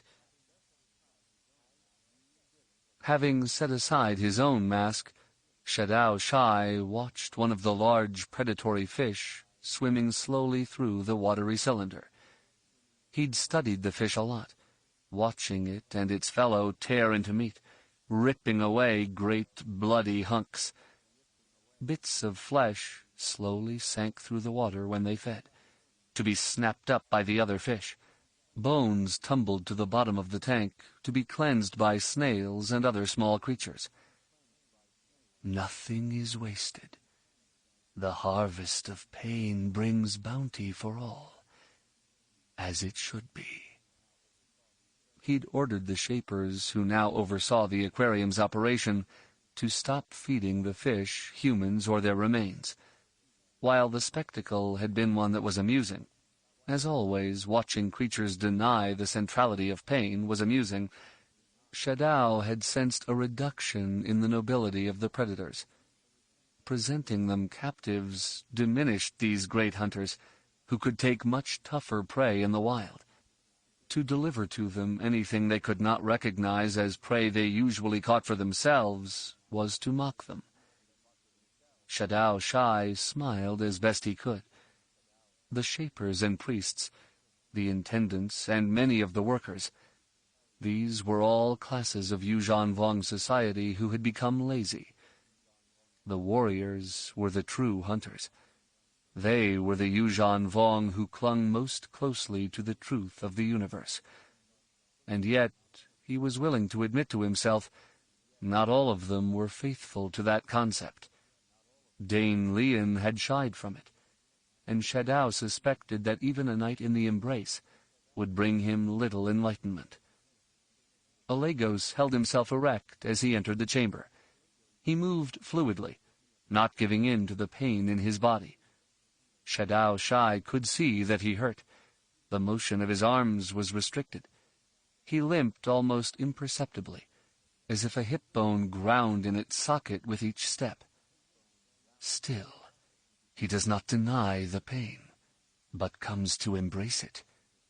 He is learning well.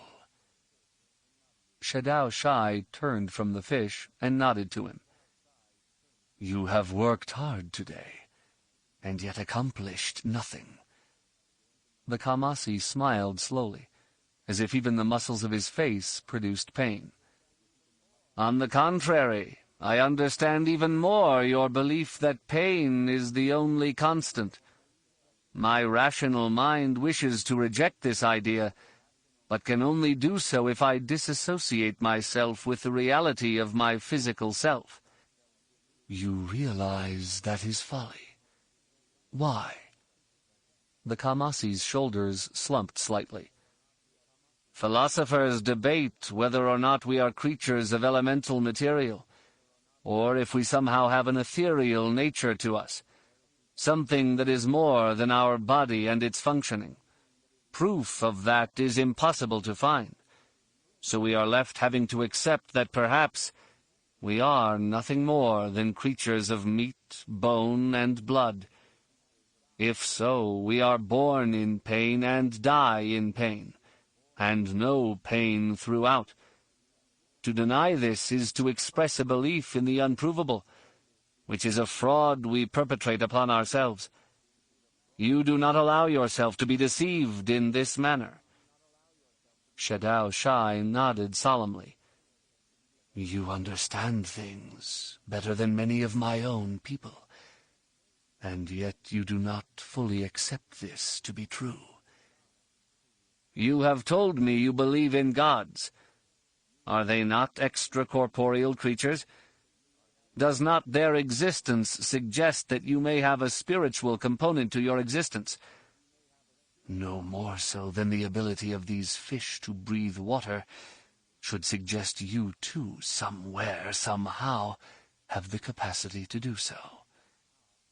Shadao Shai shrugged. "The gods are the gods. They are aspects of pain and of the universe. We can join their fellowship if we are true to reality." Alagos's head came up. "When all you are is pain, you transcend your physical form?" "Yes." "Then it would seem there is more I need to endure, since I have not transcended yet." "You are fatigued, and I shall let you go rest soon." The Yuuzhan Vong leader tapped talons against the transparisteel aquarium. "Dane Lian brought me news of events in our holdings. It seems your assessment that the New Republic would withdraw their probes in light of the failure at Garqi was incorrect. The same ship appeared at Cernpadal to see what we were doing there. Did it find out? Shadow Shai refrained from granting Alegos a smile. Yes, play our little game. Don't ask me what we are doing at Cernpadal. Merely inquire if that information is no longer proprietary. It could be they did. Our forces were misdeployed and did not stop them. They scouted the system and withdrew. There is, of course, a chance that they will fail to correctly analyze the data they collected. The Kamasi cocked his head to the side. You do not believe that? No. The leader who placed his ship where he did is too wise to make such an error.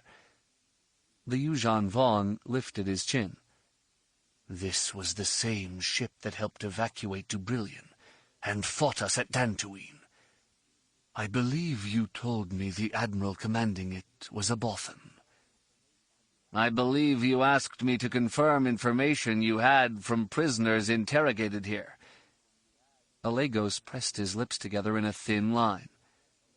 I am certain that if the ship is yet commanded by Admiral Crefe, he'll again turn up where you do not expect him. So you sought to fool me with your earlier assessment? The Kamasi shook his head.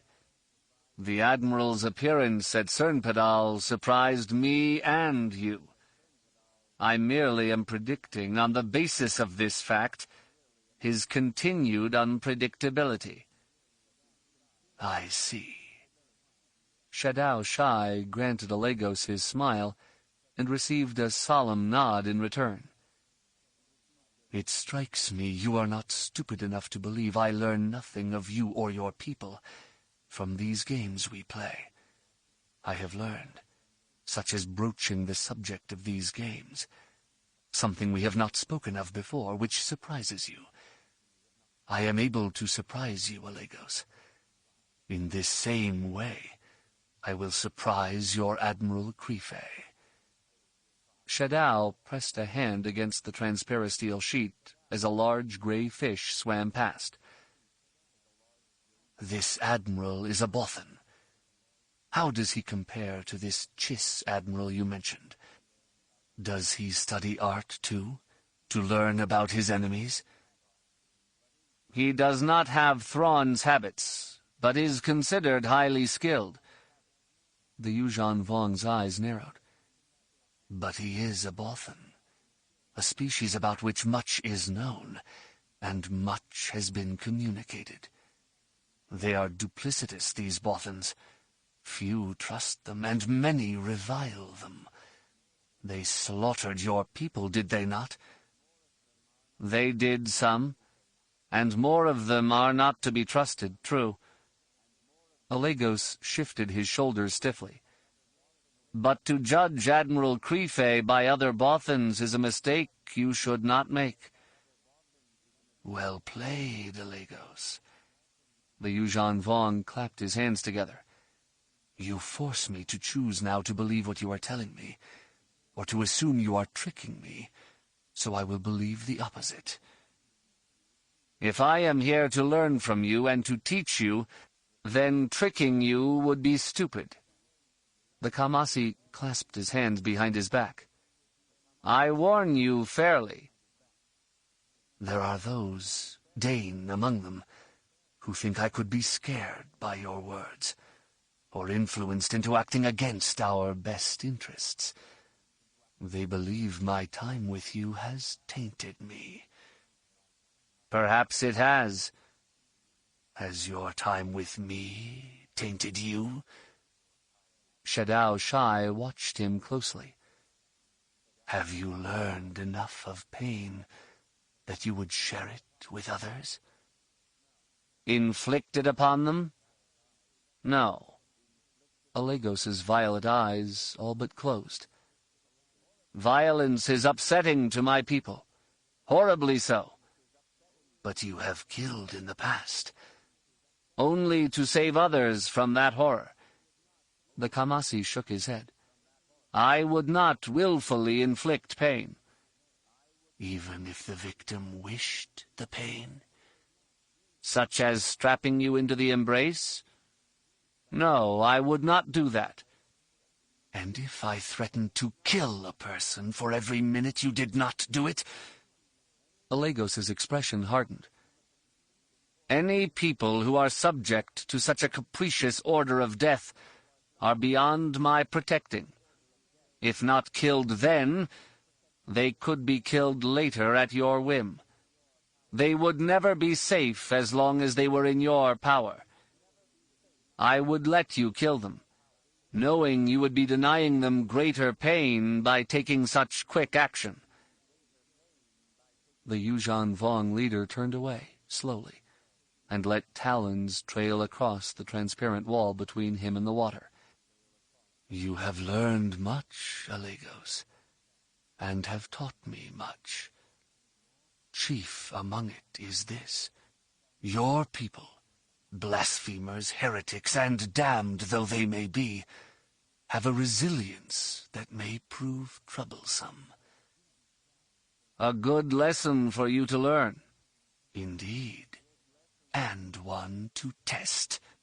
Shadao Shai smiled, enjoying the twisted vision of his face he saw in the transparisteel. One we will test when next the New Republic sends its forces against us. Chapter 16. Anakin Solo felt pretty good about himself. Once Luke, Mara, and Mirax returned to the Pulsar Skate, a discussion began concerning the possible places Desharakor could have gone from Vortex. It was agreed that the chances that she knew her cover had been blown were slender, so she would proceed to the next place where she might be able to get information about a twin for the Eye of Palpatine.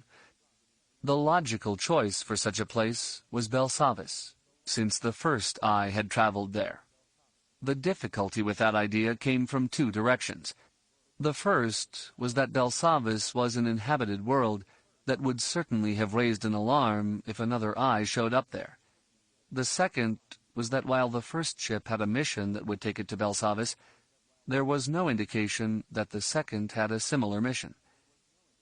Anakin retreated to access the Skate computers and approached the search more systematically. He pulled down records of ships leaving Vortex with their stated destinations, then cross-referenced those worlds with an index of the availability of Imperial records there. One world popped immediately to the top of the list: Garros 4. Garros 4 was known primarily for the University of Garros, located in the capital, Ariana. Garros 4 had not joined the New Republic until after Thrawn's defeat. Whereas Ysann Isard had destroyed many covert files in the computers on Coruscant when the world fell to the rebellion, no such destruction had taken place on Garros 4. Scholars descended on the world to use the secret Imperial files to complete studies of the Empire. It struck Anakin as highly possible that Desharakor would access these files in continuing her quest for a weapon to use against the Yuuzhan Vong. Luke agreed, so Mirax plotted a simple short hop to Garros 4. Actually, skirting the Nyerican Nebula made plotting a course somewhat tricky, but between Whistler and R2-D2, the work was done quickly, and the trip made in record time. This heightened hopes that they would arrive before Desharakor had a chance to escape. Anakin entertained great hopes that he'd be side by side with his uncle, heading to the university to apprehend her. His good feeling evaporated when Luke told him he would be waiting behind on the ship yet again. With the others gone, Anakin scowled, and the very weight of it seemed to press him deeper into the co-pilot chair. "It's not fair to be stuck here." Chalco laughed. "Well, I hope you're not complaining about the company, because Whistler here would be mighty put out if you were." The young Jedi scooted back up a bit in the chair and glanced at Chalco standing in the cockpit hatchway. I just wanted to be doing something, you know? I know. And you are. Yeah, waiting. Waiting here because we've got the best chance of catching her. Anakin straightened up in his seat. How do you plot that course? The short man laughed aloud. Come on, smart boy. You're the one who figured out she'd come here. You should be able to get the rest of it. Okay, she comes here for the information. She goes to the university, then we'll come back here to fly away. Anakin looked up. Not very enlightening. Okay, a clue. Why am I here? To help spot her. Why? You saw her on Coruscant. So did every Jedi there. Why am I here? Anakin's jaw dropped. You're here because you know spaceports the way Desharakor knows spaceports. And she knows spaceports because she's spent lots of time at them. Since the extent of her formal training was at the Jedi Academy, she's not going to be comfortable in some crowded university setting. Chalco scratched at his chin. University has a lot of folks to keep an eye on. Lots of memories to mess up, if she doesn't want to be seen. Right. So she's not going to go to the university herself. She'll find another way to get the university's records delivered. Chalco smiled. Now, your uncle said we should keep to the spaceport, but I think there are a few areas nearby where the sort of folks she'd need can be found. If we expand our search area, I think we can tag her. The young Jedi's blue eyes narrowed. Master Skywalker is rather specific about his orders. Was that an order or suggestion? I mean, if we saw her here and she left, he'd expect us to go after her, wouldn't he? That's true. Anakin glanced at Whistler as the droid moaned in a low tone. We wouldn't go far, Whistler, and we can keep in comlink contact with you. Then again, I could comlink Master Skywalker and ask permission to explore. Chalco interlaced his fingers, bridged them, and started cracking the knuckles. You could do that, but if we're wrong and she was at the university, and your uncle decides to come back here, he'll miss her. Anakin shot Chalco a sidelong glance. You know, that kind of circular logic is why you get in trouble a lot.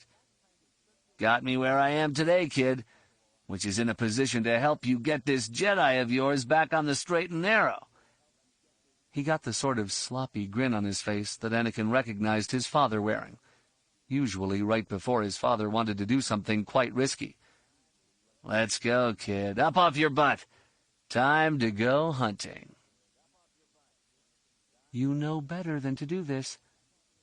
Anakin heard the little voice in his head warning him off, but the fact that it sounded more like Jacen than it did himself pushed him away from the sensible course. Jacen had impulsively gone up against a Yuuzhan Vong warrior, but Anakin told himself his mission was nowhere near as dangerous. I'm just going out to find someone we need to find. He stood, shunting away the twinge of foreboding niggling in the back of his mind. Let's go. Ariana's spaceport sat on the outskirts of the beautiful city. The battle to liberate Garros 4 had been brief, so not much was damaged. Since the world was largely self-sufficient, the fluctuations in the New Republic's economy really didn't affect it that much. In fact, the influx of scholars had increased the university's reputation. As it expanded to accept more students, the business that catered to students and faculty likewise expanded. An economic boom followed, which allowed rebuilding painlessly, and resulted in Garros 4 showing up regularly on lists of worlds where the living was desirable. Despite the world entering into an economic golden age, the area surrounding the spaceport had the usual mixture of industrial zones, along with a seedy assortment of cantinas, casinos, cheap hotels, and other places of diversion. The garish holographic signs, the grime, and the powerful spoiled scent emanating from alleys, all of these things assaulted Anakin's senses. while he'd been well aware of such places, and knew his father of late had been spending a lot of his grief time in them, this was pretty much the first time they'd taken on a harsh reality for him. Chalco did nothing to insulate Anakin from this nasty domain the way Lando Calrissian might have, or his father, or Chewie. The man had told him he couldn't go out in his Jedi robes, so they found some clothes aboard the skate and fixed him up. Anakin assumed they'd belonged to Corran, and they were only slightly too big. That worked to his advantage, though, since he needed to hide his lightsaber inside the nerf-hide jacket. He found a little hook there that let it hang in his left armpit.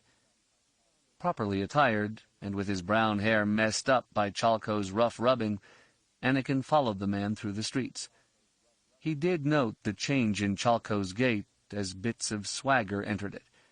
The man puffed up a bit, nodding, winking, pointing at people as they wandered along.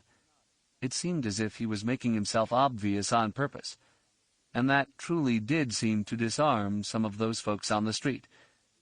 Anakin kept getting a sense of curt dismissal from most folks, or a sense of idle curiosity about him.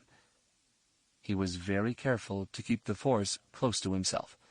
He knew he was fairly powerful as far as the Force was concerned, but by no means did he have full control over it. He assumed Desharakor would be running with the Force held close as well, and he didn't want to give her the chance to detect him before he could find her.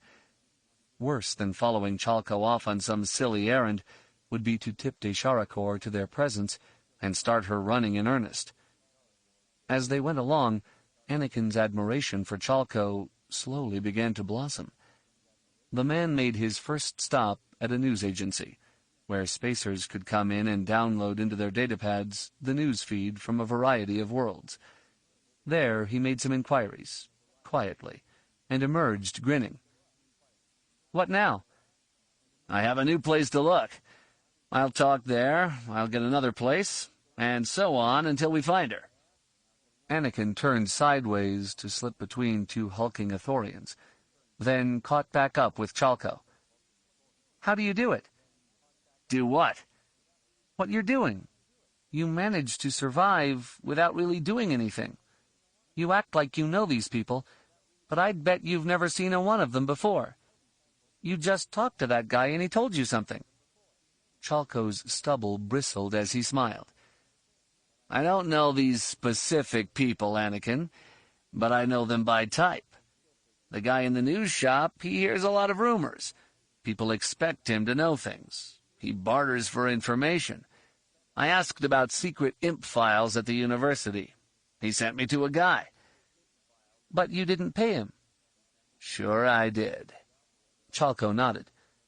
"I told him that a shrewd operator on this rock could make a lot of money in the short term buying up bulk lots of rooms in hotels." "What?" Chalco pulled Anakin into an alley and bent down a bit so they were face to face.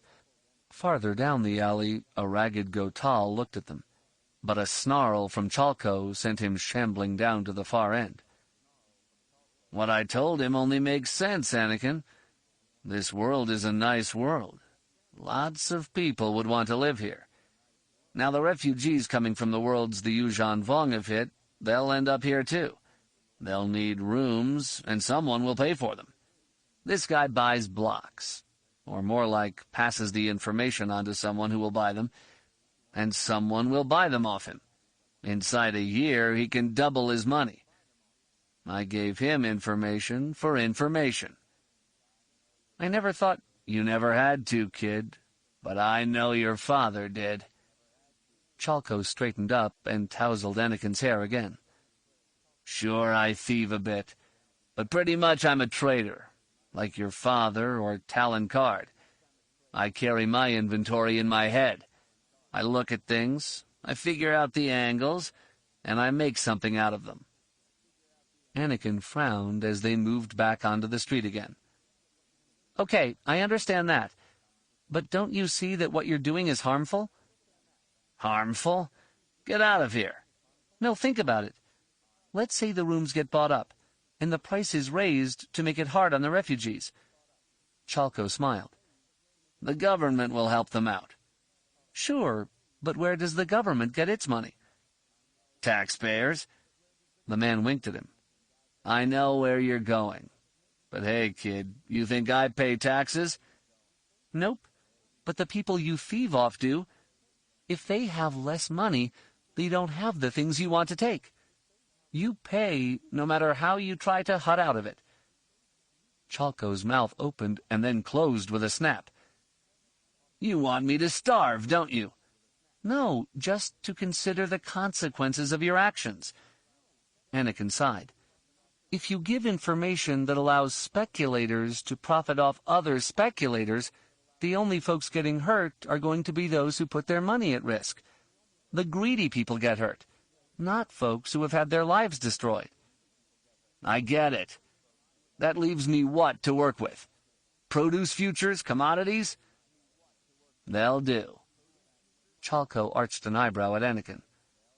You know that smart boy comment I made earlier? I didn't mean nothing by it. Yeah, I know. Let's go. Their second stop took them to a curio shop. Anakin waited on the street while Chalco went in. Even before the man returned, Anakin could sense the pleasure pouring off him.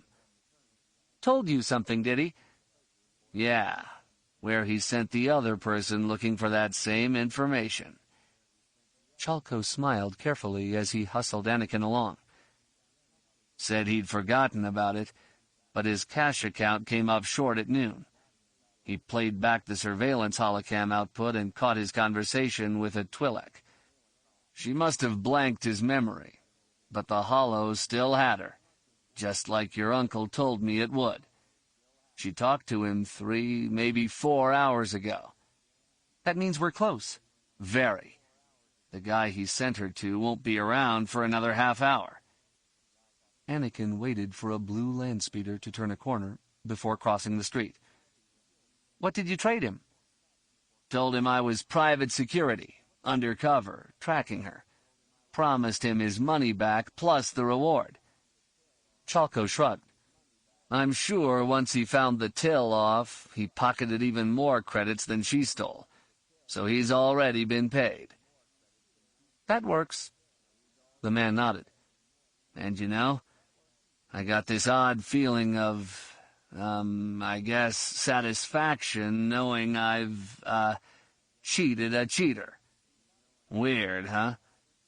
Not at all. It's about as close to justice as there can be in that case. Well, nobody gets hurt unless that guy's boss figures the way I did, that he hit the till for his share. Chalco cut down an alley.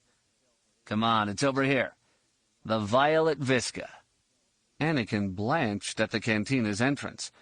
A sculpture of a Visca formed an archway over it. Leathery wings 2.5 meters long arching down, leaving the Visca's 2-meter-long body at the top of the arch. A pair of arms sprouting from the center of the torso were drawn up, just waiting to dart down and grab a victim. The creature's head sported a 40-centimeter-long, needle-sharp proboscis. Visca, which were more commonly known as the great blood-sucking fiends of Rordak, fed exclusively on blood, and Anakin had to wonder at what sort of establishment would choose such a nasty creature as its emblem. The interior, which smelled of warm ale, hot sweat, and boiling coolant, had no Visca hanging from the shadowed rafters. Anakin felt sure this was because the thin layer of grease over everything would have made maintaining a grip on prey all but impossible. He slid into the booth to which Chalco directed him, then furiously wiped his hands on his pants, hoping to clean them. He watched as his companion sauntered over to the bar and started talking with the Baragwin behind it. The heavy-lidded alien nodded, then pointed to a doorway in the back. Chalco spun, winked at Anakin, then held up a hand to keep him in his place. The man cut through the crowd and made his way to the doorway, then disappeared through it. Anakin frowned and tried to look nonchalant as aliens of every sort wandered past. He was determined that he'd not feel abandoned, but that didn't stop doubt from creeping into his mind. I should do something. Because if Desharakor is in there with whomever Chalka was meeting, he's in a world of trouble. Anakin started out of the booth. Then he caught a hint of movement near the front door. He turned just in time to see the tail of a cloak whisk through the doorway. And Leku, too. That was a Twi'lek, and of Desharakor's coloration. He dashed to the doorway, sidestepped a gaggle of Jawas, then looked right and left down the alley.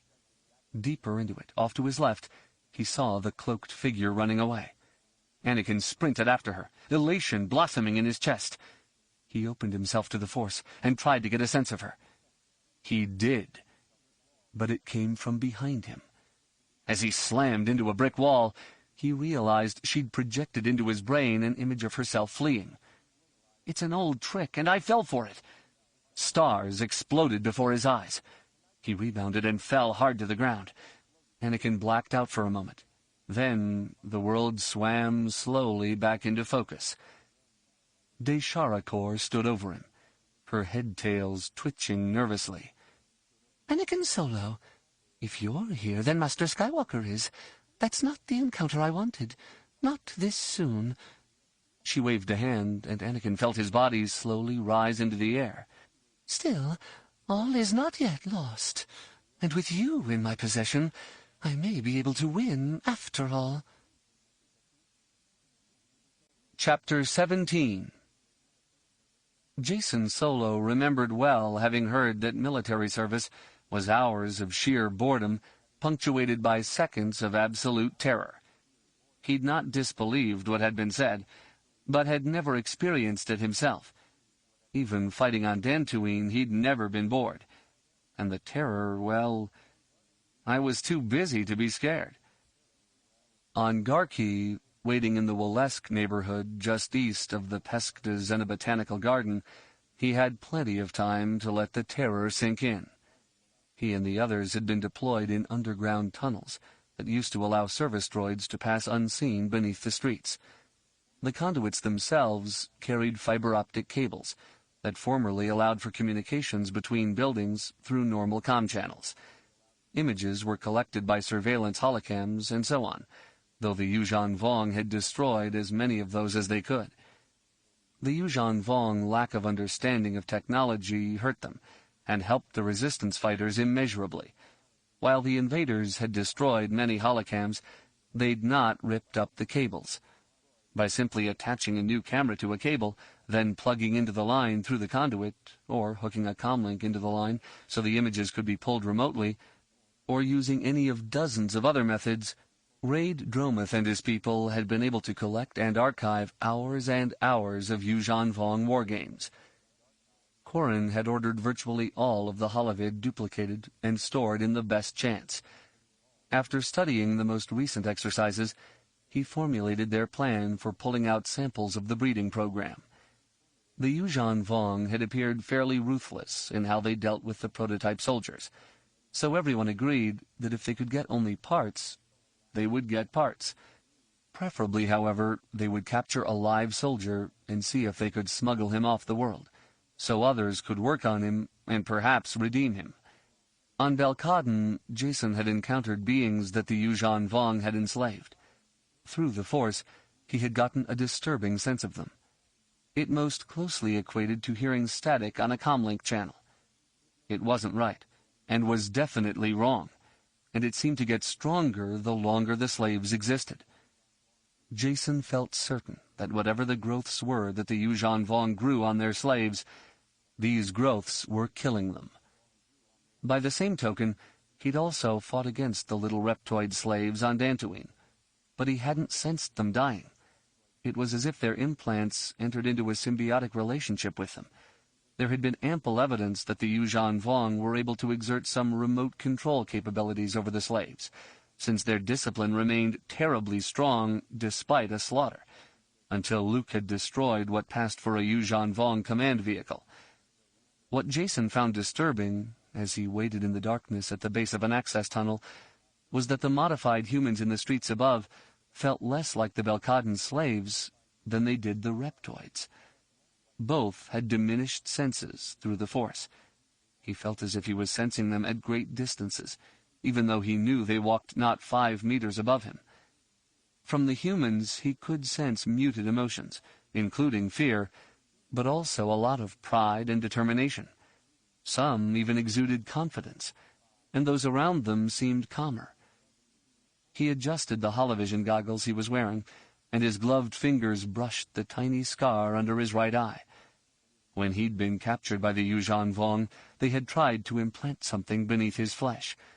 They'd even succeeded, but his uncle had it out of him in minutes, so it had not begun to grow. If it had... He shuddered. The feed into the goggles came from a holocam secreted in a second-story window, looking down to the access hatch cover beneath which he waited. The cam itself was immobile, but by switching to other cams, he could expand the view of the plaza above him. The expanse of ferrocrete was dotted with fountains and benches. Planters divided it, making it into a simple maze that showed burn marks and bloodstains from previous battles. According to the fighting they'd watched, things usually funneled into this place toward the end of the exercises, with chaos reigning. At the appointed moment, the resistance forces would move in, eliminate as much as they could of the Yuuzhan Vong force, and hustle a sample or two out. The virtue of a simple plan was that there was very little that could go wrong. But entering a battle pretty much guaranteed that wrong was what was happening already. It seemed apparent to Jacen that cleaning up after the battle would have been preferable, but Corran insisted that battle damage assessment teams would probably be swarming over the place the instant hostilities ceased. But there was something more in his planning. Jacen had watched Corran, and found him constantly walking a thin line.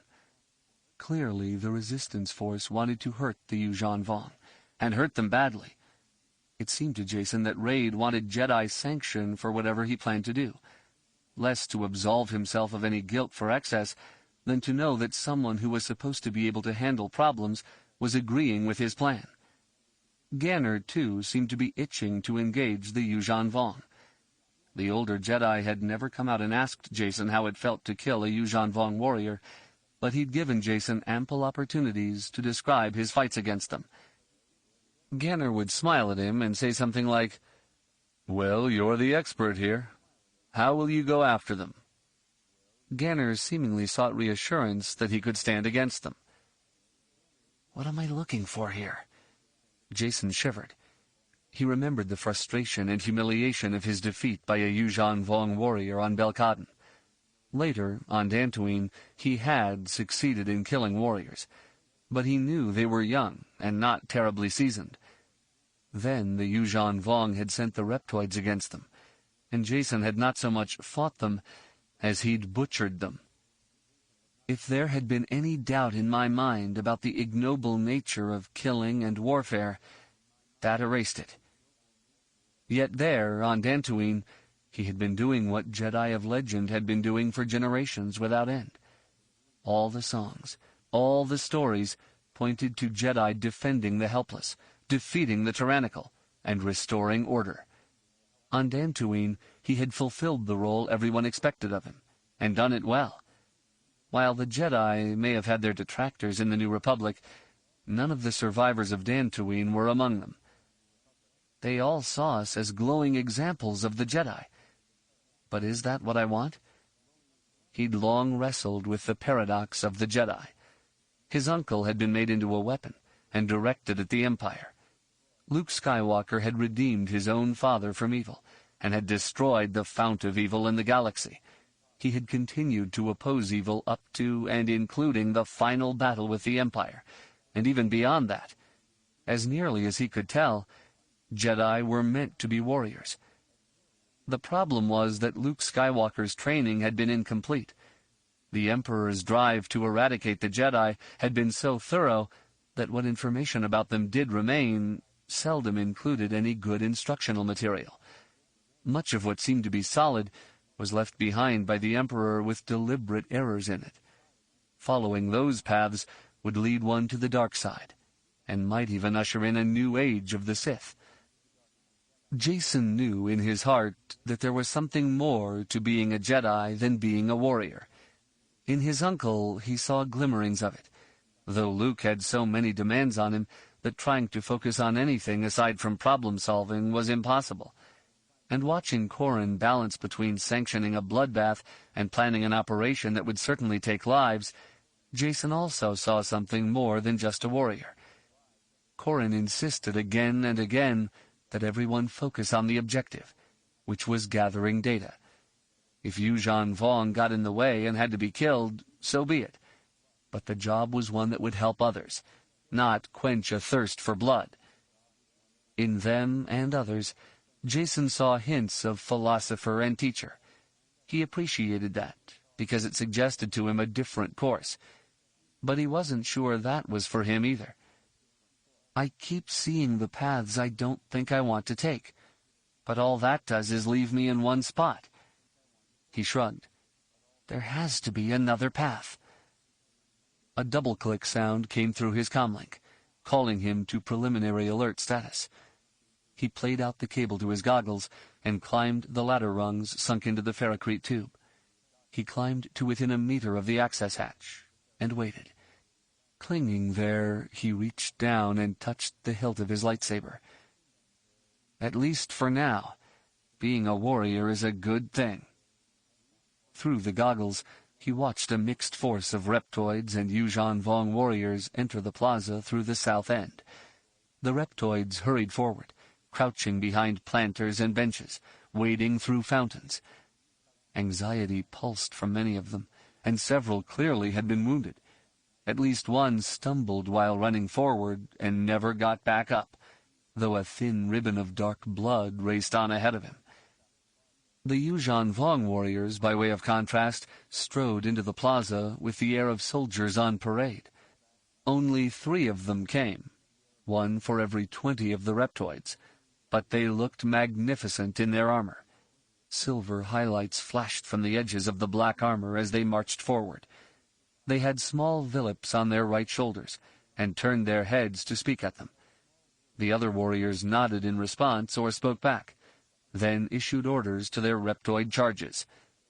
Suddenly, a mixed cadre of what once had been humans attacked from the buildings surrounding the plaza. Many ran normally, but those more heavily armored loped along awkwardly, sometimes on knuckles as well as feet.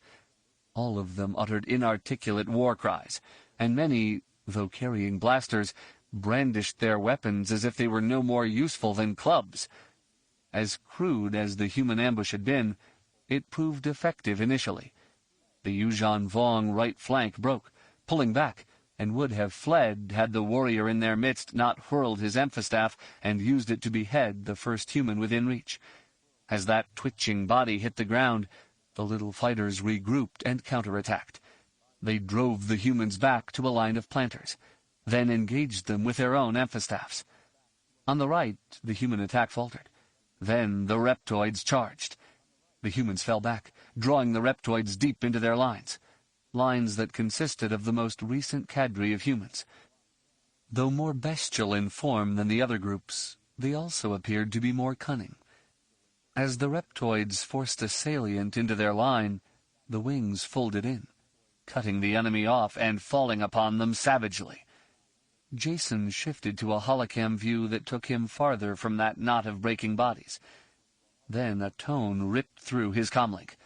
He tugged the cord from his goggles, killing the images, then summoned the force and blew the hatch cover up and away.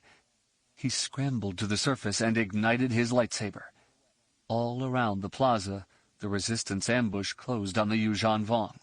Blaster fire from snipers in the building splashed the various villips posted to study the wargames. Red bolts burned through the fleshy communications pods, bursting them like overripe fruit. A couple of snipers tried to shoot the villips from the Yuuzhan Vong warriors' shoulders, but succeeded only in hitting the warriors themselves, spinning them around, but not putting them down. Ganner rose through a conduit just as Jacen had, but did it by force of telekinesis alone. He looked magnificent, popping up there at the rear of the Yuuzhan Vong formation. The hatch cover, a heavy metal disc, whirled around him and crushed the first reptoid to get close. The disc clanged to the ferrocrete and rolled around in a lazy circle, drawing a line after as it passed through the blood pooling from the broken reptoid. The centermost Yuuzhan Vong warrior spun and snapped an order that parted the reptoids heading toward Ganner. Bringing his amphistaff up with 2 hands, he pumped it in the air. He said something, and Jacen was certain from the tone that it was a challenge. The warrior began to twirl his amphistaff, waiting. Ganner thumbed his lightsaber to life, producing a sulphurous yellow blade over a meter in length. With his free hand, he waved the warrior in. Contempt masked Ganner's face, while his movements appeared casual, almost sloppy, compared to the tightness of the Yuuzhan Vong's approach. The Yuuzhan Vong warrior flew at Ganner, smashing his amphistaff down with terrific force. Ganner blocked the blade high, then smashed his left hand up into the warrior's face mask. He caught the edge of it with the heel of his hand, spinning the warrior away. Then Ganner laughed loudly, and some of the humans hooted a chorus of ridicule after him. The Nogri moved against the Yuuzhan Vong slaves like rancors through Jawas. Fists and feet blurred as they struck, crushing bone and pitching their reptilian foes to the ground. Jacen had seen Nogri fight before, and had even sparred against some, but never had he seen them attack without holding something back. Here they were pure killers, and the ease and economy of their motions belied their lethal power. A trio of reptoids closed with Jacen. He parried a slash from a staff, then riposted his green blade through the reptoid's chest. 2 blaster bolts from snipers burned hot and red through a second reptoid. Jacen shoved the reptoid on his blade off, letting the rolling body trip up a third reptoid. When that one fell at his feet, he slammed the dark end of his lightsaber against the reptoid's skull, knocking him out. The Yuuzhan Vong warrior fighting Ganner had recovered and tugged his face mask back into place. His amphistaff spun into a blur. The warrior came in fast, attacking low and high. Ganner blocked some cuts, ducked back from others. Then one grazing slash opened a red line on his left thigh. Ganner snarled, and the warrior yelled and increased the violence of his assault. Ganner leapt back, limping, his leg faltering. Jacen saw him go down, falling back on his haunches. Ganner raised his lightsaber in a weak defense as the warrior charged forward, amphistaff raised for a 2-handed blow that would crush Ganner's skull. Blaster bolts sizzled through the air, but none touched the Yuuzhan Vong warrior. Jacen glanced at the hatch cover, gathering the force to hurl it and shield Ganner. But there was no time. He hoped a bolt might catch the warrior, or Corran might be able to project an image into his brain to save Ganner. But that did not happen. Ganner had already saved himself. The Yuuzhan Vong warrior, in his furious headlong rush, stepped into the hole from which Ganner had emerged. His right leg sank into it up to mid-thigh.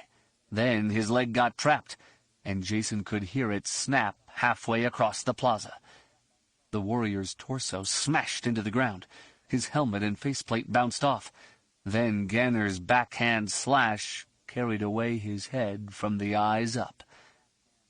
One of the other Yuuzhan Vong warriors shrieked aloud, shattering the momentary silence that marked the other warrior's death. In an instant, the knotted balls of humans fighting reptoids separated. Humans and reptoids sorted themselves out. They appropriated new weapons from the dead. The Yuuzhan Vong warrior screeched another command. The human thralls turned, snarling, and galloped toward the resistance members. Malice burned in their eyes, replacing any vestige of humanity that might once have been there. Chapter 18. Luke rose from the chair he'd been occupying in the office of the director of the University of Garros library and paced out into the outer office before answering his comlink. He left Mara and Mirax behind to deal with the director's questions. The director was a bureaucrat who took great pains to explain every procedure she was doing as she went along, reducing her work pace to something slower than that of a wet tauntaun on Hoth. If she'd just let R2 jack into her system, we'd be done in no time. Skywalker here. What is it, Anakin? Greetings, Master Skywalker. Desharakor? A jolt ran up Luke's spine. He sought through the Force for a sense of her or Anakin. He found them, but very distant and small, as if they were actively trying to diminish their presence in the Force. Anakin had this comlink frequency. He is fine. A bit sore, but unharmed. Static ate at her voice, erasing traces of stress. If there is any. Luke realized she'd dialed down the signal power to make it more difficult to trace. If she keeps with training, this conversation will be short. Then she will move. Desharakor, we need to talk. What you are doing is not right. It will not help the situation. Master, if I thought you could understand, I would have spoken to you. I know you cannot, and it is not a failing of yours. She hesitated for a moment, then plunged on. You'll be blocking access to the information I need, so I propose a trade. The data I want, for your nephew. Think about it. Desharakor out. Blast! Luke wasn't really aware he'd yelled out loud until Mara and Mirax both came out of their chairs and into the antechamber. The anxiety rolling off them reached him before he focused on its mirror on their faces. Desharakor found Anakin somehow and took him. Mara's green eyes narrowed to malachite slits. How could she? Do you know she has him? Perhaps she just nabbed his comlink. I can't get a good feel for him through the Force. Her either. She's definitely hiding. And he's holding himself close, much as he did when you two were running on Dantooine. Her getting his comlink means he's out and about somewhere. And that somewhere has got to be with her. Mirax snapped a comlink into a socket on her datapad, then frowned as words scrolled up on the screen. Whistler says Chalco talked Anakin into checking out local information sources. Says it's a standard investigative technique, though Whistler's got the old Corsac disdain for amateurs playing detective. They left the skate about an hour ago, and Whistler's not heard from them since. Luke closed his eyes and rubbed at his forehead. He felt Mara's hand stroke his back and smiled at her. Thank you. What do you want us to do? The Jedi Master opened his eyes and sighed. Desharakor wants to trade Anakin for data files relating to the Eye of Palpatine, or anything else, I suspect. Now, if what little I've understood from what the Director is telling us is true, there are no such files. So, no exchange. That's one problem. Mara scowled. The second is that Desharakor can't let Anakin go, since she knows we won't let her get away and continue this search. She has to keep him. She may not have figured that out yet. She will, though, and she isn't going to like it. She'll know we have to move against her. But without data to trade, we can't even get close. Mirax held up a hand. Look, negotiations and trading are what I do. We could dummy up a data card and stuff it full of reports and things that only the swelled brains here can understand. We slice a few to have key phrases she can scan for, and she'll think it's all legitimate at first glance. That's all we need to draw her out. Do you think she would put Anakin in a life-threatening situation? Mara nodded, but Luke disagreed. I don't get that feel from her. Luke, she's seeking superweapons. I know, but I don't think she's really considered what the result of their use is. We all know the story of Alderaan. We know what happened to Corrida. We remember the Krytos virus. But somehow, getting your brain around the idea that billions of people are dead is very tough. You can feel very bad, devastated over the death of one person. But can you multiply that 1 billion times when a planet is destroyed? Especially a planet full of the enemy? Mara shrugged. Despite what she has done so far, Mara, she's not yet strayed to the dark side. She has always been good. He sighed. If we knew what had set her off, we could help her. Big if. Luke's wife nodded slowly. I think Mirax's plan has merit. Let's do it. Luke smiled and returned to the director's office. "Forgive me, but something urgent has come up. I really need your help." The woman smiled. "I'm ready to assist in any way I can." "Good, thank you. Then just back away from your terminal." Luke glanced at R2-D2. "Yank down everything you can on the I-Project's history. Then a data card's worth of the most technical stuff you can find. We're baiting a trap, and we can only afford bait that's irresistible." Anakin shifted uneasily. He'd gotten his first inkling of how serious Desharakor was about her quest when she'd threatened to kill him if she so much as sensed him reaching for the Force. Now she sat, 2 lightsabers on her lap, comlink in hand. She switched off the comlink and looked over at him. "You heard. It will be you for the data. You won't be hurt." Kneeling there in the corner of a dingy, unfurnished apartment, with his hands bound behind his back and to his ankles, Anakin sighed. "You mean I won't be hurt more than I am already?" "That can't be helped. I can't have you loose." "That's not what I meant, Desharakor." He shrugged as much as he was able to. "I always admired you. How hard you'd worked. Why are you doing this?" She sighed. "You wouldn't understand." "No? Why not? Because I'm not a Twi'lek? Because I grew up on Coruscant and then at the Academy?" He frowned at her. Before she could say anything, the apartment door flew in with a crash. Chalco stepped into the doorway, a blaster carbine in one hand, and a ratty gray thing wrapped around his throat. It looked as if someone had yanked a strip of hide off of towels and made it into a stole, which had then been dragged behind a pod racer during some endurance rally. "Hold it right there, Desharakor," Chalco growled in low tones. "Don't worry, kid. You're safe now." "Think so?" The Twi'lek brought her lightsaber to hand and ignited it. The blade splashed bloody highlights over Chalco's face. "Leave now, and you won't be hurt." "I'm not the one who's going to hurt, sister." His trigger finger twitched, launching a blue stun bolt at the Jedi. Her lightsaber came up with ease and around, batting the blue bolt back at him. It hit Chalco in the right knee, then raced like lightning up his body and around his belly. The involuntary twitching of his muscles quickly erased the shocked look on his face.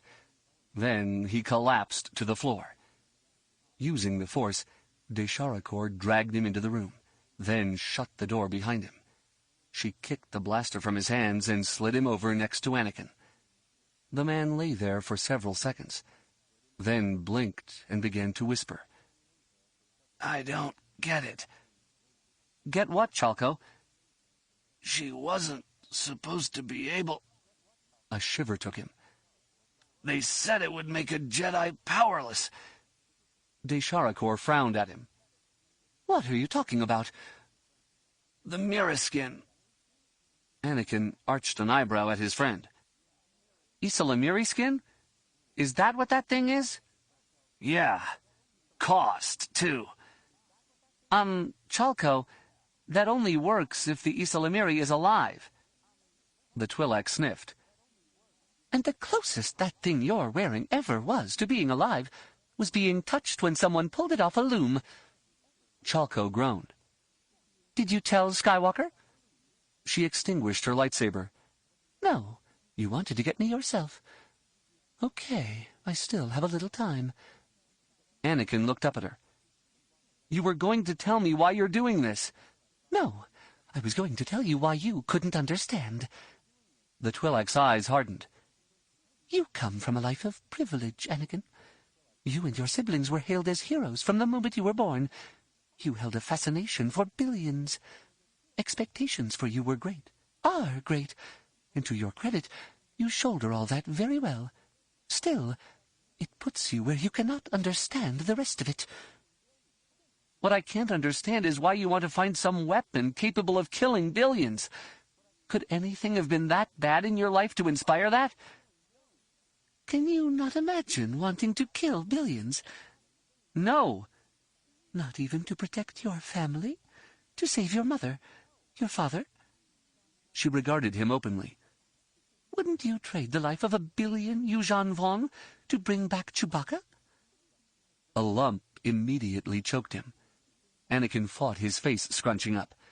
He tried to blink away tears, but felt them searing his cheeks. He sniffed and tried to wipe his nose on his shoulder, but couldn't. His lips trembled, and he remembered Chewbacca as he last saw him, brave and defiant. And then nothing. Anakin sniffed again, then lifted his chin, stretching his throat. 1 billion lives, or 10 billion lives, would not bring him back. And the killing of 1 billion Yuuzhan Vong still wouldn't match the heroism of his death. Chewie went through so much. He was a slave my father freed. Then he would understand. Anakin frowned. I don't know, and you never could. She turned away and began to fiddle with the comlink's settings. I need to talk to your uncle again. Chalco slowly roused himself and pulled himself up against the wall. I'd try to untie you, kid, but, my fingers aren't working too good yet. My head is throbbing. Mine too.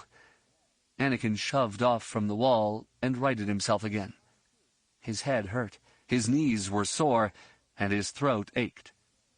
Desharakor's comment about Chewie had hurt horribly. He caught sight of a vein pulsing at Chalco's temple.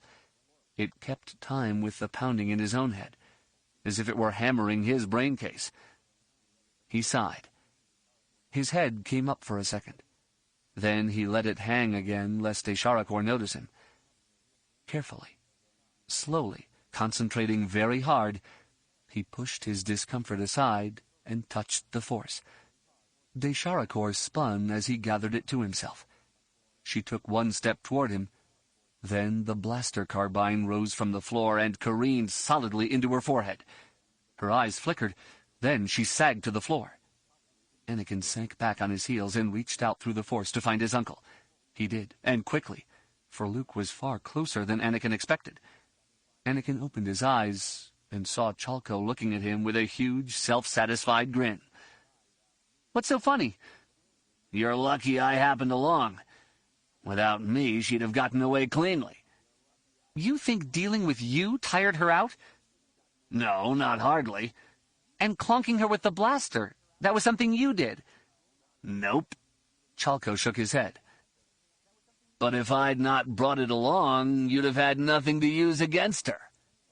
Sighing, Anakin used the Force to slide the blaster carbine over to Chalco. Now, pump a stun bolt into her to keep her out, and then you can see if your fingers are well enough along to untie me. Give me a minute. I would if we had one, but my uncle is on his way. Anakin gave the older man a smile. Now, knowing he's going to be upset that we're here in this situation, do you think it's better I'm all trussed up or free? Gotcha. You are a smart kid. Chalco whipped the mirror skin from around his neck and tossed it off into another corner. Our secret about that? Sure, Chalco. Our secret.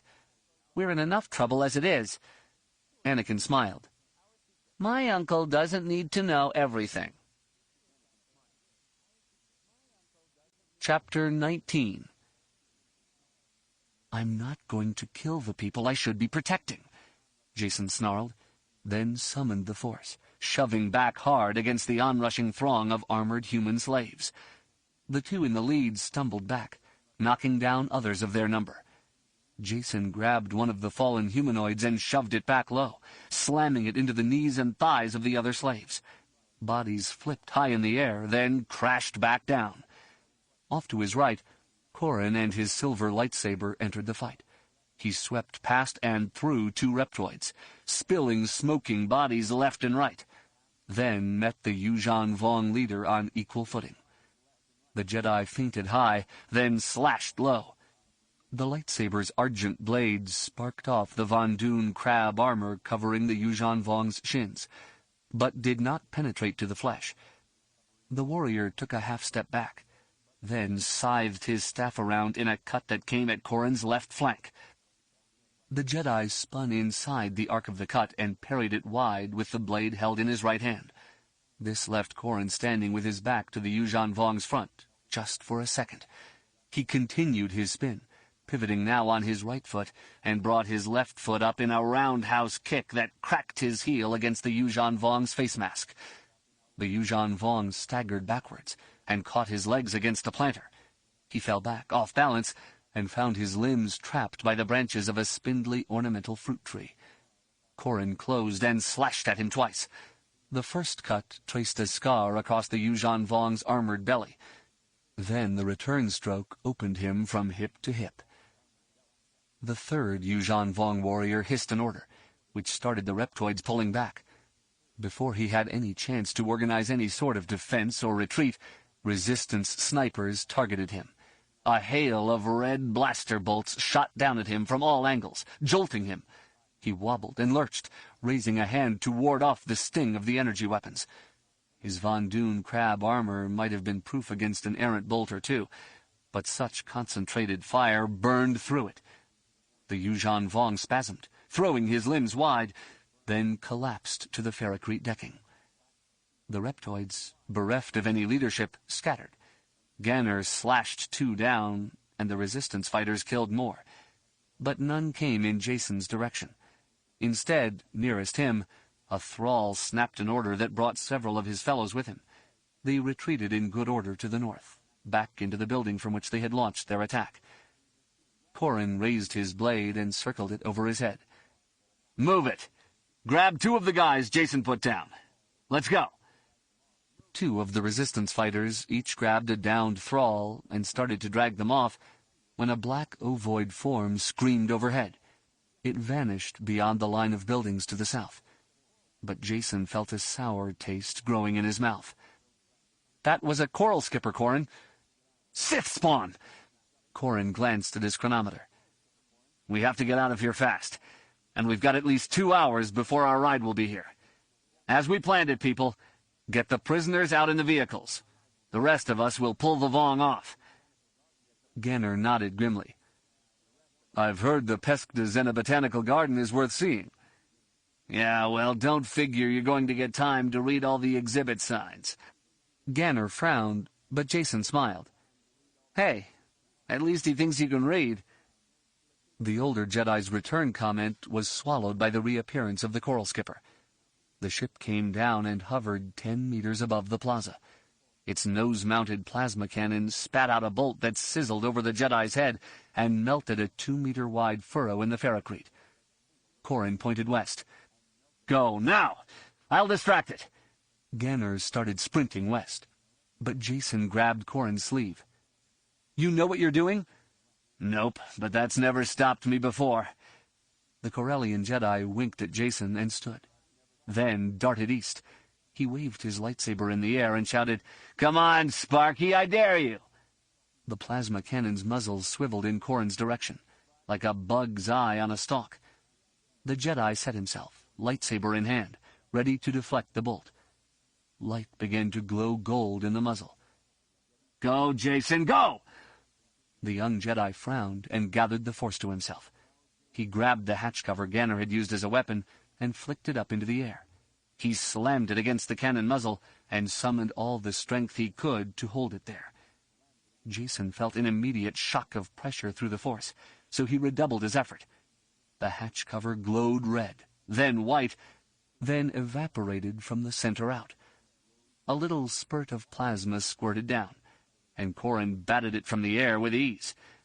On the coral skipper, from the nose back, little golden lines traced their way along the ship's black body. They seemed to define where bits and pieces of it had grown together. Then a nova filled the cockpit and blew out the viewports. Burning plasma geysered into the air, and the ship hung there for a moment before dipping its nose and plunging into the ferrocrete. It hit hard enough to ripple the surface, knocking Jacen down. Pieces of the ship shattered and started bouncing across the plaza. Jacen began to comprehend his danger from them, but before he could act, Corran came sprinting over, hauled him up by his shoulders, and pulled him clear. A huge section of the coral skipper's tail toppled over on the spot where Jacen had fallen. He smiled up at Corran. "Thanks for saving my life." "Sure. Now don't ever disobey another order." The young Jedi blinked in confusion. "But I saved your life." "Details, details." Corran pulled him along as they sprinted to catch up with Ganner and the majority of the resistance fighters. "I lead this expedition. I get to decide the risks and who assumes them."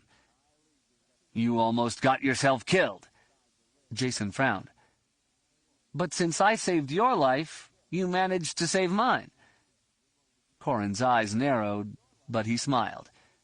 "You know, if you're going to keep using logic against me, I'm just going to have to send you home." "Yes, sir." His chest heaving as it hadn't in years, Corran crouched in the shadow of one of the Xenobotanical Gardens outbuildings. The retreat from the plaza had been easier initially than he had expected. While the human thralls did come after them, they did so with little organization. Corran had no desire to slay the thralls, but the resistance members seemed to regard setting their fellow Garqians free of their torment as a sacred duty. Corran had previously acknowledged on Bimial how those who could not be cured had to be destroyed, but he was glad he didn't have to be the one pulling the trigger. He glanced across the small pathway to where Jacen Solo knelt on one knee. The boy had impressed him. Boy? Emperor's black bones, he's a young man, and growing up fast. The use of the hatch cover had likely saved Corran's life. The fact that the plasma reflux blew out the plasma cannon and splashed plasma all through the interior of the coral skipper had been an added benefit. What he liked more about Jacen, though, was the way he had paced Corran in their retreat. Along with several of the resistance members, the two of them formed the group's rear guard. Ganner and 4 of the Nogri went with the main body, while the remaining 2 Nogri were heading away with some resistance fighters and the 2 prisoners. The action the rearguard faced had not been that serious until a larger Yuuzhan Vong transport had descended. From that point forward, Yuuzhan Vong warriors entered the fight, and they clearly were something more than thrall trainers. Corran ducked as a hum rose, and a slender, dark shape flew at him. The razor bug sailed past his head and landed in the dust a couple of meters behind him. It sprouted arms and legs, and if allowed to, would have taken wing again and returned to the warrior that had thrown it. The Jedi reversed his lightsaber and twisted the handle. The blade went purple, and more than doubled in length. The coruscating purple blade tapped the bug, instantly converting the moisture in it into vapor. The bug popped crisply, spraying legs and chitin everywhere. "I hate those things." Jacen nodded, then pointed off to the right. Returning his blade to its normal focal length, Corran ducked his head out past the edge of the building. He caught a fleeting glimpse of a Yuuzhan Vong warrior. Then nothing. "These warriors are very good. We're not going to see them until too late." Ganner's voice poured through his comlink's earpiece. "Perimeter secure. Ithorian section is ours." Corran double-tapped his comlink's microphone, then glanced at Jacen and pointed toward the gardens and the tall grove of Bafor trees. The young man nodded, then took off at a run, cutting left and right at random intervals to make hitting him with any sort of missile weapon tougher.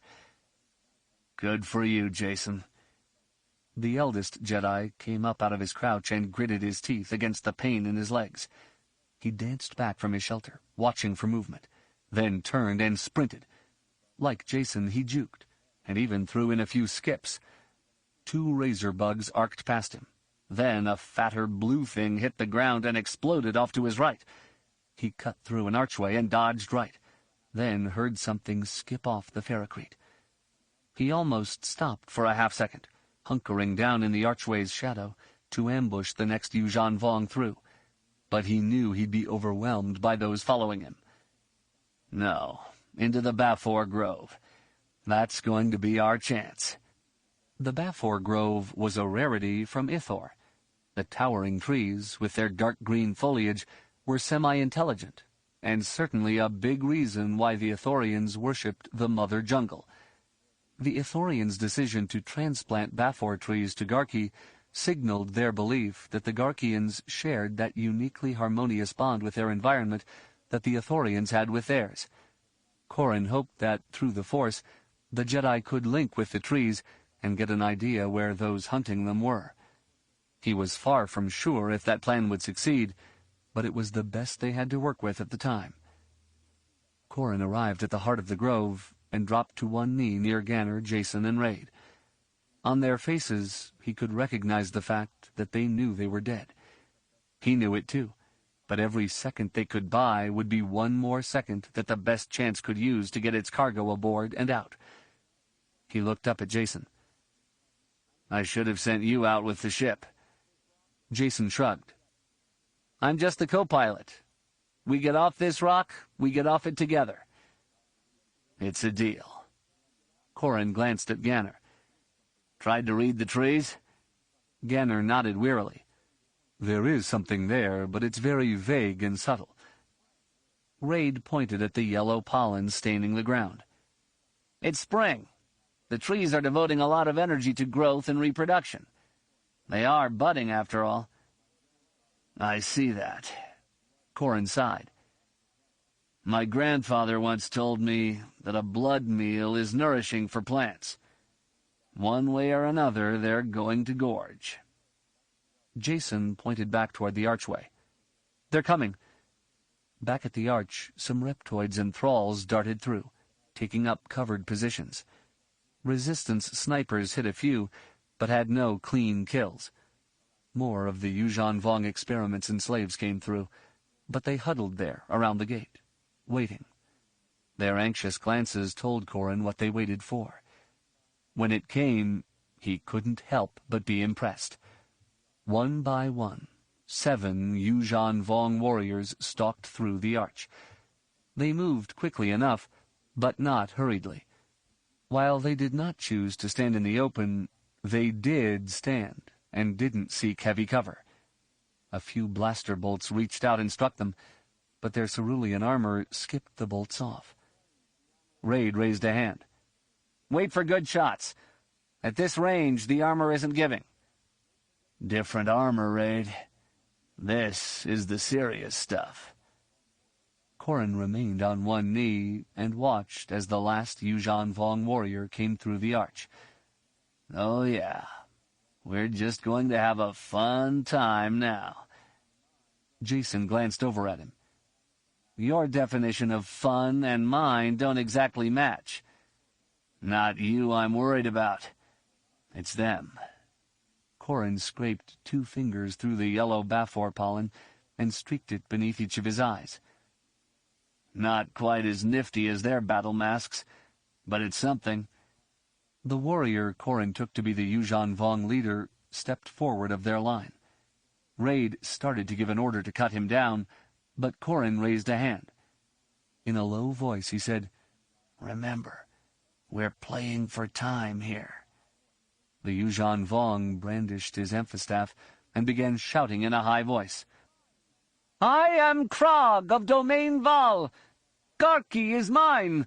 Surrender and you live."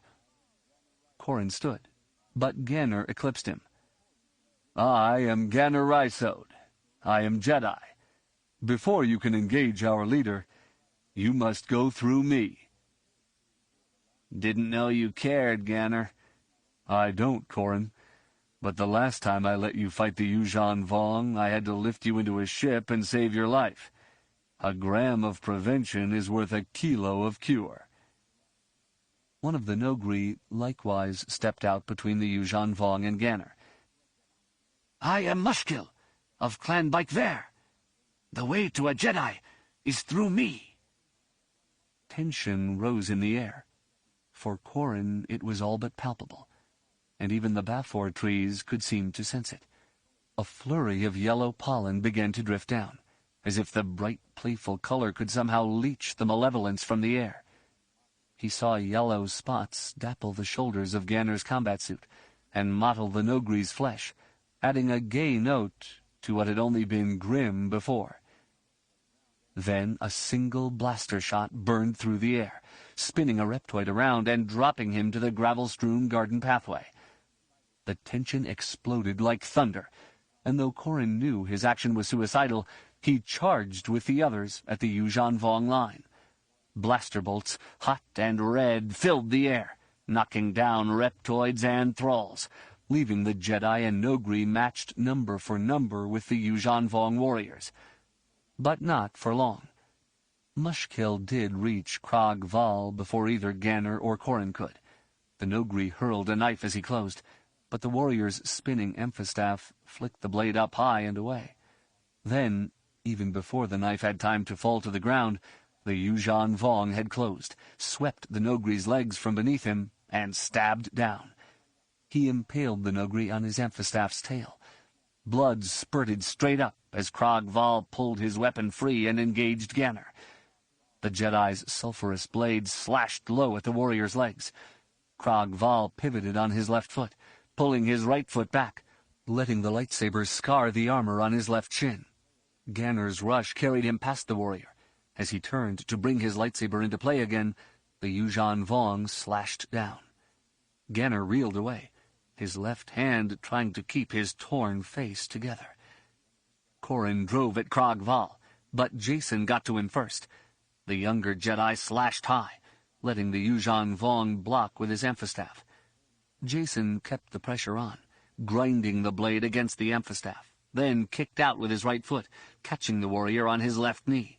The joint straightened, then locked and would have broken, but the warrior hopped backwards. Jacen arced his green blade around, stroking it through the scar Ganner had cut on the left shin, and took the warrior's leg off at mid-calf. He leapt above an emphastaff blow, then slashed down and caught Krog Val's right arm at the juncture of his elbow.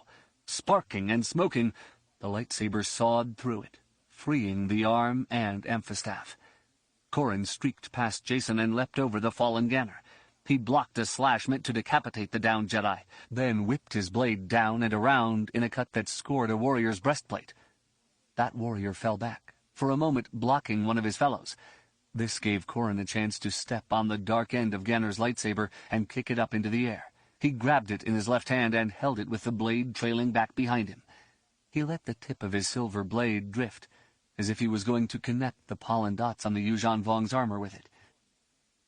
"Come on, you two. Let's go!" Corran stamped a foot and feinted at the warriors he faced. "I don't have all day." They glanced at each other. Then one took a step forward, but it was a halting one. Corran knew it wasn't a feint. The step ended abruptly, and too much weight shifted onto that foot. In an instant, Corran lunged high with his silver blade, then spun to the right, slashing Ganner's trailing blade across the warrior's knee. As he came around, he brought the silver blade down and across in a parry he hoped would pick off the attack coming from the other warrior. But the blade met no resistance at all. He tightened the arc and left the blade pointed straight at his second foe. If the warrior came at him, he'd impale himself. But that's not going to happen. Corran stared wide-eyed at the warriors. The soft, leathery tissue that covered the Von Dune crab armor joints had begun to swell, stiffening limbs. Dark fluid oozed from holes beneath the warrior's armpits, flooding down to erode the pollen stains. The swelling forced the warriors upright. Then, stiff-limbed, they toppled over. Breath came short and shallow for them, and Corran had no doubt the armor's swelling was suffocating them. All around him the Yuuzhan Vong warriors were down, along with two more Noghri. Ganner had risen to hands and knees, his left glove covered with blood. Jacen stood over the body of another dying warrior, while the Resistance blaster fire broke the slaves and sent them scurrying from the garden. Jacen looked stunned. What happened? Corran waved a hand through the air.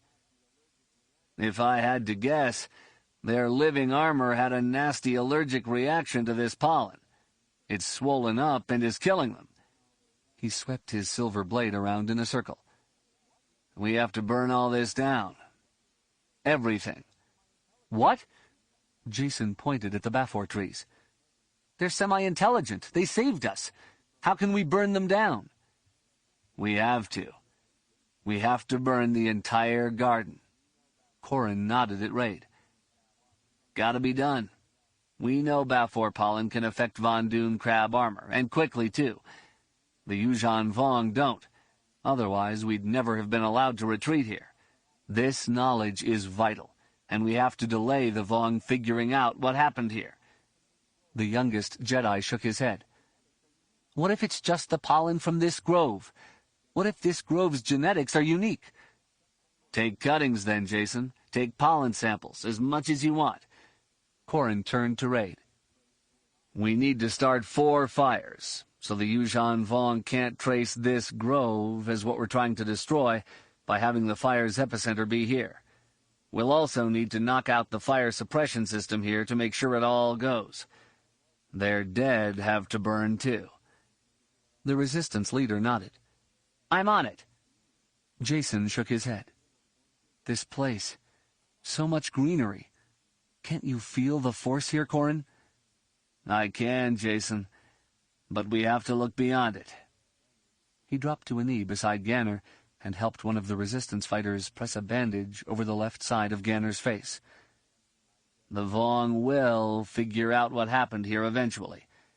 I just hope what we're doing earns us enough time that we can mount a defense of Ithor. If we can't, that world will die. And with it will go our best chances for driving the Yuuzhan Vong from our galaxy.